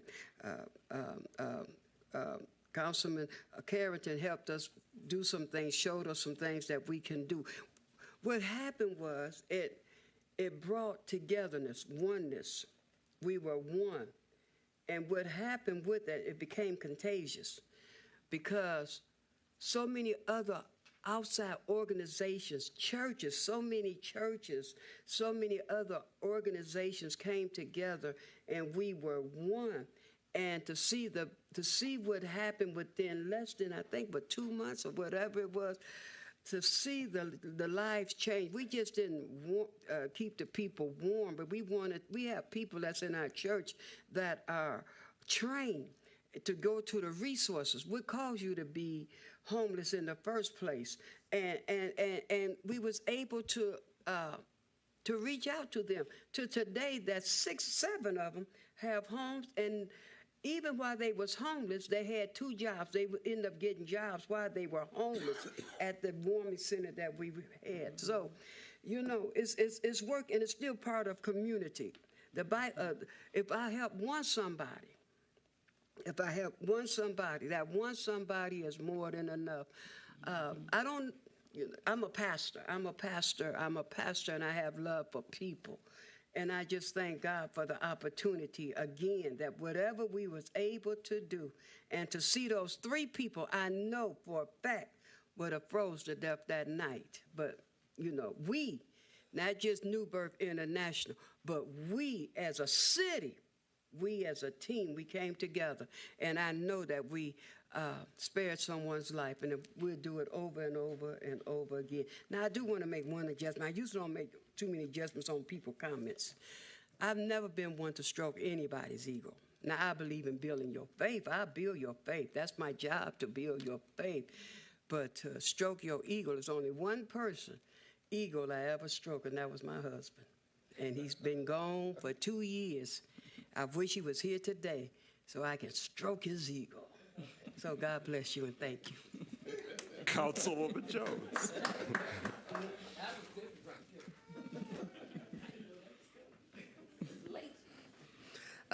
To, is it Bishop Lee or Pastor Lee? Bishop Lee? Bishop, that's the office I'm in, Bishop, yes. To Bishop Lee, thank you for offering your church for these purposes. I don't know if anyone's going to remember this, but back in the winter, I mentioned that it would have been nice to have that conversation earlier in the year so that we were prepared and we could, then make plans for a cooling facility, which we certainly needed this last week because I don't know if the heat beat you all or not, but it certainly won over me, at least for a day it did. But to Manager Yandrick, we have big shoes to fill. I have not been here for a full year yet, but I've seen us do it with DPW, and I sure hope that we do it again with your position. Thank you for your time to this. I don't have any questions. I just wanted to put that on the record. Thank you. Any final discussion on this first reading? Councilman Rutherford? I think it's just so important that we talk about the impact this can have on the community if we do this the right way. I can say it was a collective partnership. I can say that we are trying. I may not have liked us having to go around the bend to get it done, but it got done. And it is my hope that when we vote on the 8th, that we just make it smooth. It's the right thing to do. People deserve to have adequate places to stay during the code, and we just got to get this right. If nobody else takes care of the least of these, what's going to happen to these people? So that's all I really wanted to say. Thank you. Thank you. Any final discussion? Pro Tem. Just a quick statement. I'd just like to thank my colleagues that led that charge. Also, Councilwoman Rutherford or Councilwoman Parker, could you kind of tell the community of the other organizations that actually helped? Absolutely. If he give me, he yielded to me. Yeah. I guess okay. he did. I would be remiss if I did not talk about RB2L. Resurrection Back to Life is an organization that came in and they serviced. It is led by Conrad Cowell. Every day he spent the night. They had a rotating schedule along with the church members to make sure that we had people there that were safe. And RB2L is located right downtown in the Riker building. The other organization, I always forget their name, it was several churches. Kensington donated. There were other churches who did as well, but I just know that part because I was there when we would do shifts. And I know people think that we're gloating about this, but I ain't never seen no other council do this. And I just want to say we were doing shifts, and Councilman Parker took a night shift, and Carrington reluctantly came up there and took a night shift. And it was, I said, wow. And Michael came, and it was beautiful to see us all in action about the people. It's about the people, and it wasn't no cameras, and it wasn't no FaceTime. It was about the people, and so I thank Ms. James.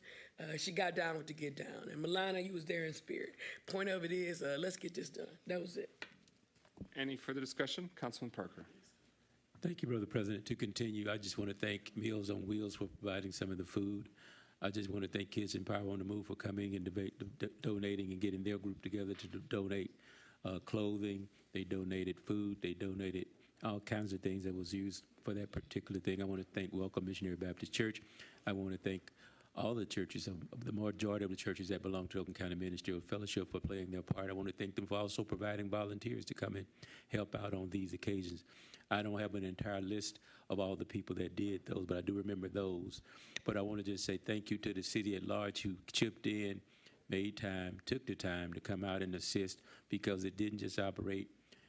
It operated when it was needed. And I certainly want to thank the mayor, who was very compassionate and empathetic in allowing it to take place, because I'm certain he could have did something different, and he chose to acknowledge that it needed to be there and to do that. I also want to thank First Presbyterian Church for allowing us the privilege of taking this stuff that they had over to where we did, to make sure that we had a space for people to use it. More important, I just want to thank the group that spent the time, the energy, and effort to make sure that we tried to meet the needs of the least, the last, and the lost. Thank each and every one of you. And if I didn't mention your names, please count it to my head and not to my heart. Thank you. I'm not hearing any further discussion, so we're going to vote on the first reading for this zoning amendment. Roll call, Madam Clerk. James, Yes. Jones, Yes. McGinnis, Yes. Parker, Yes. Carrington, Yes. 5 yeas, no nays. Motion carries. Resolution is adopted. We're at number 9. Is there a motion to adopt the resolution? Moved by Carrington. Is there a second? All right, it's moved by Pro Tem Carrington. I think that was second by Councilman Parker. Councilman Parker, was that you? Yes. Okay, so this is about 1584 Perry. Similarly, it's a first reading of an amendment. Mayor, anything before we pitch it to manager? Manager, take it away. I'm going to get right into the presentation. So this Microphone. This is actually not a conditional, this is a straight rezoning. It is PC 25-003. It is at 1854 North Perry Street. It is contour windows. Its proposed use is a window fabrication facility. The zoning district currently is R1, one family dwelling district, and it's proposed to be C3. I want to differentiate. There's been a whole rezoning that has gone forward. There's been a site plan that has gone forward for this at 1590. This is an adjacent parcel. I'll show you as part of this presentation, but it really is going to add to this facility to create. So the public hearing was held at Planning Commission earlier this month. Tonight is the first reading, and then there's also a planned second reading on July 8th. So this parcel here, highlighted in blue, is along Perry. It is just about 100, just under 100 feet away from the car wash, right here. So this is the parcel that has been, it's zoned single family. It's actually, I don't know under city records, but we have found that it's a multi-family facility that's been there for some time. The owner of Contour, who owns 1, 2, 3 parcels here, was able to acquire this. MDOT was actually denied the permit for the layout of the original site plan because there were too many access points to Perry. And so purchasing this property is able to get a more unified site, a more unified entry and exit point onto the facility. So this is the zoning district, and again, this yellow piece right here is what's asked to be rezoned. The car wash is also C3, and then some of the shopping center complexes are up here are C1, and then we have R1 and R1A, I believe, around it. The battery may have died. Oh, there we go. So this is the master plan, which shows the recreation open space for this area. I'm sorry, I'm misstating that. The master plan for this says that it is a commercial office having to be on North Perry Street, as you have a lot of these sites here. And I just want to identify that parcel is right here. The green I was mentioning is Galloway Lake. That's not part of tonight's rezoning. And this really from the 2014 and 2025 master plan is designed for commercial. These are just pictures for orientation. This is Perry Street looking south. This is the house right here that is proposed as part of this rezoning tonight. And then on the bottom is a view from the north. And this is what the house looks like if this jogs any recollection again for your orientation. This is the original site plan that had the house right here, and then there was an entryway, there was an entry and exitway right here, and then there was an entry and exitway up here. Part of that was for truck maneuvers to bring the sites in. Again, this is a window manufacturing facility that is moving from Auburn Hills to Pontiac. The parking was in the back. There was a conditional rezoning for the rest of the site. Most of it was to provide windows to Galloway Park, and then also to provide some buffer to the neighbors to provide landscaping and mounding between the site. This is an updated rendering with the house. Again, we're not at site plan at this level, but I wanted to show you why it's important for this rezoning. But this really shows a unified site with one entry point right here. The building does shift slightly closer to the road, but it's really insignificant enough and can be approved administratively. So R1, very restrictive, single family, does not allow commercial operations. C3 does permit the light manufacturing, which is what this is. There are additional uses that would be allowed for special exception permit. But this is a centerpiece of really this property and this development here. As it stands. So I think we've covered that. There are 10 standards of approval for rezonings. There's analysis within the staff report. This is something that you've seen previously when this first came forward with the rezoning.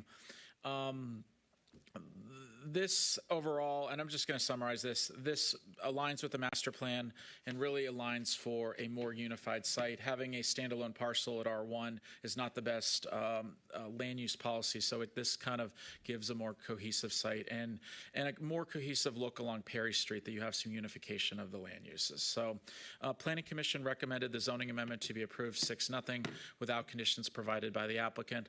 They were at Planning Commission. I'm not aware that they're in the audience tonight, but I can ask that they be at second readings if desired.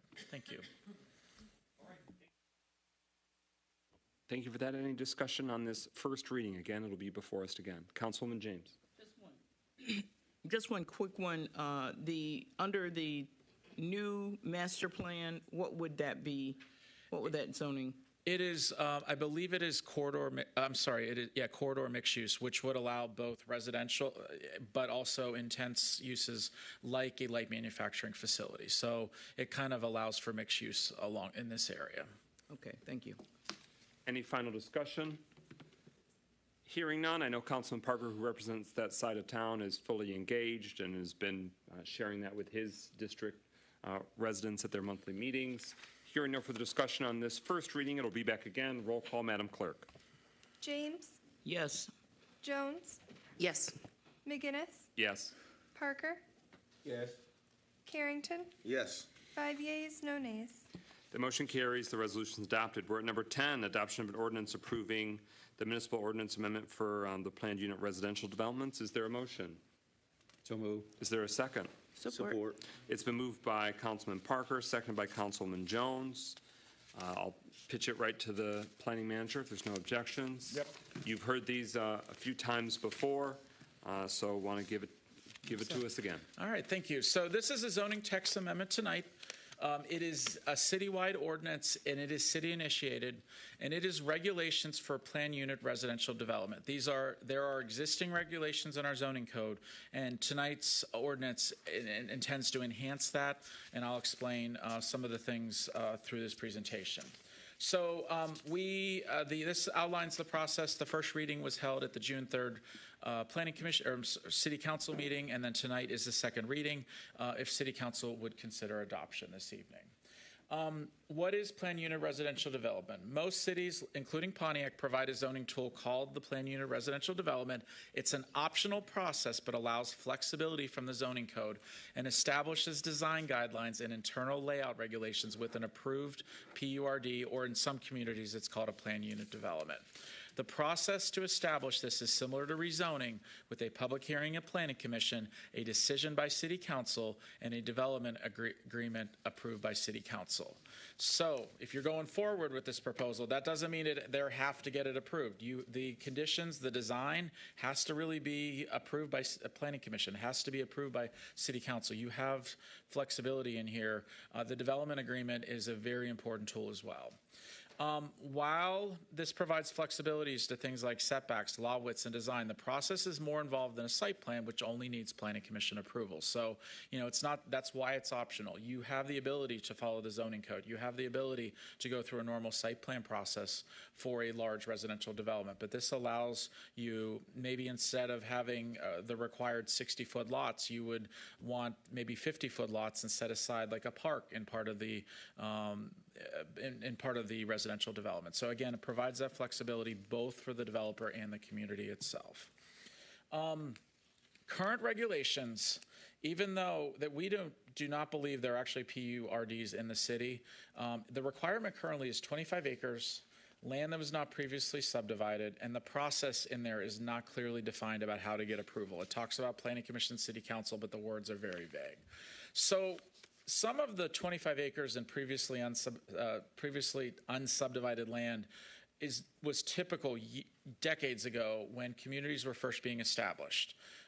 and there was plenty of land, and maybe you're converting a farm field into a residential development. But if you look at the city of Pontiac, we don't have 25 acres that's unsubdivided. So we had an ordinance that was unable to be used and really did not provide that flexibility. I'm just going to float through these, but these are just some examples that I shared at last meeting that they could be PURDs. It could give a little incentive, and these are vacant pieces of land that could be residential. This is on Raymond Street, east of MLK. This is the former Longfellow School off of MLK and Northway and Pike. This is the Franklin School. Again, the master plan, definitely encourages mixed use here, but, you could have a big residential development here, and this would provide more flexibility than what's in our typical zoning regulations. This is Auburn Avenue. I believe this is in District 7. So I just want to highlight what these changes would entail from a process standpoint. So it would have to go to Planning Commission. There would be a public hearing with signage. A concept plan with specific development regulations is the proposal that would go to Planning Commission.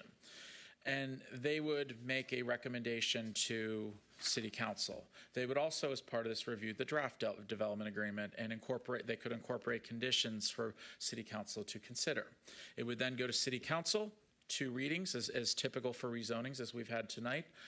That concept plan would be reviewed and hopefully approved, and then that development agreement would be approved. And then after that's approved, Planning Commission would review any site plans, whether that is 1 acre or 10 acres or 30 acres. And if the developer wanted to do multiple site plans for phases, they would have the opportunity to do so. On larger projects, that's usually typical.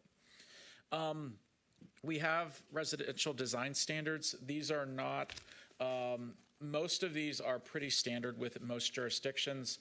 I did want to point out we did add historic district guidelines if applicable, just in case someone was looking to develop in an area that had a historic building or was in a historic district. And we also have, for properties larger than 3 acres, the ability to dedicate green or open space for active use or conservation of existing natural features. And this should be for the community, not just the residents that are there. And that's an important point. We do have a few non-residential design standards just in case this is a residential ordinance, but just in case there's a small non-residential thing, we put this in there just to provide some flexibility. Now, what was brought up at first reading was what are other communities doing? I just real quickly took a look at 5. I may have looked at several others too. None of them have a minimum size requirement of 25 acres or 3 acres. They all are flexible as to, it could be any size. I believe it was Farmington Hills did have slightly different submittal requirements between less than 3 acres and then greater than 3 acres, but it was insignificant enough that really, when you look at these communities, they are really giving the option to a potential applicant of any size could go through a planned unit residential development process. Other items, you would have 2 years. It's not a conditional rezoning, but it would act like a conditional rezoning that you would have to move forward. So if you wanted to do PUD and did not come forward to Planning Commission, City Council, or Planning Commission with your site plan and start building, it would revert back to the original rezoning, or you could request an extension to City Council. And I also, as part of this ordinance, the amendments. So sometimes you get a wonderful concept plan and then something changes. And we really outlined, the details are in the ordinance, but a minor amendment can be approved as part of a site plan. A major one must go back to Planning Commission and seek approval from City Council, and the development agreement must get approval from City Council as well. So that really is outlined within the ordinance just to make sure that it was clear, just in case there's any scope changes. So in summary, this proposed ordinance eliminates the acreage requirements and previously unsubdivided requirements for these regulations and provides a clear direction in terms of process and standards of approvals. So Planning Commission recommended approval of this zoning text amendment 5-0 in their recommendation to City Council. And then we've got Nick Castro from the Kelly firm who can assist if there's any legal questions. So thank you very much. Thank you, and thank you for all the work that went into it. This was also a very excellent synopsis about the process and all the safeguards in there. Pro Tem, you had Yes, my concern is on the final page of the suggested ordinance, where you move City Council's authority in the middle of the page. where it seems that it removes some of the city council's authority to quickly act when the person that or the company that's given this PRD is not in compliance. Can you clarify just what section that is? Section is under B. Okay. Commencement and completion of construction. I can read it if you like. You can't, I did find it, yeah. Okay.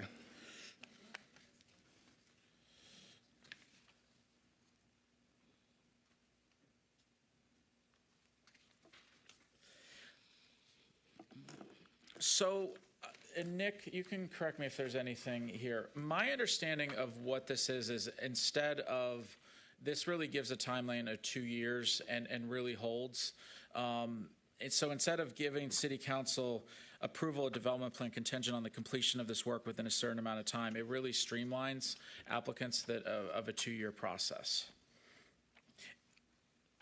And I believe that that's really led up into B, which is above that section. And that PUD would be specifically in the development agreement. And if City Council wanted to consider certain timelines or certain things, you have the ability to do that in the development agreement, where that existing language that is being struck, Pro Tem Carrington, really, it changes it from being part of the approval itself to putting that in the development agreement. Yep. Any other question on that? No further questions on that. Okay. Any further discussion? Councilwoman James. I just had one. This is something that the city would initiate. This design, we would do the work to hire a company to develop these design plans or design templates. You would say, and then the development companies, as they come in and request these PUDs, they would be utilizing the designs that we have pre-established as a city? Is that what?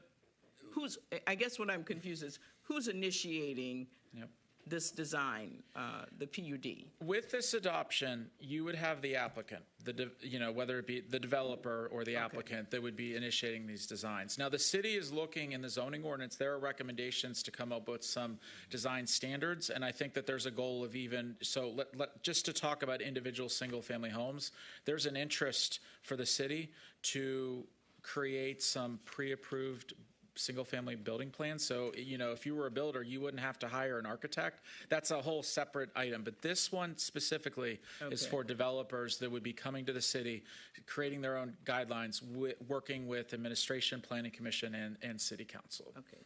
So the developers would be bringing their own designs? Yep. Okay, thank you. Any final discussion? All right, everyone clear on the matter? This is a second reading for the text ordinance amendment. Hearing no further discussion, roll call and adoption. Clerk Doyle. I'm so sorry. Madam Clerk. Jones. Yes. McGinnis. Yes. Parker. Yes. Rutherford. Yes. Carrington. Yes. James. Yes. 6 yeas, no nays. The motion carries. The ordinance amendment is adopted. We're at number 11. Another ordinance amendment, another second reading. This is about adding regulations regarding small box discount stores, AKA dollar stores. Manager Deandrick. And we're getting this done in the nick of time before midnight, right? Yeah, well, that, but also before the moratorium. Correct, that is correct. So this is another zoning text amendment. It is citywide, it is city initiated, and it is for small box discount stores, AKA dollar stores. This is the process. So on July 9th, 2024, City Council placed a 12-month moratorium on these land uses. That prohibited any new applications coming in for new dollar stores in the city. That expires on July 9th of 2025. So this is really the last council meeting because these ordinances take effect 7 days after approval.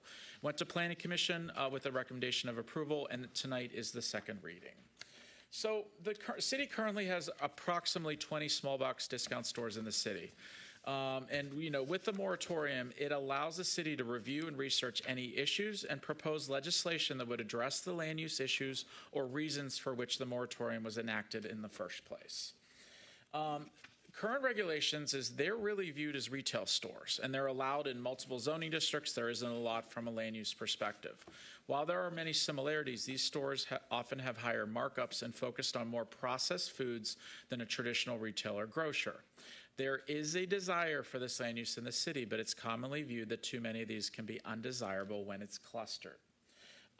Just to show, this is a Google map. This may not show everyone, but it's approximation of where the ones are in the city, and they're all over the place. And most residents probably live within a mile of one or two or three of them. So this ordinance really establishes the definition for small box discount stores. They're really retail establishments known as dollar stores and have a gross floor area between 5,000 and 15,000 square feet to provide convenience and consumer shopping goods, household products, personal grooming, and health products, and other consumer goods. The 5 things that are there really are excluding things that are not dollar stores. So, if you have less than 5% of your space to food sales, you might be like a store like, is it 5 Under, or TJ Maxx, things like that. A store that dedicates at least 10% of their store space to fresh foods is really an ideal goal for the community for healthy living and eliminating food deserts. That would be Let me stop you there. Our diligent clerk caught that I didn't get a motion or a second on that. I thought it was just a continuation. So moved. Okay. It's been moved by Councilman Rutherford, seconded by Councilman Jones, so the consideration could continue. Okay. Thank you, Madam Clerk. Thank you. And then also, any store that sells gasoline or diesel fuel, that usually is tied to either convenience stores or grocery stores, contains a prescription pharmacy that really is providing needed things for residents. So those 5 things would be excluded from this definition and would fall either under retail or another land use in our code. Proposal for Part 2 is that we cannot outright, under the Constitution, Michigan Zoning Enabling Act, we cannot outright ban this. But we are, in this proposal, would be limiting to the C3 and C4 zoning districts only. That is where your high traffic corridors are in the city. And you would not be able to open one if another one is located, or if another one is located within a mile of a current store. So if an existing one was changing from a Dollar General to a Dollar Tree, they could do that. If an existing one was staying open, they could remain open, but you cannot open a new one if it's located within a mile of the store.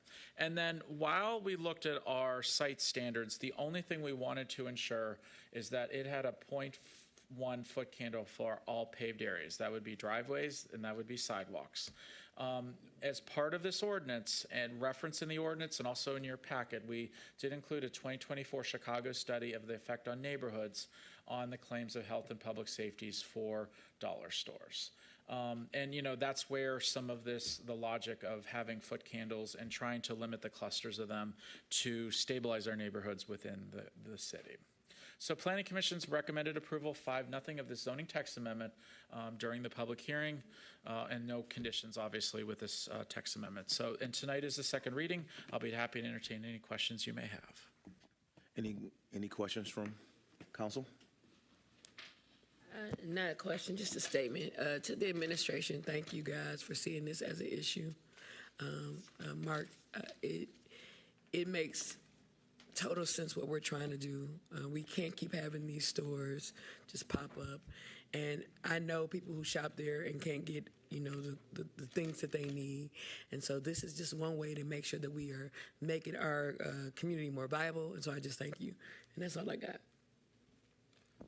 Thank you, Councilwoman Rutherford. Anyone else? Councilwoman James.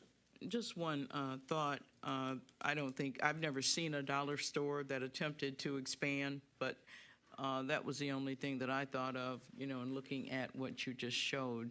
I don't think expansion is really an issue there. No. Well, one of the things currently is we have different criteria under our legal nonconformities, which is kind of like grandfathering. We have a section, and that really prohibits the expansion of that use. So if it doesn't meet the criteria, there may be one or two that are in a C3 zoning district. They're more than a mile away, but there's a few that could expand and enlarge, but most of them would be prohibited from doing that. Okay. Any other? All right, at this time, item number 11, adoption of an ordinance to approve the amendment of the City of Pontiac zoning ordinance to add regulations regarding small box discount stores. This is a second reading. It's been moved by Councilwoman Relaford and second by Councilwoman Jones. Madam Clerk, please take a roll call. Parker, Yes. Rutherford, Carrington, Yes. James, Yes. Jones, Yes. Rutherford. Yeah. 5 yeas, no nays. Thank you. The ordinance has been adopted. Next item on the agenda is number 12, resolution on the first reading amendment for municipal ordinance for signs and billboards. This is our first reading. Can I get a, yes?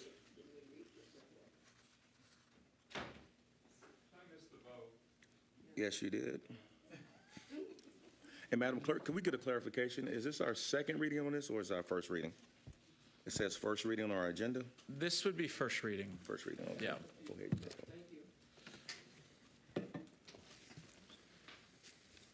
All right, if it matters, let the record reflect I voted yes in favor of that ordinance amendment. So, ordinance number 12. This is a first reading, so because of the late hour, I would encourage us to give it very, very quick overview, if council doesn't object. Okay? Go for it. Do you need a motion at all? Or Oh, I'm sorry. It wasn't moved. I'm sorry. Moved by, well, we're working on this. Okay, Councilman Rutherford's moving. Who's seconding? So moved. So Seconding by Councilman Parker. Mayor Granville? Just very quickly, this would essentially put in ordinance the same formula that was approved as part of an agreement with a specific billboard company earlier tonight. So it would say that moving forward, if a company wanted a digital billboard, they could convert an existing billboard to digital if they removed 5 other billboards. And with that, I'll turn it over to our planning manager. Thank you, Mayor. And I'm just, so the presentation tonight's going to be given by Nick Castro from the Kelly firm. But yeah, it's really important with our sign ordinance that we're not capricious, that we're doing one thing for out front. And we want to make sure our ordinance aligns with the agreement from earlier tonight. So tonight's first reading, second reading will be on July 8th. But, you know, please let us know if you have any questions. But this is allowing conversion if you're going to be removing billboards in residential areas. So go ahead, Nick.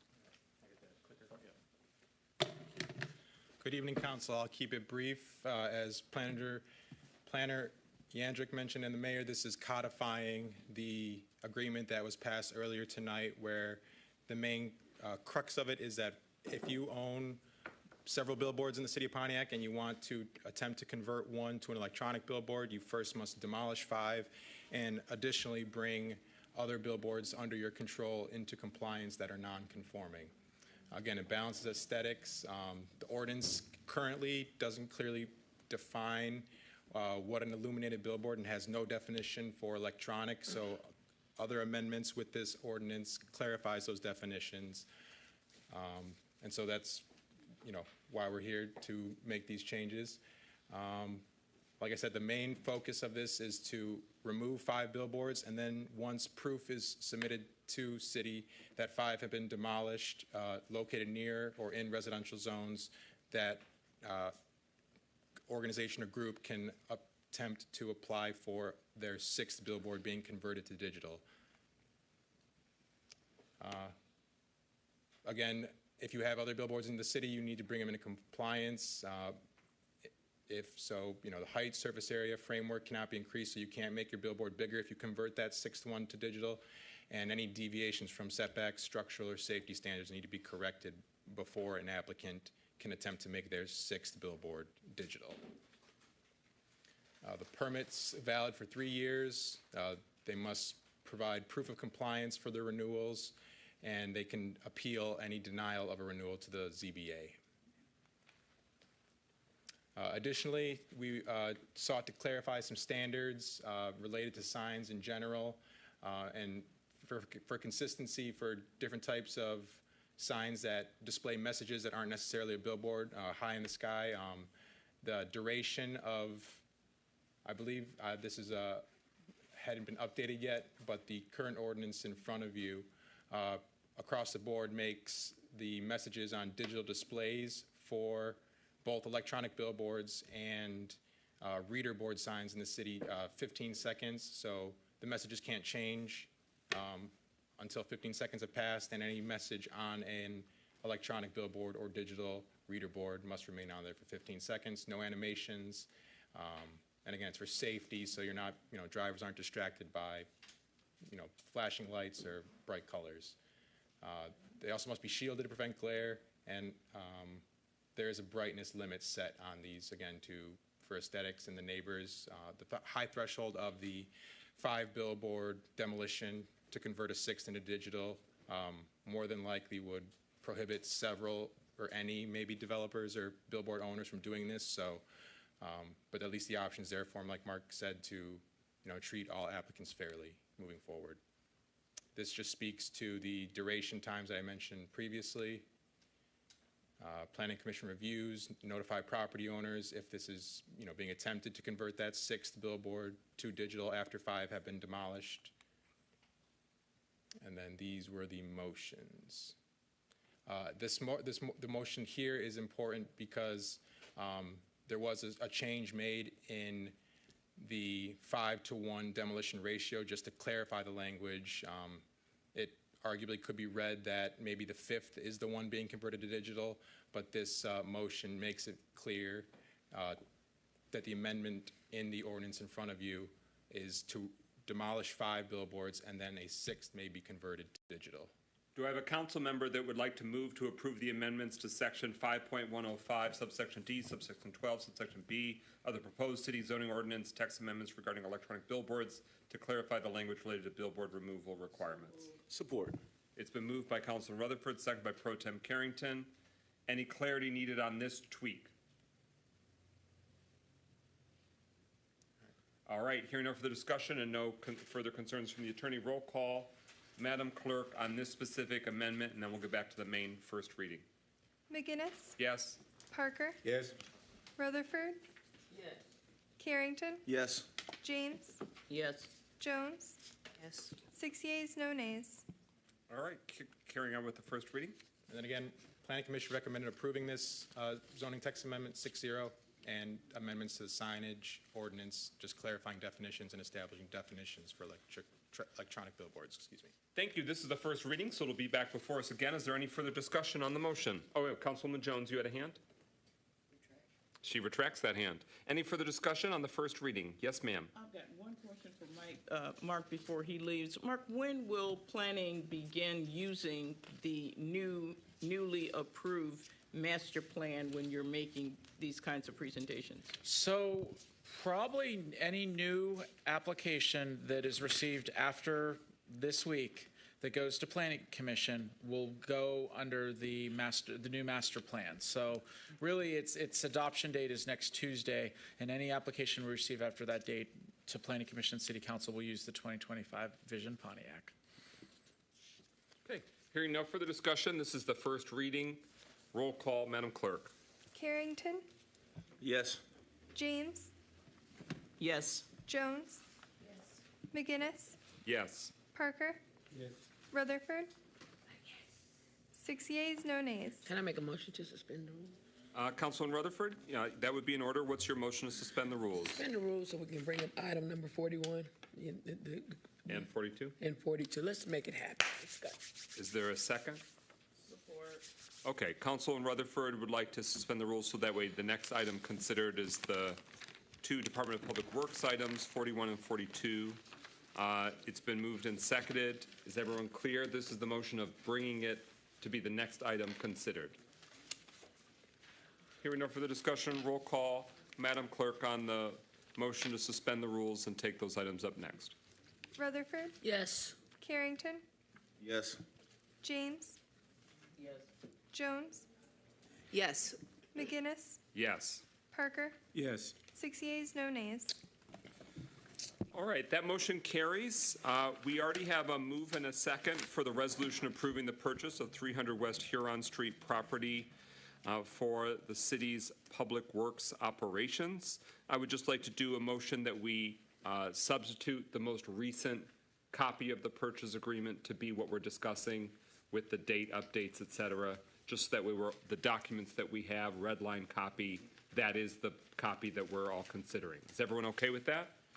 Who would make that motion? I make the motion. Okay, who seconds? It's been moved by Councilman Rutherford, seconded by Councilman Parker, that as we sink our teeth into it, we're all talking about the most recent version. Everyone clear? This isn't final adoption. This is just making so Point that of the most information. recent. Yes. I don't know what has happened, but my copy has disappeared. Well, there's a lot of papers rolling around, but it was there earlier.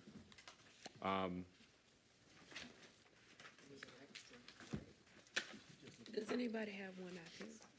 Thank you. You don't need it, darling? All right. I have it now. Okay. All right. Any further clarity on this substitute? Hearing nothing further, roll call, Madam Clerk, on that amendment, refreshing to be the latest and most current version. James? It was James. What are we? The substitute language, the most recent purchase agreement. Oh, yes. Jones? Yes. McGinnis? Yes. Parker? Yes. Rutherford? Carrington? Yes. 6 yeas, no nays. All right, that motion carries. We are now at the resolution approving purchase of 300 West Huron Street property for city's public works operations. It's been before the city council, I believe, at the last 5 city council meetings. There was an information session the city council put together on facilities in March. The gathering last night was the administration. The deputy mayor was there. But so to the question posed earlier of why did the city council do that last night, we didn't. But it was still, sounds like it was a resourceful, further, more informal conversation. So thank you for the work you did on that.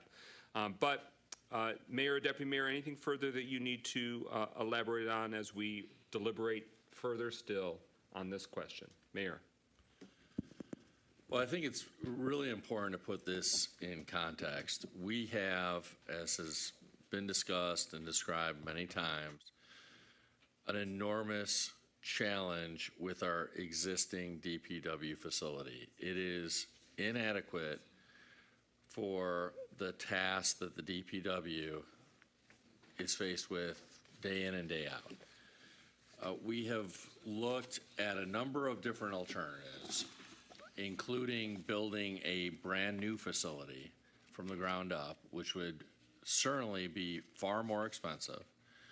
We have looked at leasing the DTE facility, that former DTE facility, still owned by DTE, that is on Orchard Lake in the city of Sylvan Lake, which is just outside the city of Pontiac.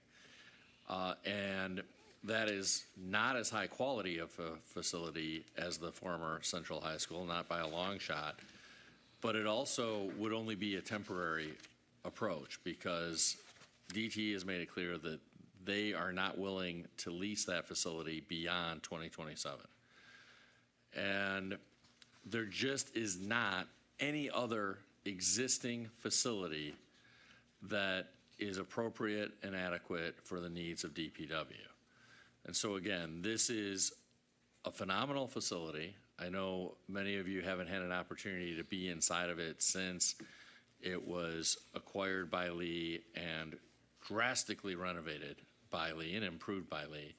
But it is a phenomenal facility with an enormous amount of indoor garage space, which is obviously critical as we seek to make sure that we're properly preserving and maintaining the newly acquired vehicles that DPW has acquired in the past couple of years. We need to make sure that we can keep those vehicles, or as many of them as possible, inside to protect them from the weather. And number two, that we can maintain them inside so that we can actually keep them in operation so that they're on the road more and in the shop less. And so this really is the best of all possible options. We have spent 3 years looking at a whole range of options, and I can assure you this is the most cost effective. It's the best to improve DPW services. And by the way, we have many millions more in deferred maintenance and capital improvement needs at City Hall and the Sheriff's Substation and the District Court. And this facility does allow the possibility, to be determined by future councils, of moving some or all of those operations into this building as well. So the only thing we're considering at this time is the DPW facility, and it makes all the sense in the world just for that. But by the way, it also holds out this potential and possibility for the future as well. And so this makes a lot of sense. It's not something we jump to lightly. It's something that we have considered very, very carefully, and we've had lots of conversations with City Council around this idea. Thank you. I do want to consider a quick amendment. Pro Tem Carrington caught on page 6 of 11, section 9, conditions of purchase and possession. It's on line number 1, 2, 3, 4, 5.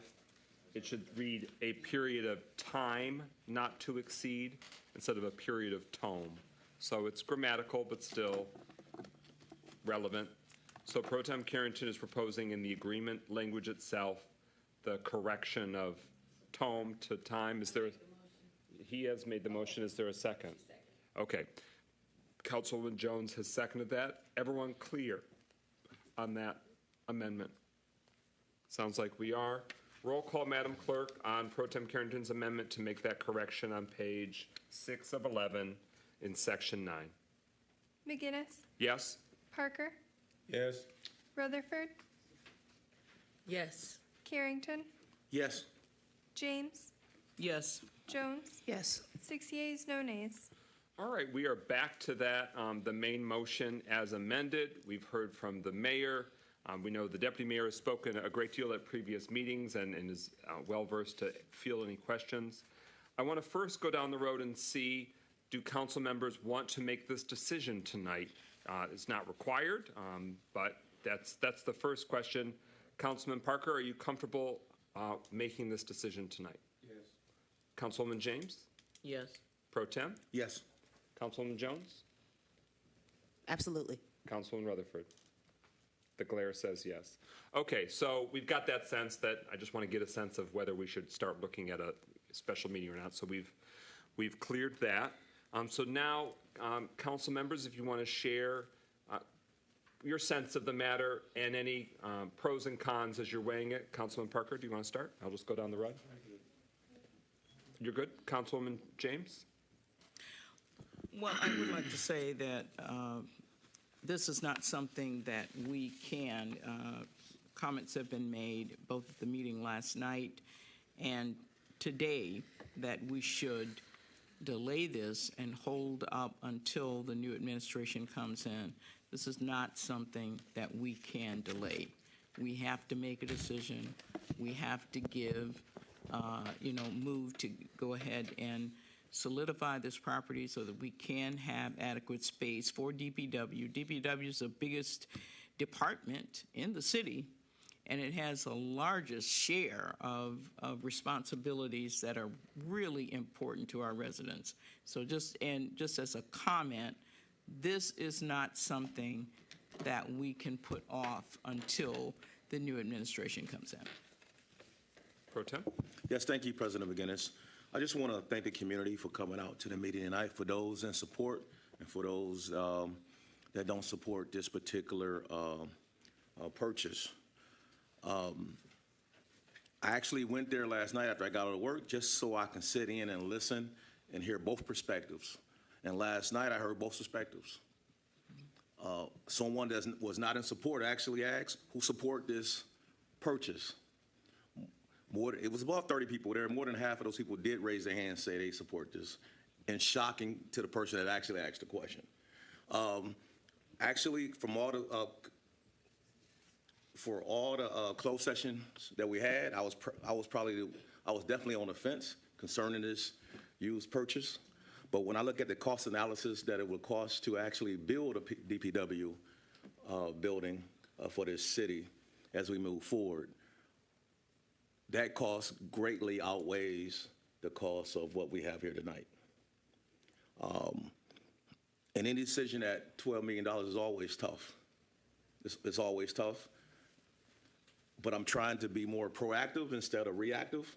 And I know that we've been needing a DPW permanent center since way before I came in office. Years. Way before I came in office. And my philosophy is that we build on the last council's decisions, and then the next council come in, build on our decisions. And we move from every 4 years, we keep moving a penny. And I'm confident when decisions that we make tonight will definitely put the city in a better perspective next year as we move forward. Thank you. Councilman Jones? Okay. Information is power. As Pro Tem Carrington stated, or maybe it was Councilwoman James, excuse me, we have discussed this many times, both in closed session and publicly. And in the public conversation, back at the community conversation in March, we took a look at all of the city-owned buildings, all of the sites, and yes, this included the Collier site. This building cannot be placed on that site. We cannot continue to lease the site that we do. DPW is working an uphill battle trying to serve the city. Each day there is a new road concern. Each day there's a concern about cutting, lawn cutting, that is. Each day there is a concern about cleaning up an illegal dumping site. Anything that needs to do with the DPW department, there is a concern, and that is because DPW is the heart of our city. It's the heart of any municipality. That is the key to better city services for residents. So let me be very clear that I support this, and it's not because anyone else wants it. It's because I want it, because I know that we need it here in this city to address the concerns that bother us most every day when we leave our home. That's it. Thank you. Councilman Rutherford. Aren't you tired? I mean, literally, yes, it's 11:05, yes. Aren't you tired of not having city services that work for you? Aren't you tired of being treated like what you have going on doesn't matter? All day, I've listened to John Q. Public. I called myself doing the infomercial that I paid for out of my own pocket because I wanted to give people facts, not based on emotion. I want to clear up a couple of things before I say what I got to say. It only take me 2 minutes. At the time, when I said we didn't have the funding, I did not see the funding available. Deputy Mayor can attest to this. I made him show me the bank statements to show me what's available. Would that now be a correct statement, sir? You can turn the mic on and say yes. Yes. So once I realized that we had the money, and I realized that we had people on Earl Moore who had sinking potholes, and I realized that we have streets that are tearing up our cars, and I realized that we are losing on average 2 to 5 people at least every 90 days in that department. And I realized that they're in a building that doesn't even have central air. And I realized people are getting hurt. I said, do I do this based on what I want, or do I do it based on what the city deserves? So when I went up to Central, it's nostalgic for me because I graduated from there. My father graduated from there. But that's not the reason why I'm voting for this. I'm voting for it because, quite simply, we deserve to have a DPW department. We deserve to have a building that stores all of the equipment that we have bought, we have used. And I've watched people try to destroy this city and tear the whole city apart over a building. But they say that they want to move this city forward. I've watched people threaten people over a building. But they say they want to move the city forward. I've watched community groups say, we don't know what we're doing. We're just doing this because it's election season.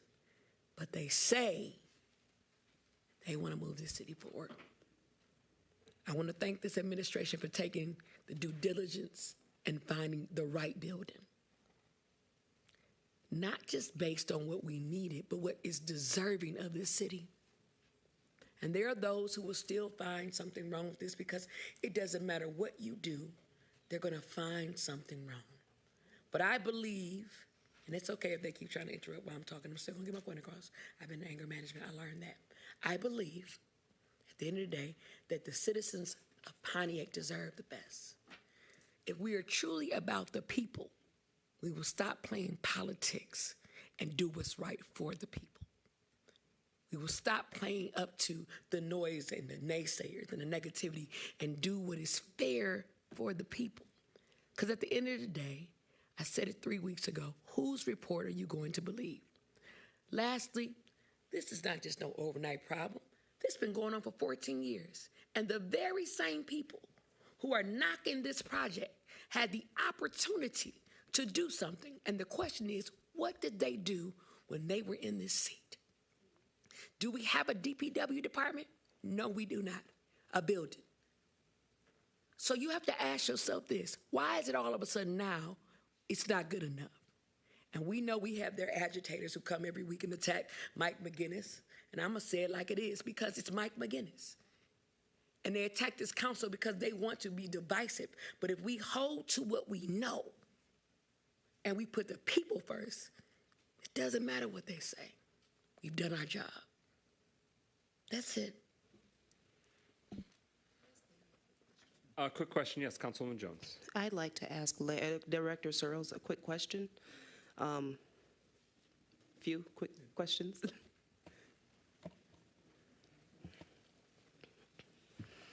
Thank you. Now, Director Searles, you have been in 300 West Huron, correct? Yes. And it's your, you attest that you're stating that this building would serve the purposes currently for the city. This would allow you and your workers to get your jobs done more efficiently. Yes.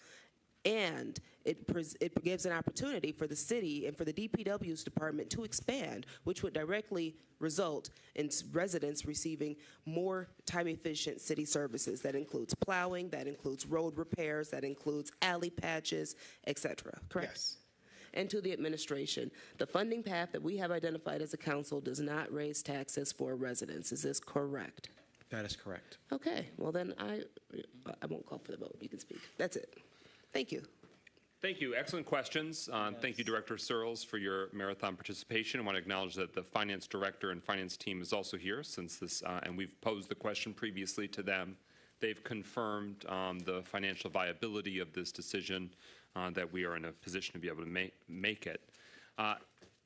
The matter of timing, since it's been raised, City Council would have been willing to take it up months ago, but there was further due diligence. There was finalizing and finessing of agreements and terms and pricing and negotiation and how quickly can we get into the building and what happens to the equipment that's in there right now and what about the staffing? Do we, what payment do we get if they use some remaining few thousand square feet?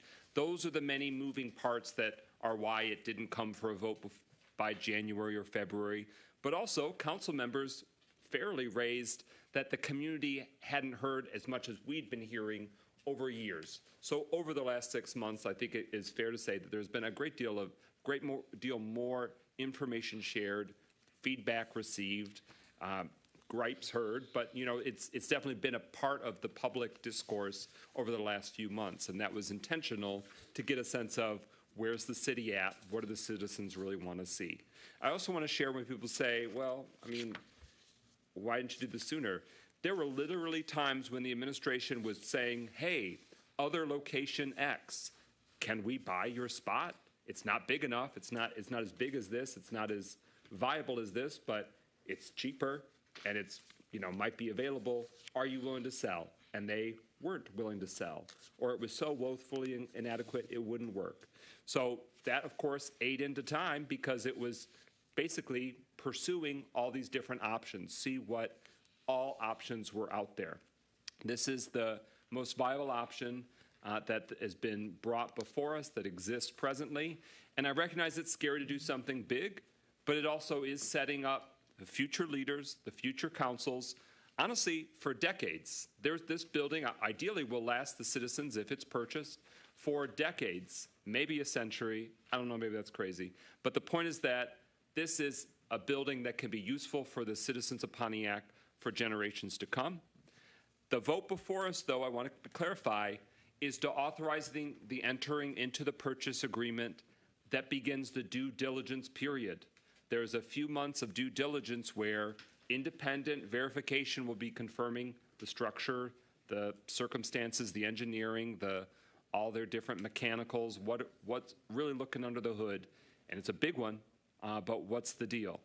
That due diligence period would be initiated, and that would go for the next few months. Also, the $600,000 deposit, which goes towards the ultimate purchase price, is refundable. So that way, should for any reason in the due diligence period we determine that this is not a right fit, or that there is something structurally that's a bridge too far, then we are able to exit that purchase agreement, exit this facility consideration, and receive that down payment, refundable down payment back. So I just want to make sure that the community knows that's truly what's before us, is the initiation of that authorization of the purchase agreement, yes, but it also is the due diligence period and that refundable deposit. Councilwoman Rutherford. I call for the vote. Okay. Well, with no other discussion, the vote is happening. Okay. So, speakers list exhausted. Thank you. We are at the resolution approving the purchase of 300 West Huron Street property for the city's public works operations. We're looking at over 410,000 square feet and over 16 open acres that would become City of Pontiac property from a current private entity, private owner, and commonly is known in the community as the former Pontiac Central High School and that footprint. Everyone's clear on the vote before us. Roll call, Madam Clerk, on adoption of that resolution. James, Yes. Jones, Yes. McGinnis, Yes. Parker, Yes. Rutherford, Yeah. Carrington. Yes. 6 yeas, no nays. That motion carries. The resolution is adopted. We're now at number 42. Is there a motion? So moved. Oh, I think it was actually moved many months ago. Again, it's been before us for a number of city council meetings. So it doesn't need to move in a second, but this is amending the remaining days of the fiscal year's budget so that way that down payment can be made and we could proceed accordingly. Any discussion? I call for the vote. Well, hearing no discussion, the vote will be voting on. Speakers list exhausted. Roll call, Madam Clerk, on approving that budget amendment for that refundable down payment. Can you say refundable one more time for the road? Refundable with an R, yes. Thank you. Capital. Roll call, Madam Clerk. Rutherford, Yes. Carrington, Yes. James, Yes. Yes. McGinnis, Yes. Parker, Yes. 6 yeas, no nays. Can I make a motion? That motion carries. The resolution is adopted. Yes, ma'am. Can we vote on the bond issue to suspend the rules for that? Because I do have to. Which issue? Aren't we voting on the bond tonight? Am I correct? No, we previously authorized, you mean for the I didn't know. youth recreation? Yeah, that's not on tonight's agenda. Okay, cool. So we're going to proceed back with the order that we were in. We go back to 13 and 14. This was places of assembly that Manager Yandrick had worked on before. We had tabled it back in February. I just wanted to give City Council an opportunity, if you wanted to salvage these items before Yandrick fades away, a final chance to do just some of the basic changes, and then we can come back in the future and make further revisions or refinements. Councilwoman Jones is chair of the Economic Development, Housing, and Planning Subcommittee, did a lot of deep dives on it. She's got ideas on how we could revolutionize it further. For the sake of time, I don't think we're going to get into it tonight, but it's something we can build off of your existing ordinance. There's no pressure, no obligation, but while we still have him for his last few minutes on the job, I wanted to give the council the opportunity. We did have a moratorium on places of assembly. That moratorium did end, so it still reverts to the broader, less defined regulations that exist. We have not seen a massive onslaught. Sounds like it's kind of cooled down, but does the council want to adopt those place of assemblies changes that we debated before? All right, so it's been moved by Councilman Rutherford, so we should even do that motion to even discuss it further. Moved by Councilman Rutherford, is there a second? Support. Supported by Councilman Parker. I know you got a presentation. We did see it months ago, but do council members have specific questions or concerns before we do any overview, or do you even need the overview? Sounds like council members aren't clamoring for an overview. Okay. So, can you just describe for the public, refresh their memory, what is a place of assembly in the city of Pontiac's ordinances? A place of assembly is a gathering. It could be for any number of purposes, but it's kind of a catch-all for things that are not easily defined. A religious institution is an established use that's different. It's not a bar or tavern. It's not a private fraternity club. But a place of assembly is where people gather.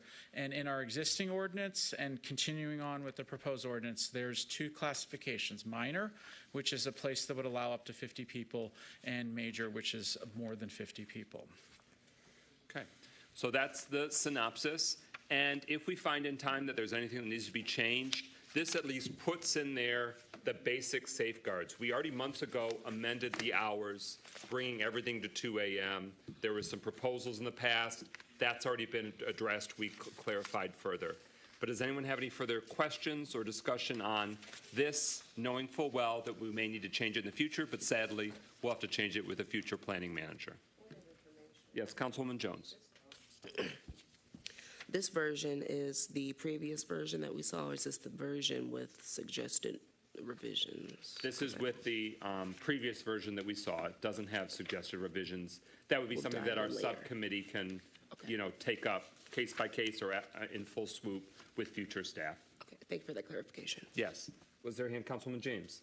Would the council be able to, if we approve this tonight, is there a way that we can hold enactment of it until it's been reviewed by the subcommittee, by Councilwoman Jones's subcommittee? I mean, can we approve it and just kind of hold off on the implementation? Because, the last time we talked about it, there were a number of concerns. And I'm still reluctant to really approve this. Nick, from a legal perspective, can City Council adopt that it is not in the traditional 7 days that an ordinance takes effect, but maybe there's a certain amount of time, either within the ordinance itself or the motion that passes it? I believe so, yes. We could more than likely make a motion that changes the effective date of it, but any changes that go through the committee after today, if it does pass, won't be reflected in that. It would be passed at that date as presented tonight. So the best option would probably be to postpone indefinitely in its current form and then make changes. What's the legal staleness of how long does a window exist before the process of noticing and the consideration for the Planning Commission, the public hearing, does that, sort of evaporate? Minor changes do not trigger the renotice and first hearing again, but major changes, which it sounds like are being proposed here tonight, would require renoticing for first hearing again and for a subsequent second hearing.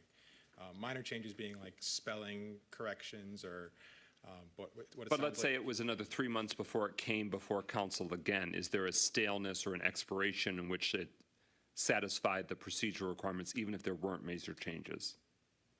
Can you rephrase it again? How long does that window of opportunity exist before it's been too long? Is it as long as the council is in session?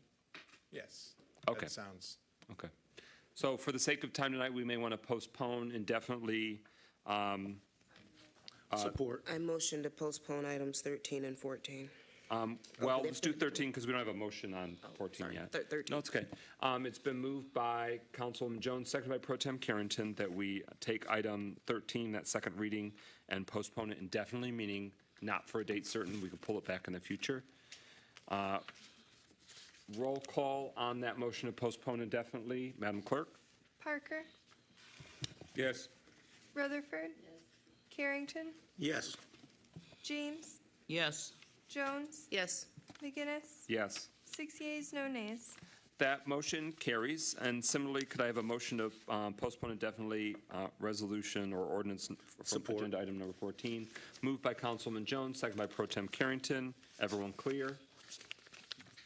Roll call, Madam Clerk. Carrington, Yes. James, Yes. Jones, Yes. McGinnis, Yes. Parker, Yes. Rutherford. 6 yeas, no nays. That motion carries. Thank you, Manager Yandrick, for your service to the city of Pontiac.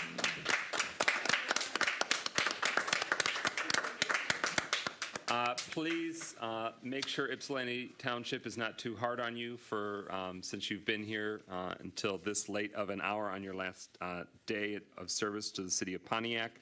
Thank you for your work. Whether items are adopted or not, we understand how much research, labor, preparation, procedural administration goes into that for you and your team, past and present staff members. Do you have any final reflections that you wanted to make before you drop the mic?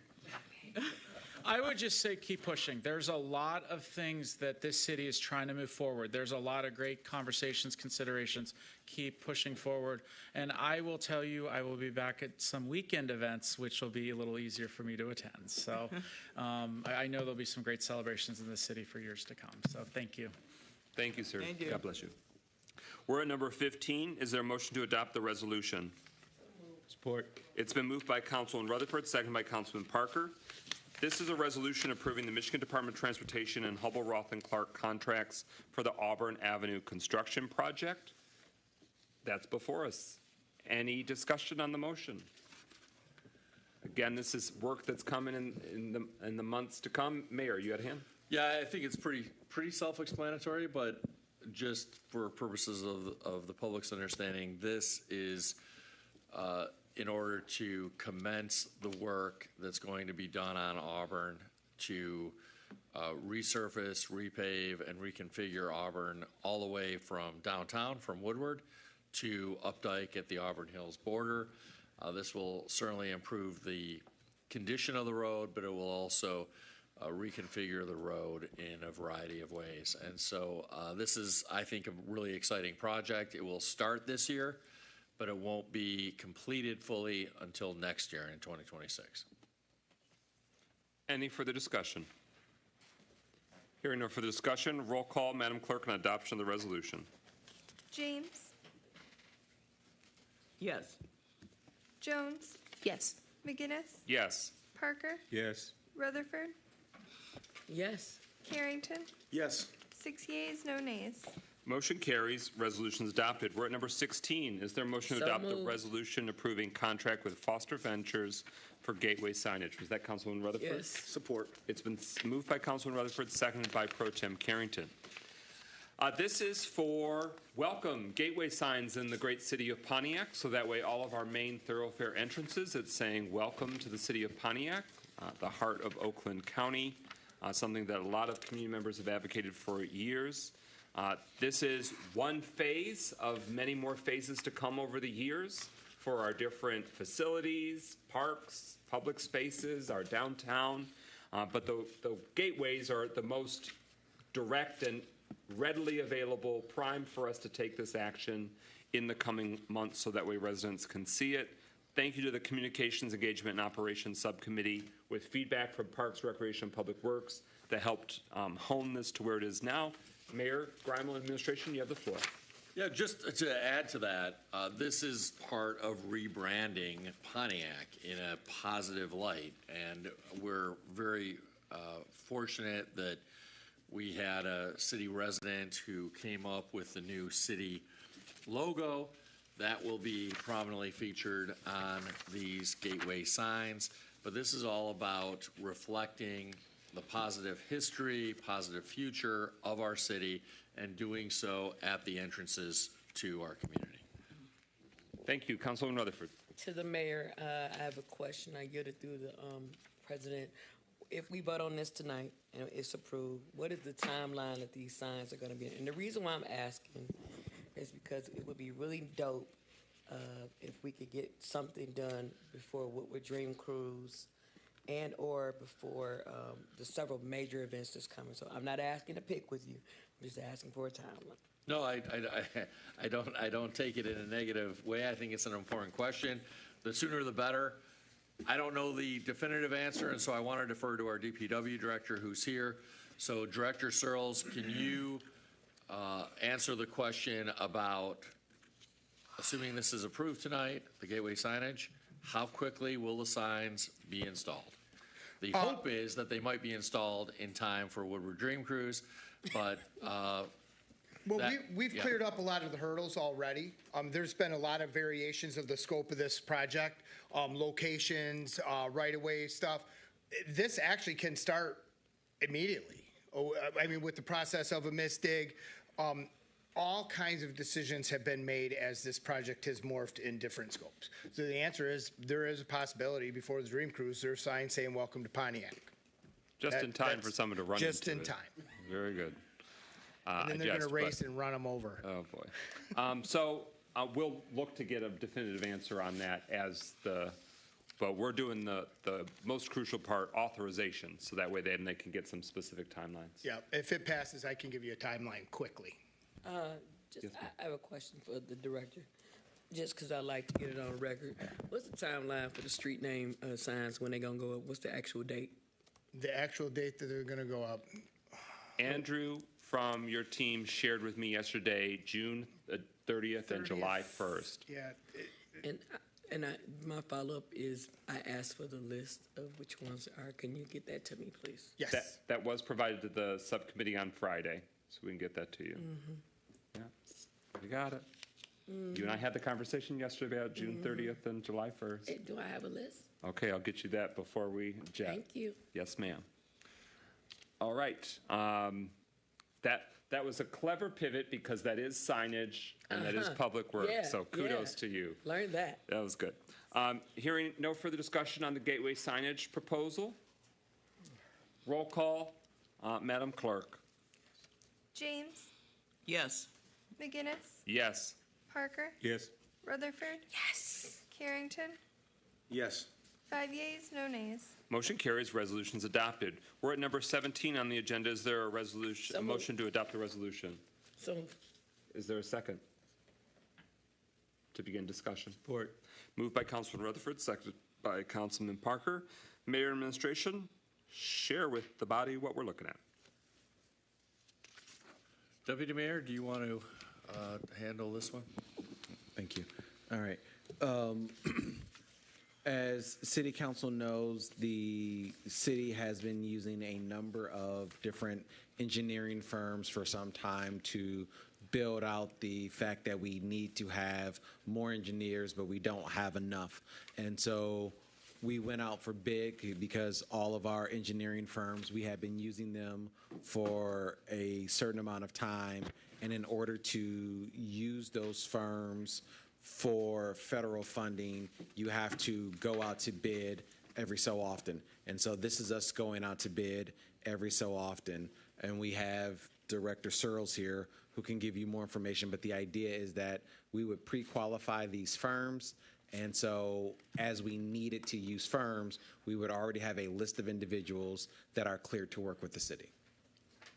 Okay, for council, this is a two-step process. It's QBS. We did the RFQ.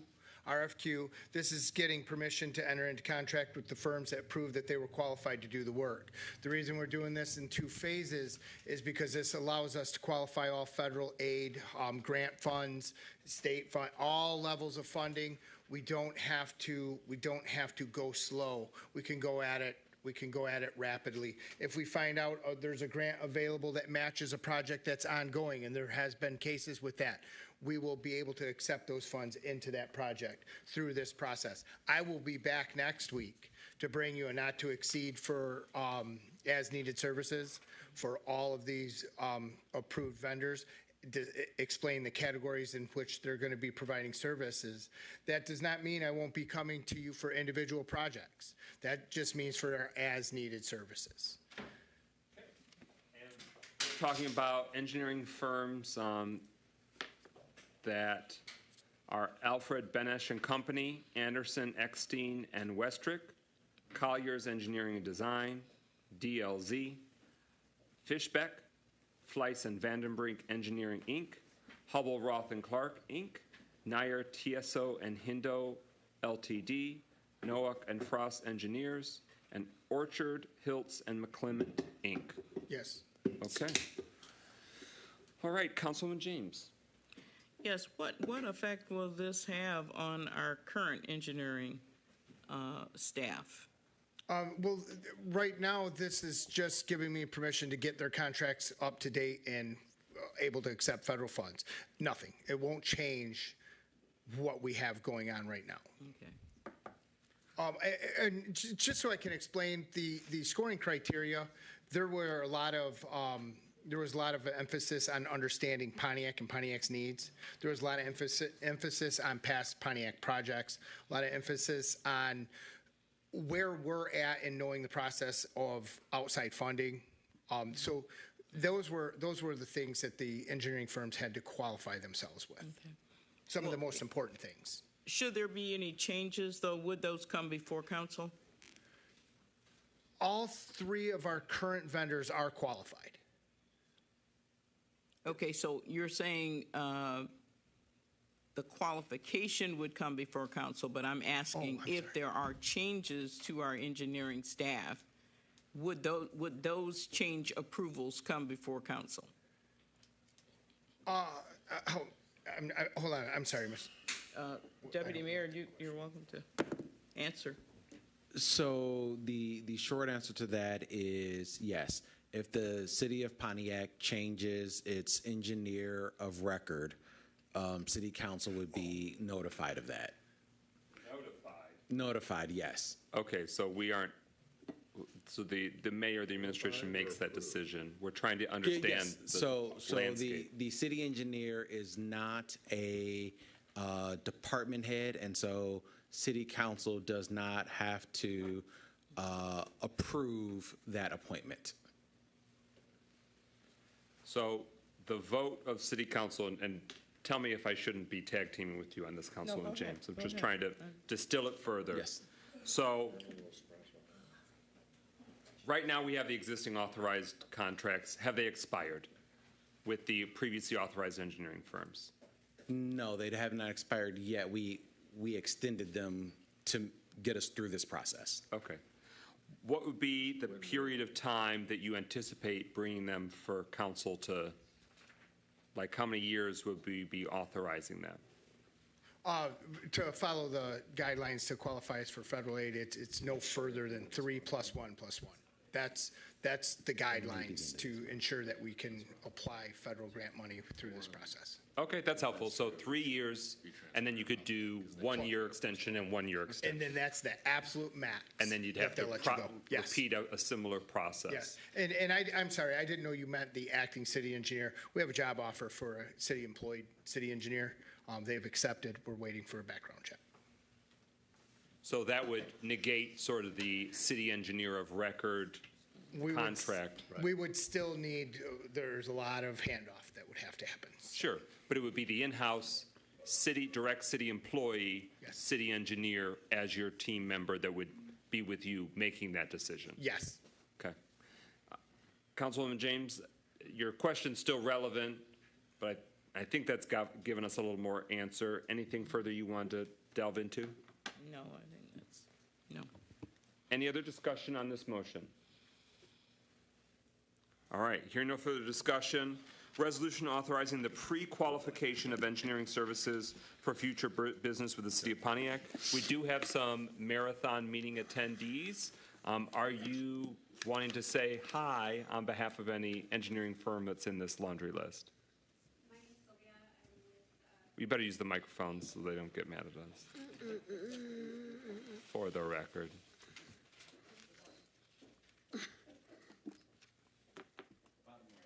Yep. Been here all night. You think I know that?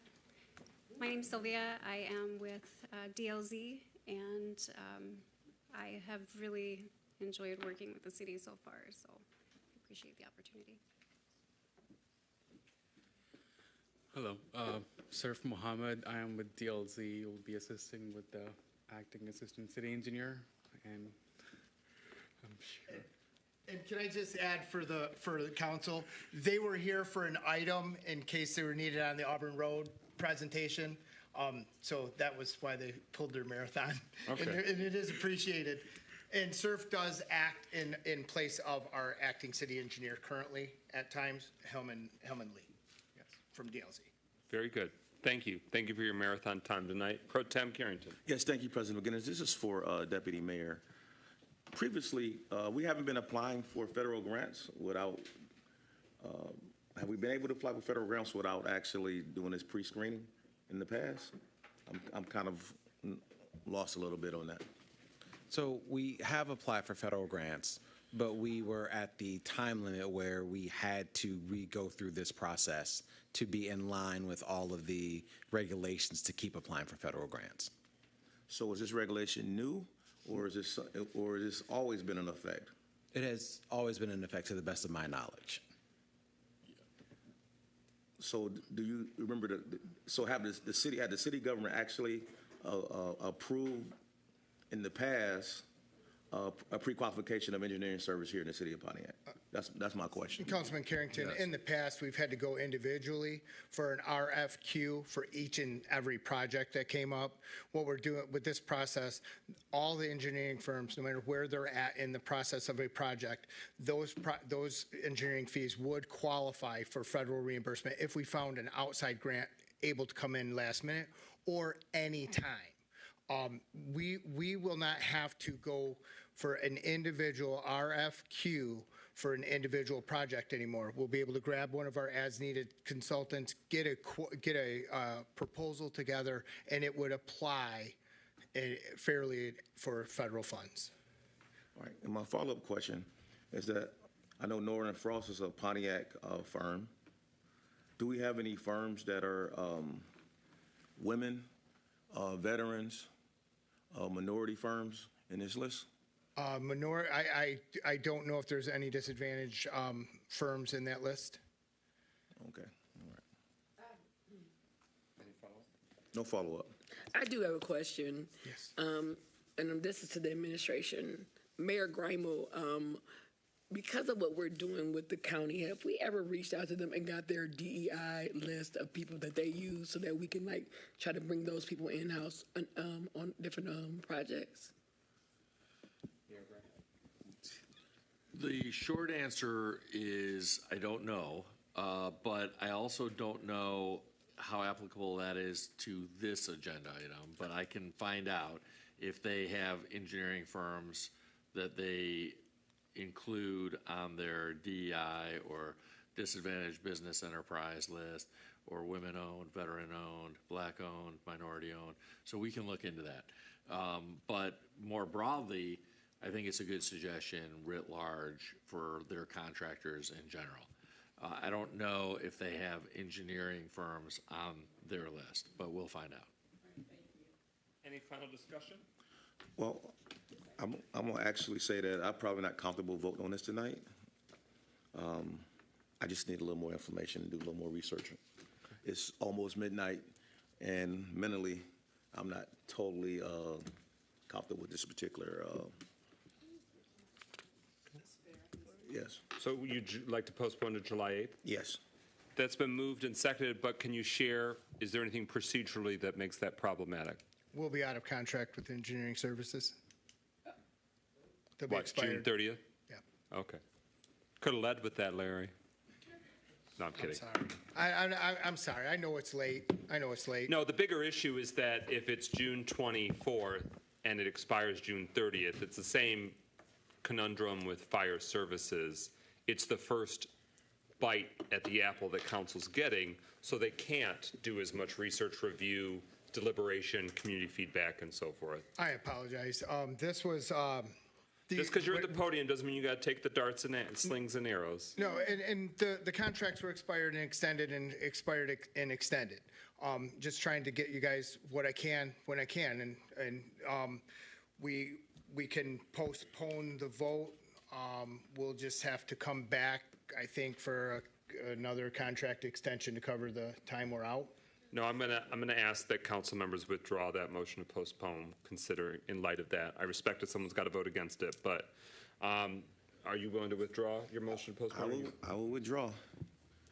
I can't remember who seconded it.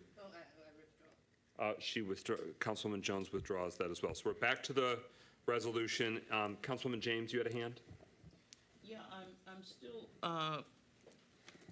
kind of confused because I thought at first you said that this is just something that we do every 3.5 years, and then you said that this is the first time that we will no longer have to write RFPs. We're going to have this pre-qualification process, which now it sounds like this is really something new to the organization. So I'm kind of confused as to what's going on.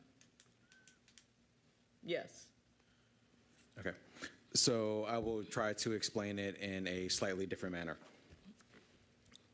In order to use a engineering firm with federal dollars, you have to go through the procurement process, which is what we're doing right now.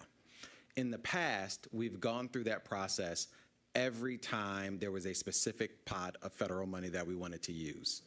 This time, what we're doing is going through a general process so that whenever a federal pot of funding comes up, we've already gone through the general process and we're allowed to use those firms. And you have to do that. If you do it that way, it has to be done every 3 to 4 years. 311 is what you have to. You can't do more. Okay, so that's what I'm saying is this is a new process. Yes, every so often you have to do the procurement, but what we're voting on tonight is a new process because you're pre-qualifying a group of engineering firms who would then be the people that you would reach to for every RFQ. And the difference between now and in the past is we're doing RFQ so that we're nimble. So we have a group of firms that are nimble to go after federal dollars instead of individual single projects coming with an RFQ. So was any thought given to DEI? Was any thought given to trying to identify reputable minority firms and, women-owned firms? Or was any thought given to DEI in preparing and pre-qualifying this group of engineering firms? Yes. So I was not involved with actually scoring the applications, but yes, there were several firms that are minority owned that were specifically told about the opportunity, and I just don't know, did they actually follow through and apply? But yes, we did reach out to them.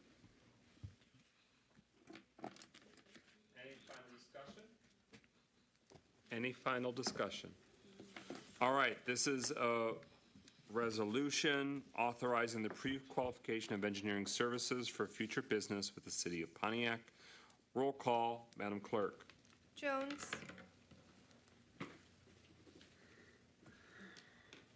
No. McGinnis. I'm a yes, but if the council's going to vote it down, we need to schedule a special meeting between now and June 30th. So, but I'm a yes. Parker.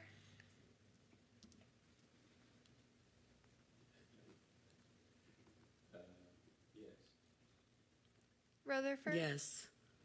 Carrington. No. James. No. 3 yes, 3 no. Point of information. Yes, ma'am. So now we have to have a special meeting because of this? No, it's not my job to pull the administration out of the fire because of it, but it means that the contracts will expire with the engineering firms June 30th. So all of the ARPA projects and all the park projects. if there's any new things, Yeah. have fun juggling that headache. I mean, the motion fails 3-3. A tie is a fail. I do have one more question. So, If it's not on, is it on the agenda? oh no, I'm just, No, we can't take unagenda items unless you want to make a motion. I do want to make a motion. Okay, what's your motion? No, wait a minute, I'll come back, go ahead. Okay, we're at number 18 on the agenda, resolution approving Sourcewell contract for park materials at Crystal Lake Park in the amount of $125,831. Is there a motion? So moved. Is there a second? Okay, it's been moved by Councilman Rutherford, seconded by Councilman Parker.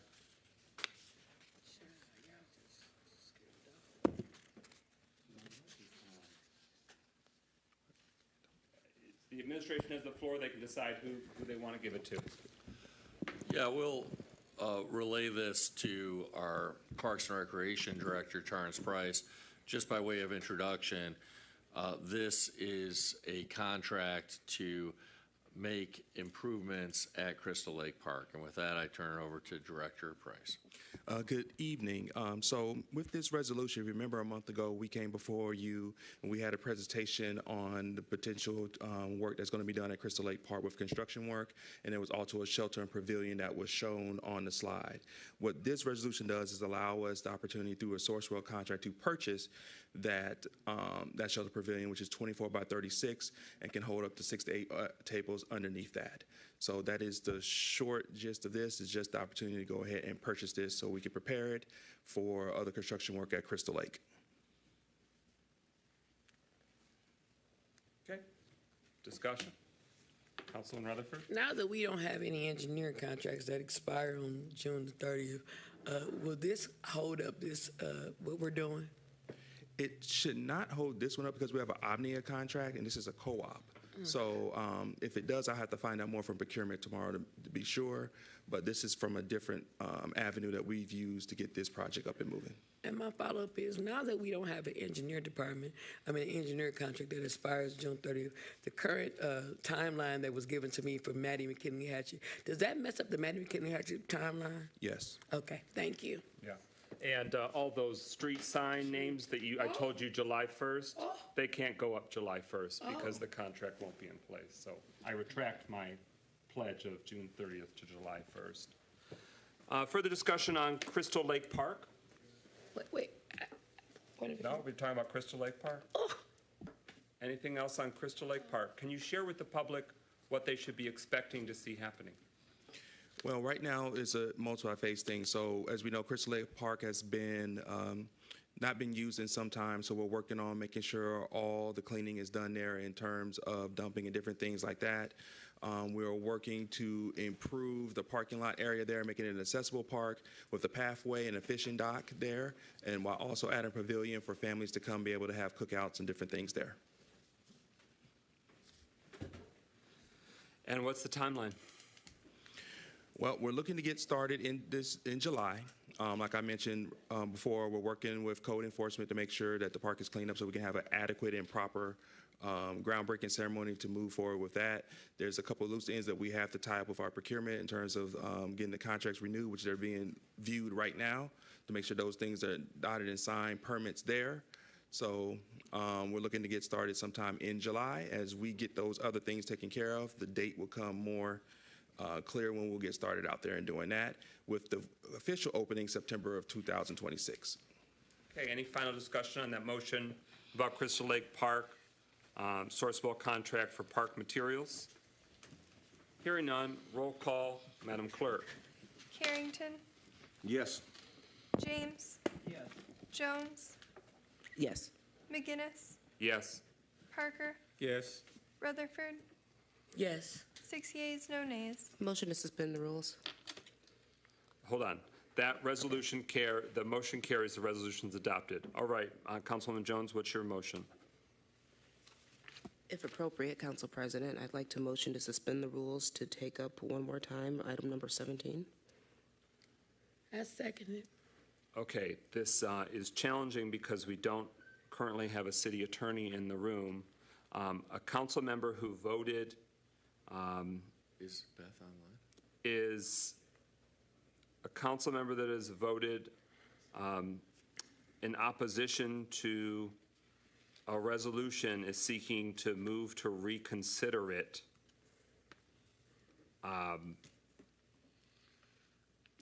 My understanding is that Councilman Jones does have the standing to make that decision, to make that motion to reconsider. I need confirmation on who has the authority to second that motion. My sense that any council member can second that motion, but does the Chief Assistant Clerk know that parliamentary procedure answer? If you give me one moment, I'm going to try and find it. Okay.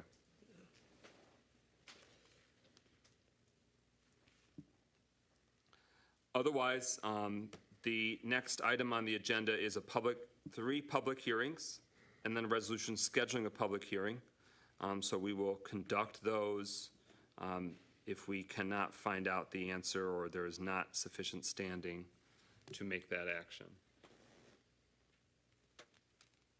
I can only find language regarding who is allowed to motion, which leads me to think anyone can second. Okay. So Councilman Jones moves to suspend the rules.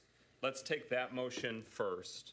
She moves to suspend the rules so that way a motion to reconsider can be taken up. Yes. That has been moved by Councilman Jones, seconded by Councilman Rutherford.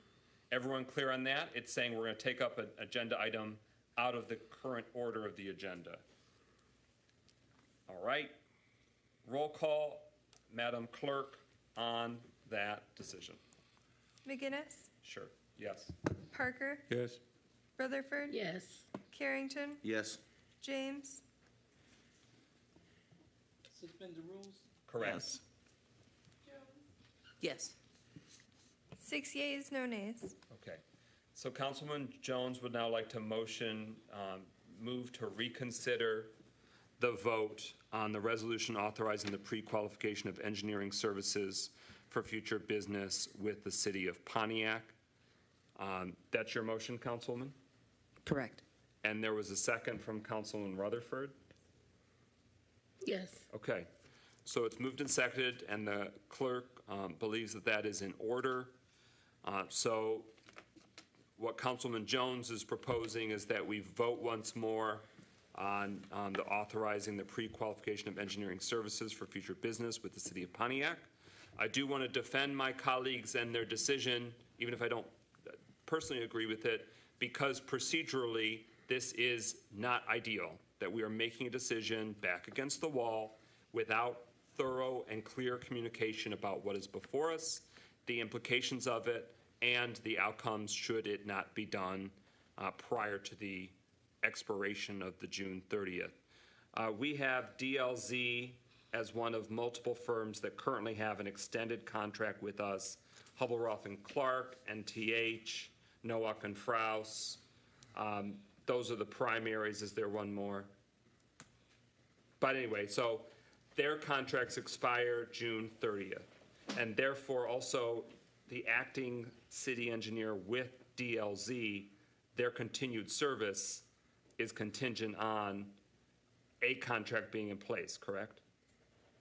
Correct. Okay. So Councilwoman Jones, you made that motion. You can speak to why you'd like to reconsider it or, provide further review.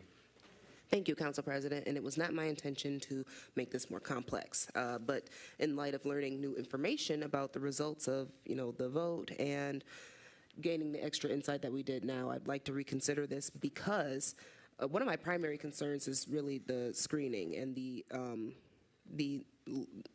amount of engagement from local contractors and local entities. Now, I understand that some of these are just existing, and this is for future business with the city of Pontiac, but to make a long story short, I don't want to hold up any other projects. I just want future consideration at a different time to discuss my concerns. So I would like to change my vote. Okay. Pro Tem Carrington? Yes, thank you, President McGinnis. First and foremost, I'm not going to apologize for my no vote. I think that something coming to us when it expires July the 30th June the 30th is definitely, they could have had extension contracts ready, and then also explain the same process of what they wanted to do in this area. It's 12 midnight. Mentally, I'm drained. I'm tired. And even the presentation didn't speak all those things until it got voted down. That is an issue. And moving forward, the rest of this year, it should not be an issue. Things should come in front of the council in plenty of time that we can actually come back, look at it at least twice before we make these decisions. Thank you. Councilwoman James? I'm sorry, Councilwoman Rutherford? So, the bare brass tax is that there are certain projects that if this is voted down would be delayed, and the reason why, that's why I voted yes for it the first time, that's why I'll be voting yes for it again. Maddie McKinley Hatchett came to me last week, I believe Councilwoman James can attest to this, asking concerns about her park, which was supposed to be done and is still delayed. We also have the Art Dunlap project that is coming up, which will be delayed. We have signs that some people have been waiting over a year and a half to be put out, which are being delayed. And yes, we understand that we were supposed to have this information, but we can't keep pushing stuff into delay because of their issue. We have to deal with that in-house later on. I am voting yes because of that, because I am tired of hearing about Maddie McKinley Hatchet Park not being finished. I'm tired of hearing about Art Dunlap not starting. I'm tired of hearing about Dr. Roy Cooley's sign not being up. The complaints that I'm getting, it is what it is. That's why I'm voting yes. Thank you. A motion to reconsider under Robert's Rules of Order allows a group to revisit a vote already taken, but it has strict time and eligibility requirements. It can only be made someone who voted on the prevailing side of the original motion. So either yes if it passed or no if it failed. So we've satisfied that. The motion to reconsider must be made either on the same day the original vote occurred or in the case of a multi-day session on the next day. What I want to clarify from the Chief Assistant Clerk is the motion to reconsider the vote approving the resolution, or do we have to vote to reconsider and then do the reconsideration, do the vote? It's been a while since we've had to do this. You will want to vote right now approving that you will reconsider and then redo that vote. Okay. All right, everyone clear on that? The vote now is whether we reconsider. One, we suspended the rules to take up something not on the agenda. Now we are saying, should we reconsider it? Doesn't determine the outcome. That's the motion before us. Everyone clear? Roll call, Madam Clerk, on the motion to reconsider that resolution. Rutherford? Yes. Carrington? Yes. James? Yes. Jones? Yes. McGinnis? Yes. Parker? Yes. 6 yeas, no nays. Motion carries. So could I have a, do we need to do a new move in second, do you think? Yes. Yes. Okay. Who moves that resolution? I move. Who seconds?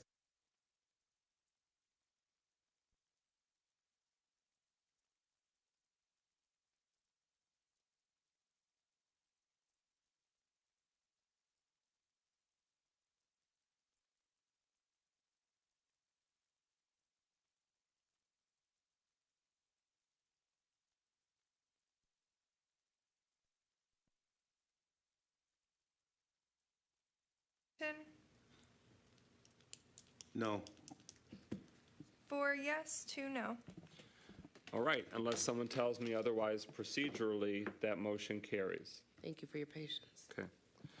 All right, we are at number 19 on the agenda, public hearing regarding the sale of a city-owned lot located at East Wilson Avenue, parcel identification number 1433405-038. We must hold these tonight because we said in public notice it was going to happen at this meeting. So I know it's late.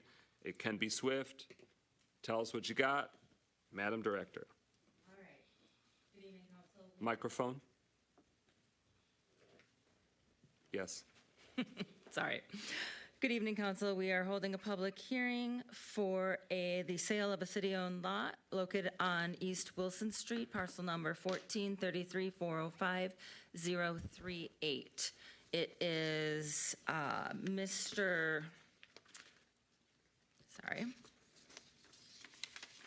Roland Elam that has requested to purchase the lot. Purchase price is $2,470. And where is it located? It's on East Wilson Street. It is a vacant lot. Parcel number is 1433-405-038. Is it at Sanford? Do you want to see? I can show you. There we go. All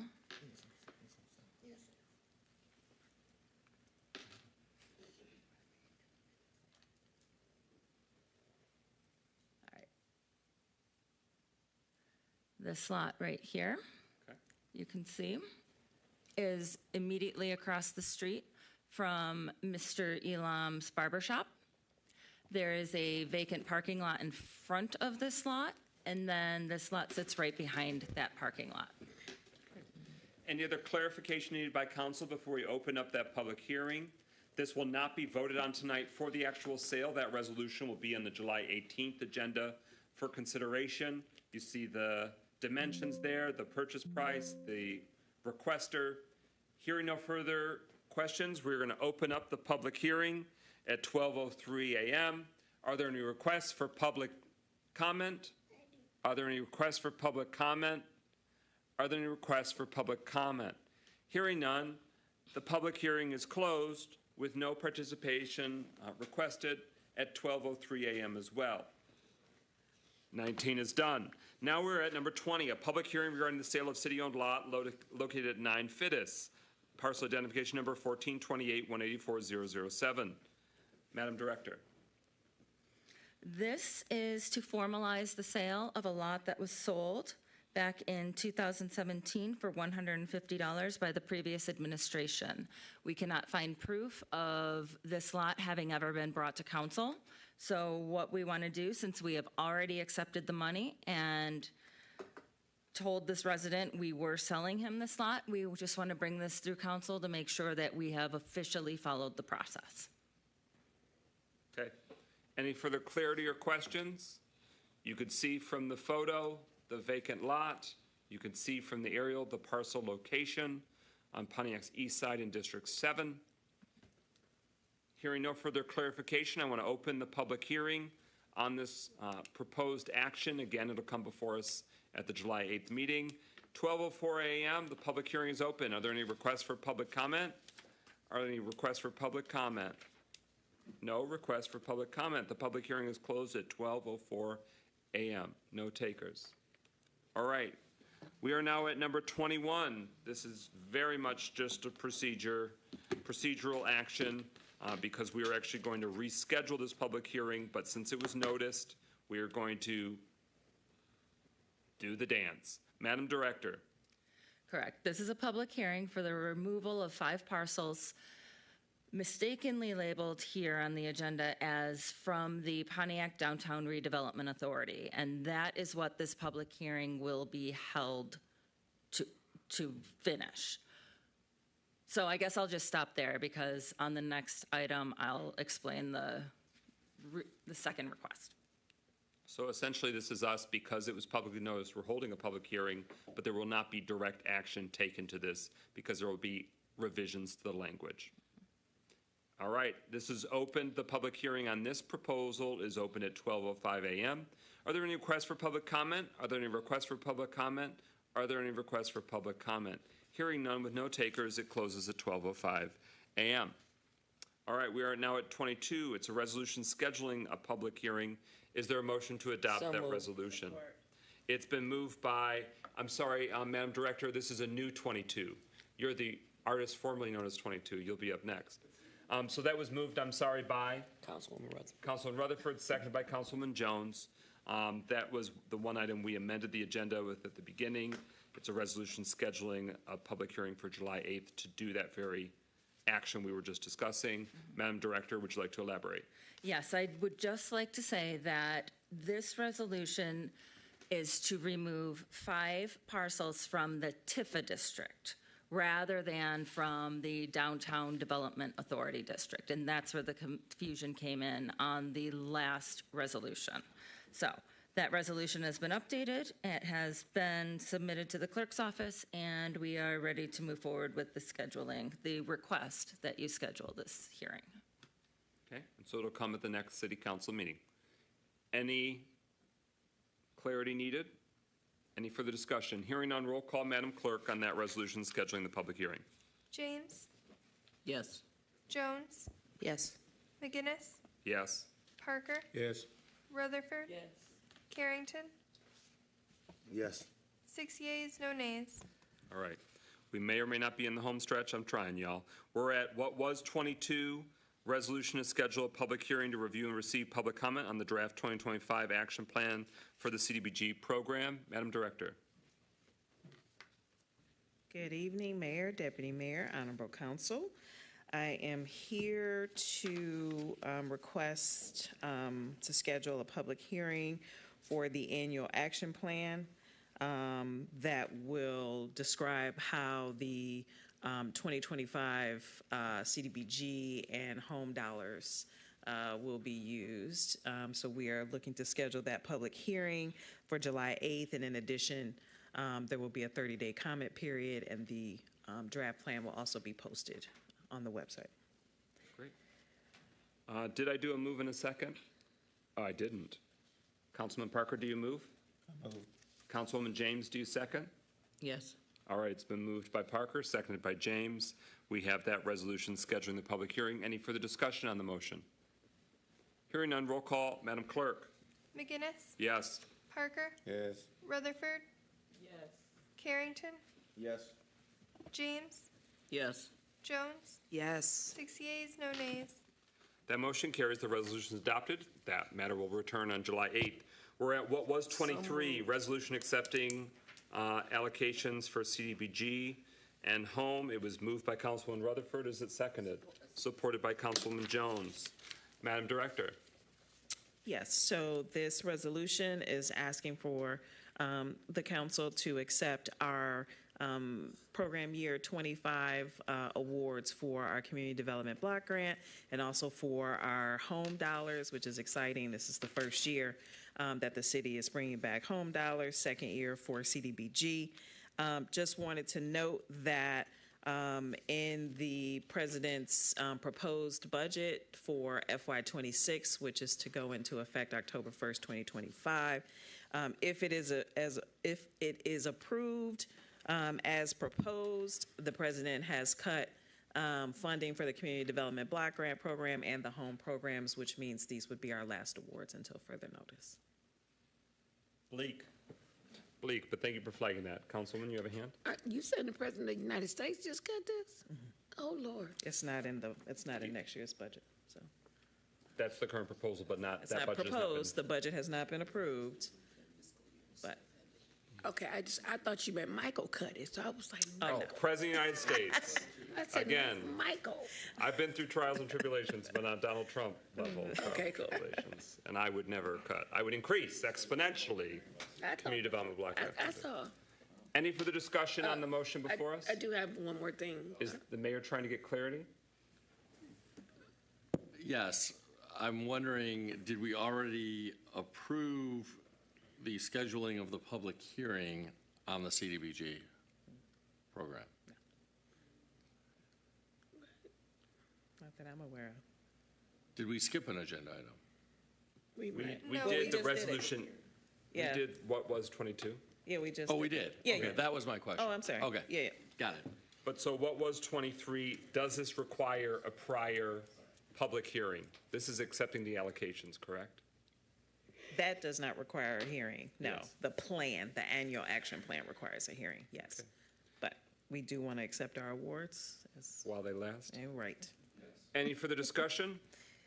Councilman Rutherford? So you said earlier, just so that we have it on the record, that you can help individual housing repairs, is that correct? Or is that first-time home buyer? How are we using this money? So for FY25, we'll release the draft annual action plan after the administration has had time to review. But for FY24, which has already had a hearing, that money is for home repair and down payment. It includes home repair and down payment assistance, What's yes. the amount for the down payment assistance? So we have 2 years of CDBG funding for that. One is our FY24, which is $100,000 currently, and then our FY23 via Oakland County, which is $237,000 and some change. Okay, thank you. Any further discussion on fiscal year or for this 2025? Hearing nothing further, roll call, Madam Clerk. Rutherford, Yes. Carrington, Yes. James, Yes. Jones, Yes. McGinnis, Yes. Parker. 6 yeas, no nays. Motion carries. Resolution is adopted. We're at what was 24, resolution to approve the budget amendment. So moved. Is there a second? Support. Moved by Councilman Rutherford, seconded by Councilman Jones. You want to break it down for us?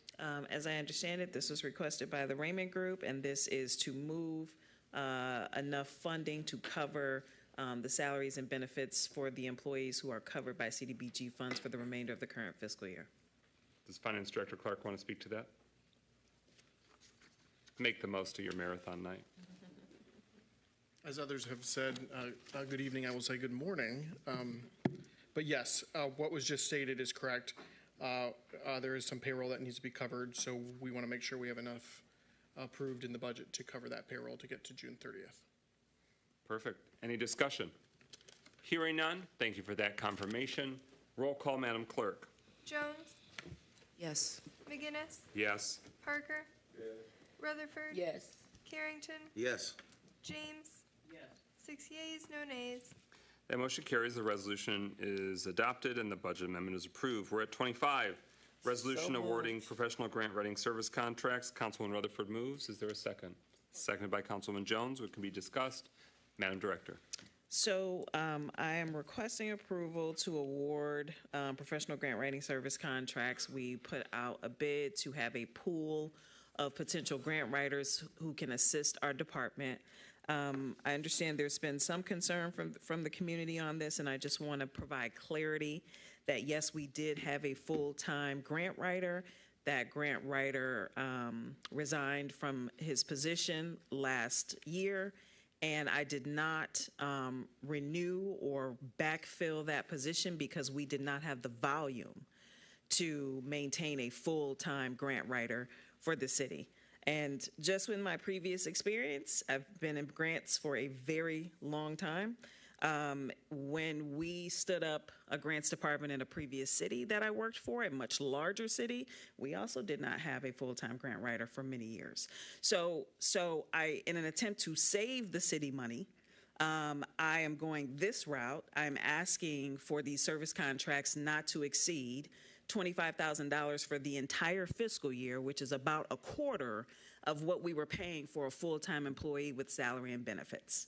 So it is actually a savings to the city. I am just looking for some additional assistance as I need it, as we have not stopped writing grants since the grant writer left, as we have proceeded with grant applications as they are available. If you are aware of what's happening under the current administration, there are less grant opportunities available. President of the United States Administration. That's right. Okay.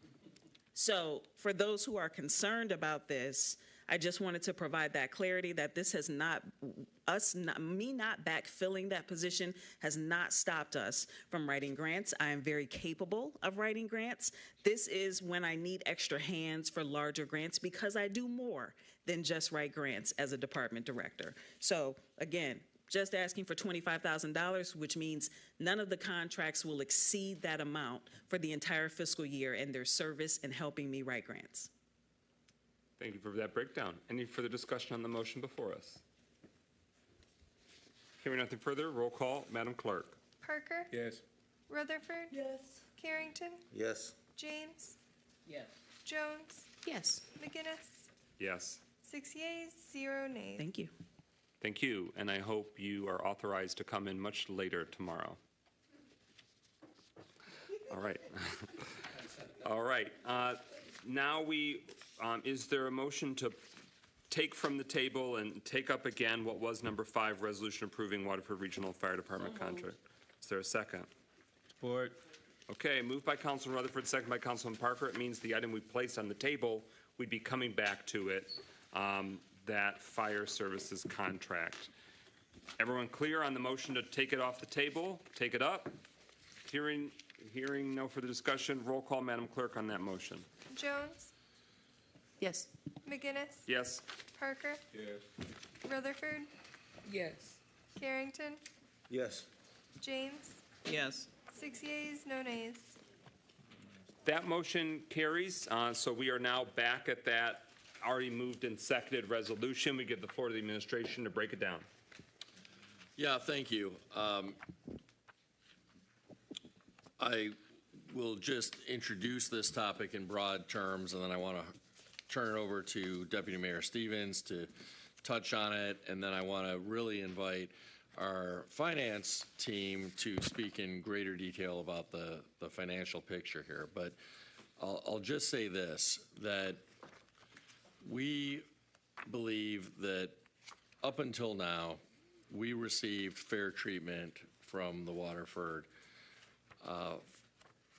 Township in terms of the pricing for the fire contract. We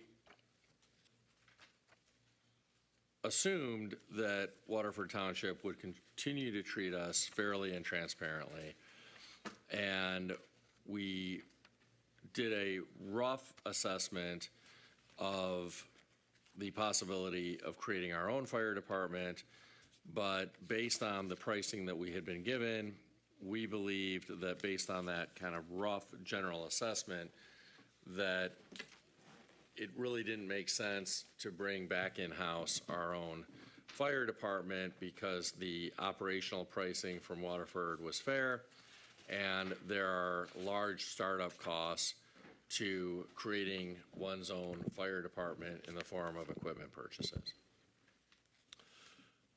To our surprise and disappointment, the proposal made by Waterford asked for a very large increase in year one, followed by steady increases in years thereafter. We repeatedly asked Waterford for an explanation as to why this increase was necessary, and we did not receive compelling, transparent information to justify that increase. There was quite a bit of contentious back and forth between us and the township. They ultimately did agree to make some changes that were in the city's favor, but we still are at a loss as to why even the smaller but still very large increases that they're insisting on in pricing are being demanded. And having said all that, though, because we don't have our own fire department, we don't really have a good alternative in the short term.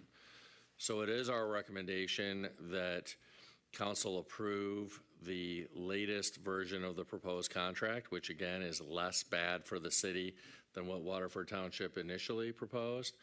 But I want to turn it over to the deputy mayor for some additional information and clarity. And then most importantly, I want to invite our finance team to speak to this in greater detail. I want to also thank our finance director, Daniel Clark, for the amount of work that he put into analyzing the Waterford Township proposal, analyzing the proposed cost increases, and making his determination that, as far as we can tell, they're really not justified in terms of cost. But again, we don't have a lot of good choices here. And so with that, I want to, again, Deputy Mayor, I don't know if you want to share any thoughts or if you want to go straight to Finance Director Clark. Finance Director Clark, take it away. All right. Well, good evening. So, as was just stated by the mayor, the first proposal that was presented to us proposed a 17% increase for the first 2 quarters, with subsequent 5% increases for the next 9.5 years, so a total of a 10-year contract. We did an analysis of what we had been paying compared to the Waterford's total budget, and it came anywhere between 38 and 42% of their total budget, which included capital outlay, which in most parts equated to how much of the service that we were providing. So they provided us a very detailed list of the runs that were done by Waterford compared to what we used up of that total, and approximated 38%. So we felt like that percentage seemed fair. With this new contract, it actually increased our percentage of their total budget, starting out in the first 2 quarters to 46%, and then all the way up to year 10, projected for us to cover about 55% of their total expenditures. So we felt like what they were originally proposing to us seemed just out of context for what percentage of the services that we're currently using. So we had conversations with them on at least 3 different occasions for them to provide us background on what the reasoning for the initial 17% increase was, and then the subsequent 5%. They seemed to not want to provide us any detail. They talked in very high-level conceptual terms. We asked them to provide us specific details so we could feel comfortable that what we were presenting tonight would be an appropriate contract. After much discussion, they did reduce that 17% increase in the first 2 quarters down to 16%, or 16.05 to be exact. So they decreased it by approximately 1%, which is about $100,000 savings over the first 2 quarters. But then they subsequently are continuing the 5% increase over years 1 through now 6. So the original contract was 10 years, and now they're providing us a 6-year contract with the option to extend for 4 years. So as was stated, with no really other alternative that the city has at the moment, we are recommending that we accept this contract because our current contract ends at the end of June. But we're very disappointed in the negotiations that were had between us and the township.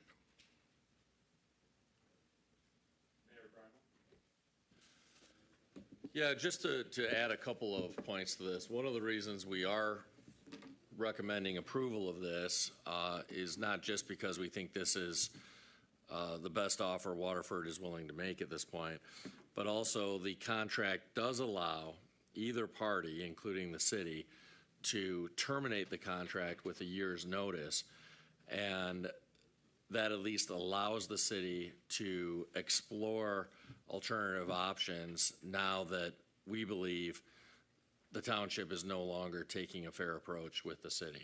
And so we're not truly locked into this contract for 6 years, because with a year's notice, the city could pursue other options if it can find suitable alternatives. The other thing I would say is we were also disappointed that although we extended the contract for 6 months because Waterford Township said they needed some time to put together a proposal, something that we had talked about well before the previous contract, the previous 3-year contract expired at the end of December. We had been asking them for a proposal. We'd been asking them for a proposal. They only gave us a proposal in mid-May.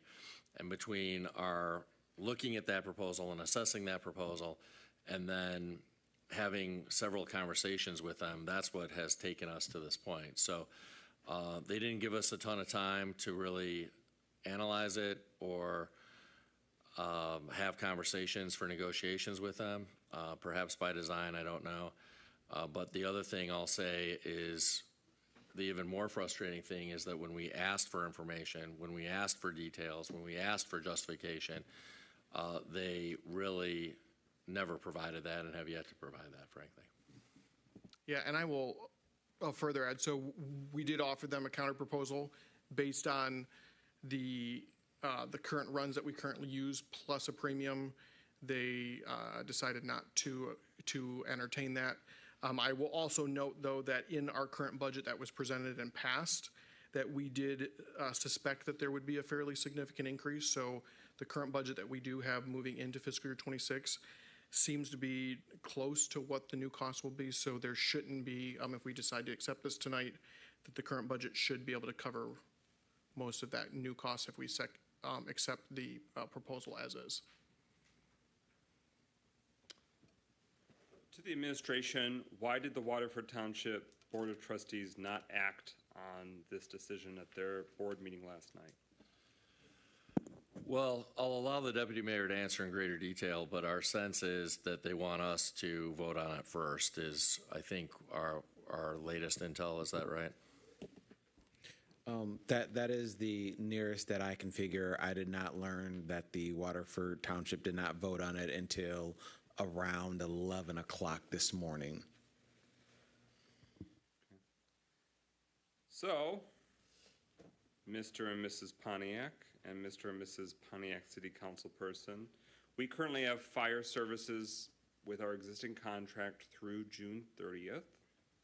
And this is the last city council meeting before that time, but it is our first time having this before us. So that presents a similar challenge, similar in the same regard as trash and sanitation collection this time last year.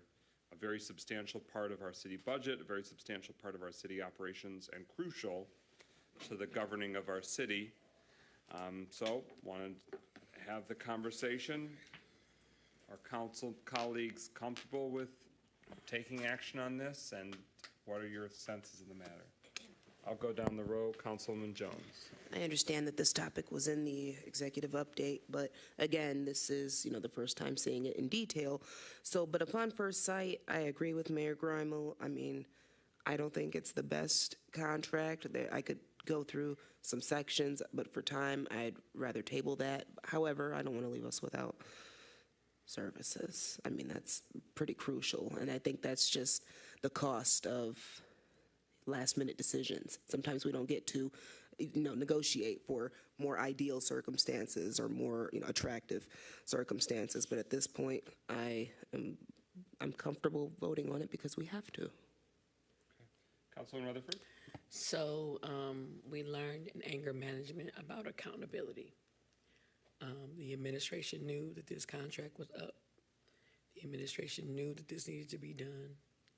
And now, as you stated earlier, our back is against the wall because if we don't do this, God forbid there's a fire July 1st. And so that is the only reason why I am voting on this. I think that this is a horrible contract. I think it was not done in good faith. I think that we have to start having this tough conversation about not waiting to the 9th hour. And it should be the priority of this administration to ensure the contracts are here on time. Now, there will be some who try to say you're taking a dig. I'm just stating what it is. We are stuck in a horrible trash contract because we got it in the 8th hour. And now we're stuck in a horrible fire contract because we got it in the 8th hour. And so the administration has to do a better job of doing the due diligence because you are being paid a substantial amount of money to do this job, and we need you to get it done, and we need to be informed so that we can empower our citizens. And that's the only reason why I'm voting, because heaven forbid, it's a fire. Thank you. Pro Tem? No comment. Councilman James? The only thing I would say tonight is that, with their actions speak louder than words. Their actions are speaking, and I'm wondering, are they wanting to reduce the number of communities that they're serving? And this is certainly one way of reducing by increasing the price to the point where those communities would then begin to look at other options. So just I would think that Pontiac needs to really take a look at that, and because if Waterford really is not wanting to service us, then we need to start looking at that long-range plan for how we could go back to servicing ourselves. Because to just come out of nowhere with these kinds of increases, that's not sustainable for us. So to me, it sends a message that, we really are thinking of reducing our the band here, so. Thank you. I think we need to continue the conversation around, what can we do to possibly go back to our own fire department. Thank you, Councilman Parker. No comment. All right, Councilwoman Jones? Final question, just for clarification purposes to the administration. Were any other municipalities explored for this type of contract, or have we only dealt with the Waterford, with the township because that was the existing contract? Mayor Grimel? Yeah, the short answer is no. We did not actively explore other municipalities. I think that is worth the city considering at this point, given the treatment we've received by Waterford. It's not entirely clear how many cities in close enough proximity have the potential capacity to provide this service. Auburn Hills is a much smaller municipality than Waterford. I think Bloomfield Township is as well. Rochester Hills is comparable in size to Waterford. It probably is a little bigger, but they're not immediately adjacent or contiguous with Pontiac, which poses problems. And so I certainly echo Councilwoman James's sentiment, which is, based on the previous pricing that we've been receiving, eyeballing it, it seemed like, it doesn't really make sense to do a super deep dive into bringing our own fire department back. But at this point, I think it does. Any final discussion on the motion? Councilman Parker? Well, I wasn't going to comment, but it seems like I agree with Councilman James, but I also know that if we think about it, first I need to understand, is this a rolling year or a budget year that you say we have a year to get out of? And secondly, if we decide to do that, how much funding would it cost? Because a number of our fire stations at this point are unusable because of various things, I believe. So it's going to be an expense if we do that. And so I think we probably should start looking at some other municipalities that can offer us service at a reasonable price. You want me to answer? Sure. That's my comment. Mayor Grimel?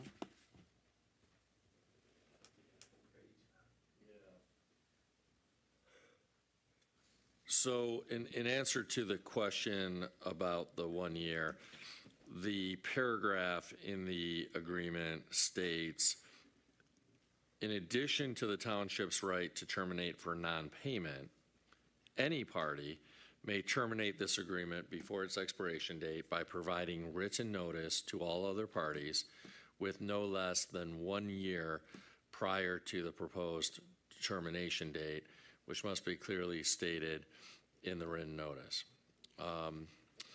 And it doesn't define that exactly, but I would say based on the ordinary dictionary definition, 1 year would mean 365 days. And so I think it's just 365 days from the date of written notice. You could then get out 365 days later. So I don't think it has to be a full calendar year or a full fiscal year plus whatever time. It's just 365 days from the written notice. Now, you could say it doesn't even necessarily have to be just 1 year. It says no less than 1 year. So you could give notice that, well, in a year and a half, we want to exit, or in 2 years, we want to exit. That's my quick and dirty assessment without having the attorney here. And I would concur with that understanding of that wording. Thank you. Any final discussion on the motion? Hearing none. Everyone clear on the vote before us? Resolution approving Waterford Regional Fire Department contract. Roll call, Madam Clerk. Parker? Yes. Yes. Carrington? Yes. James? Yes. Jones? Painful, yes. McGinnis? Yes. 6 yeas, no nays. All right, that motion carries. We are now at closing comments. We did that. We did adopt that, yeah. All right, Mayor Grimal, you have the floor.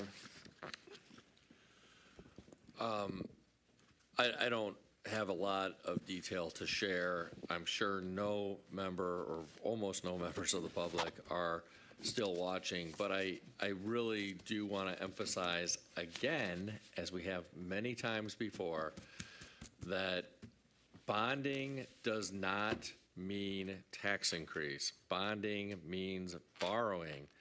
And in the case of our capital improvements, the community center, the Central High School, to the extent we're bonding for those things, we are paying for that loan. We're paying that loan back out of our existing revenue streams.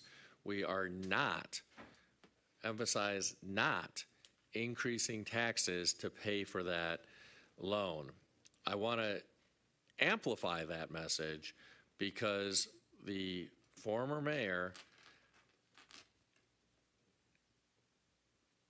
falsely asserted that bonding equals tax increase, not just for our capital improvements, but even more outlandishly in connection with the county bonding for the Phoenix Center development. And that is the county borrowing. It's not even the city borrowing money. It's the county borrowing money and paying for it out of their existing revenue streams. So they're not levying a millage. It's not even the city borrowing, it's the county borrowing. They're paying it out of their existing revenue stream.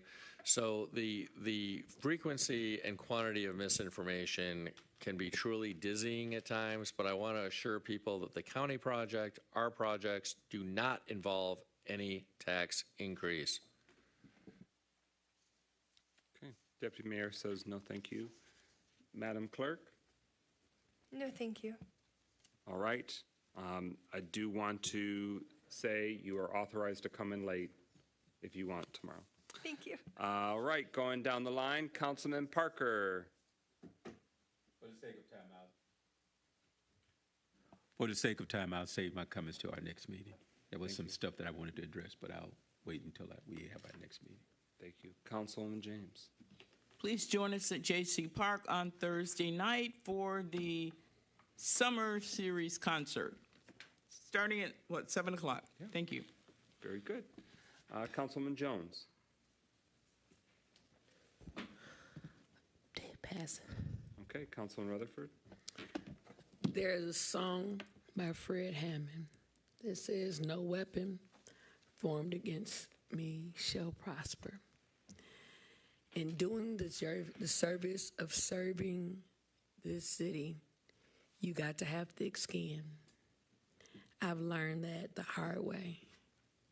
I've experienced in this seat a level of disrespect that I've never seen happen to others, but it always happens to me.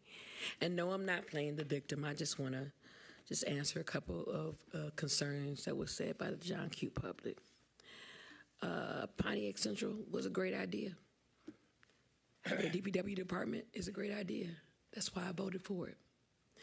Doing a youth center with bonds that do not cost the taxpayer money is a great idea. That's why I'm voting for it. Giving the retirees their money that they deserve was an amazing idea. That's why I voted for it. At the end of the day, when I leave this seat or when I leave my job of service, I just want to be told, well done, my good and faithful servant. There are people who are going to come here every week and attack us all individually. Tonight it was me because I chose to make a PSA. And the purpose of my PSA worked. It was to give the people the facts, not a storyline, not a drama-filled saga, but the facts. And the facts is we needed a DPW department, and we're going to get one. Now, you're probably like, why are you harping on this at 1 o'clock in the morning? Well, at the end of the day, we have to say to our haters that this city is going to keep growing. And no matter how you try to be resistant, no matter how many mud-slinging competitions, no matter how many times you're paid by people to come up here and attack us individually or collectively, we're going to do the business of the city. because some people can't accept change and evolution. And I'm going to leave you with this. On Sunday, my pastor, John Tober, talked about how God wipes away your past and he gives you a newness and a refreshness. This is the new version of me serving in my district. I will not respond to negativity. I will not respond to threats. I will not respond to agitators. I will do the will of the people because it is truly about the people. And somewhere along the line, I forgot that because I kept trying to get people approval when God is the only approval that I need. I don't need nobody else's approval but God. And that's who I serve. And I'll live and I'll die serving him. So to all the people, we have a meeting on Saturday, June the 28th from 3 to 5 at the Sunset Boulevard. I said Sunset, did I say it right? Sunset Island. Sunset Island, I'm sorry, Ronnie gonna kill me. It's from 3 to 5.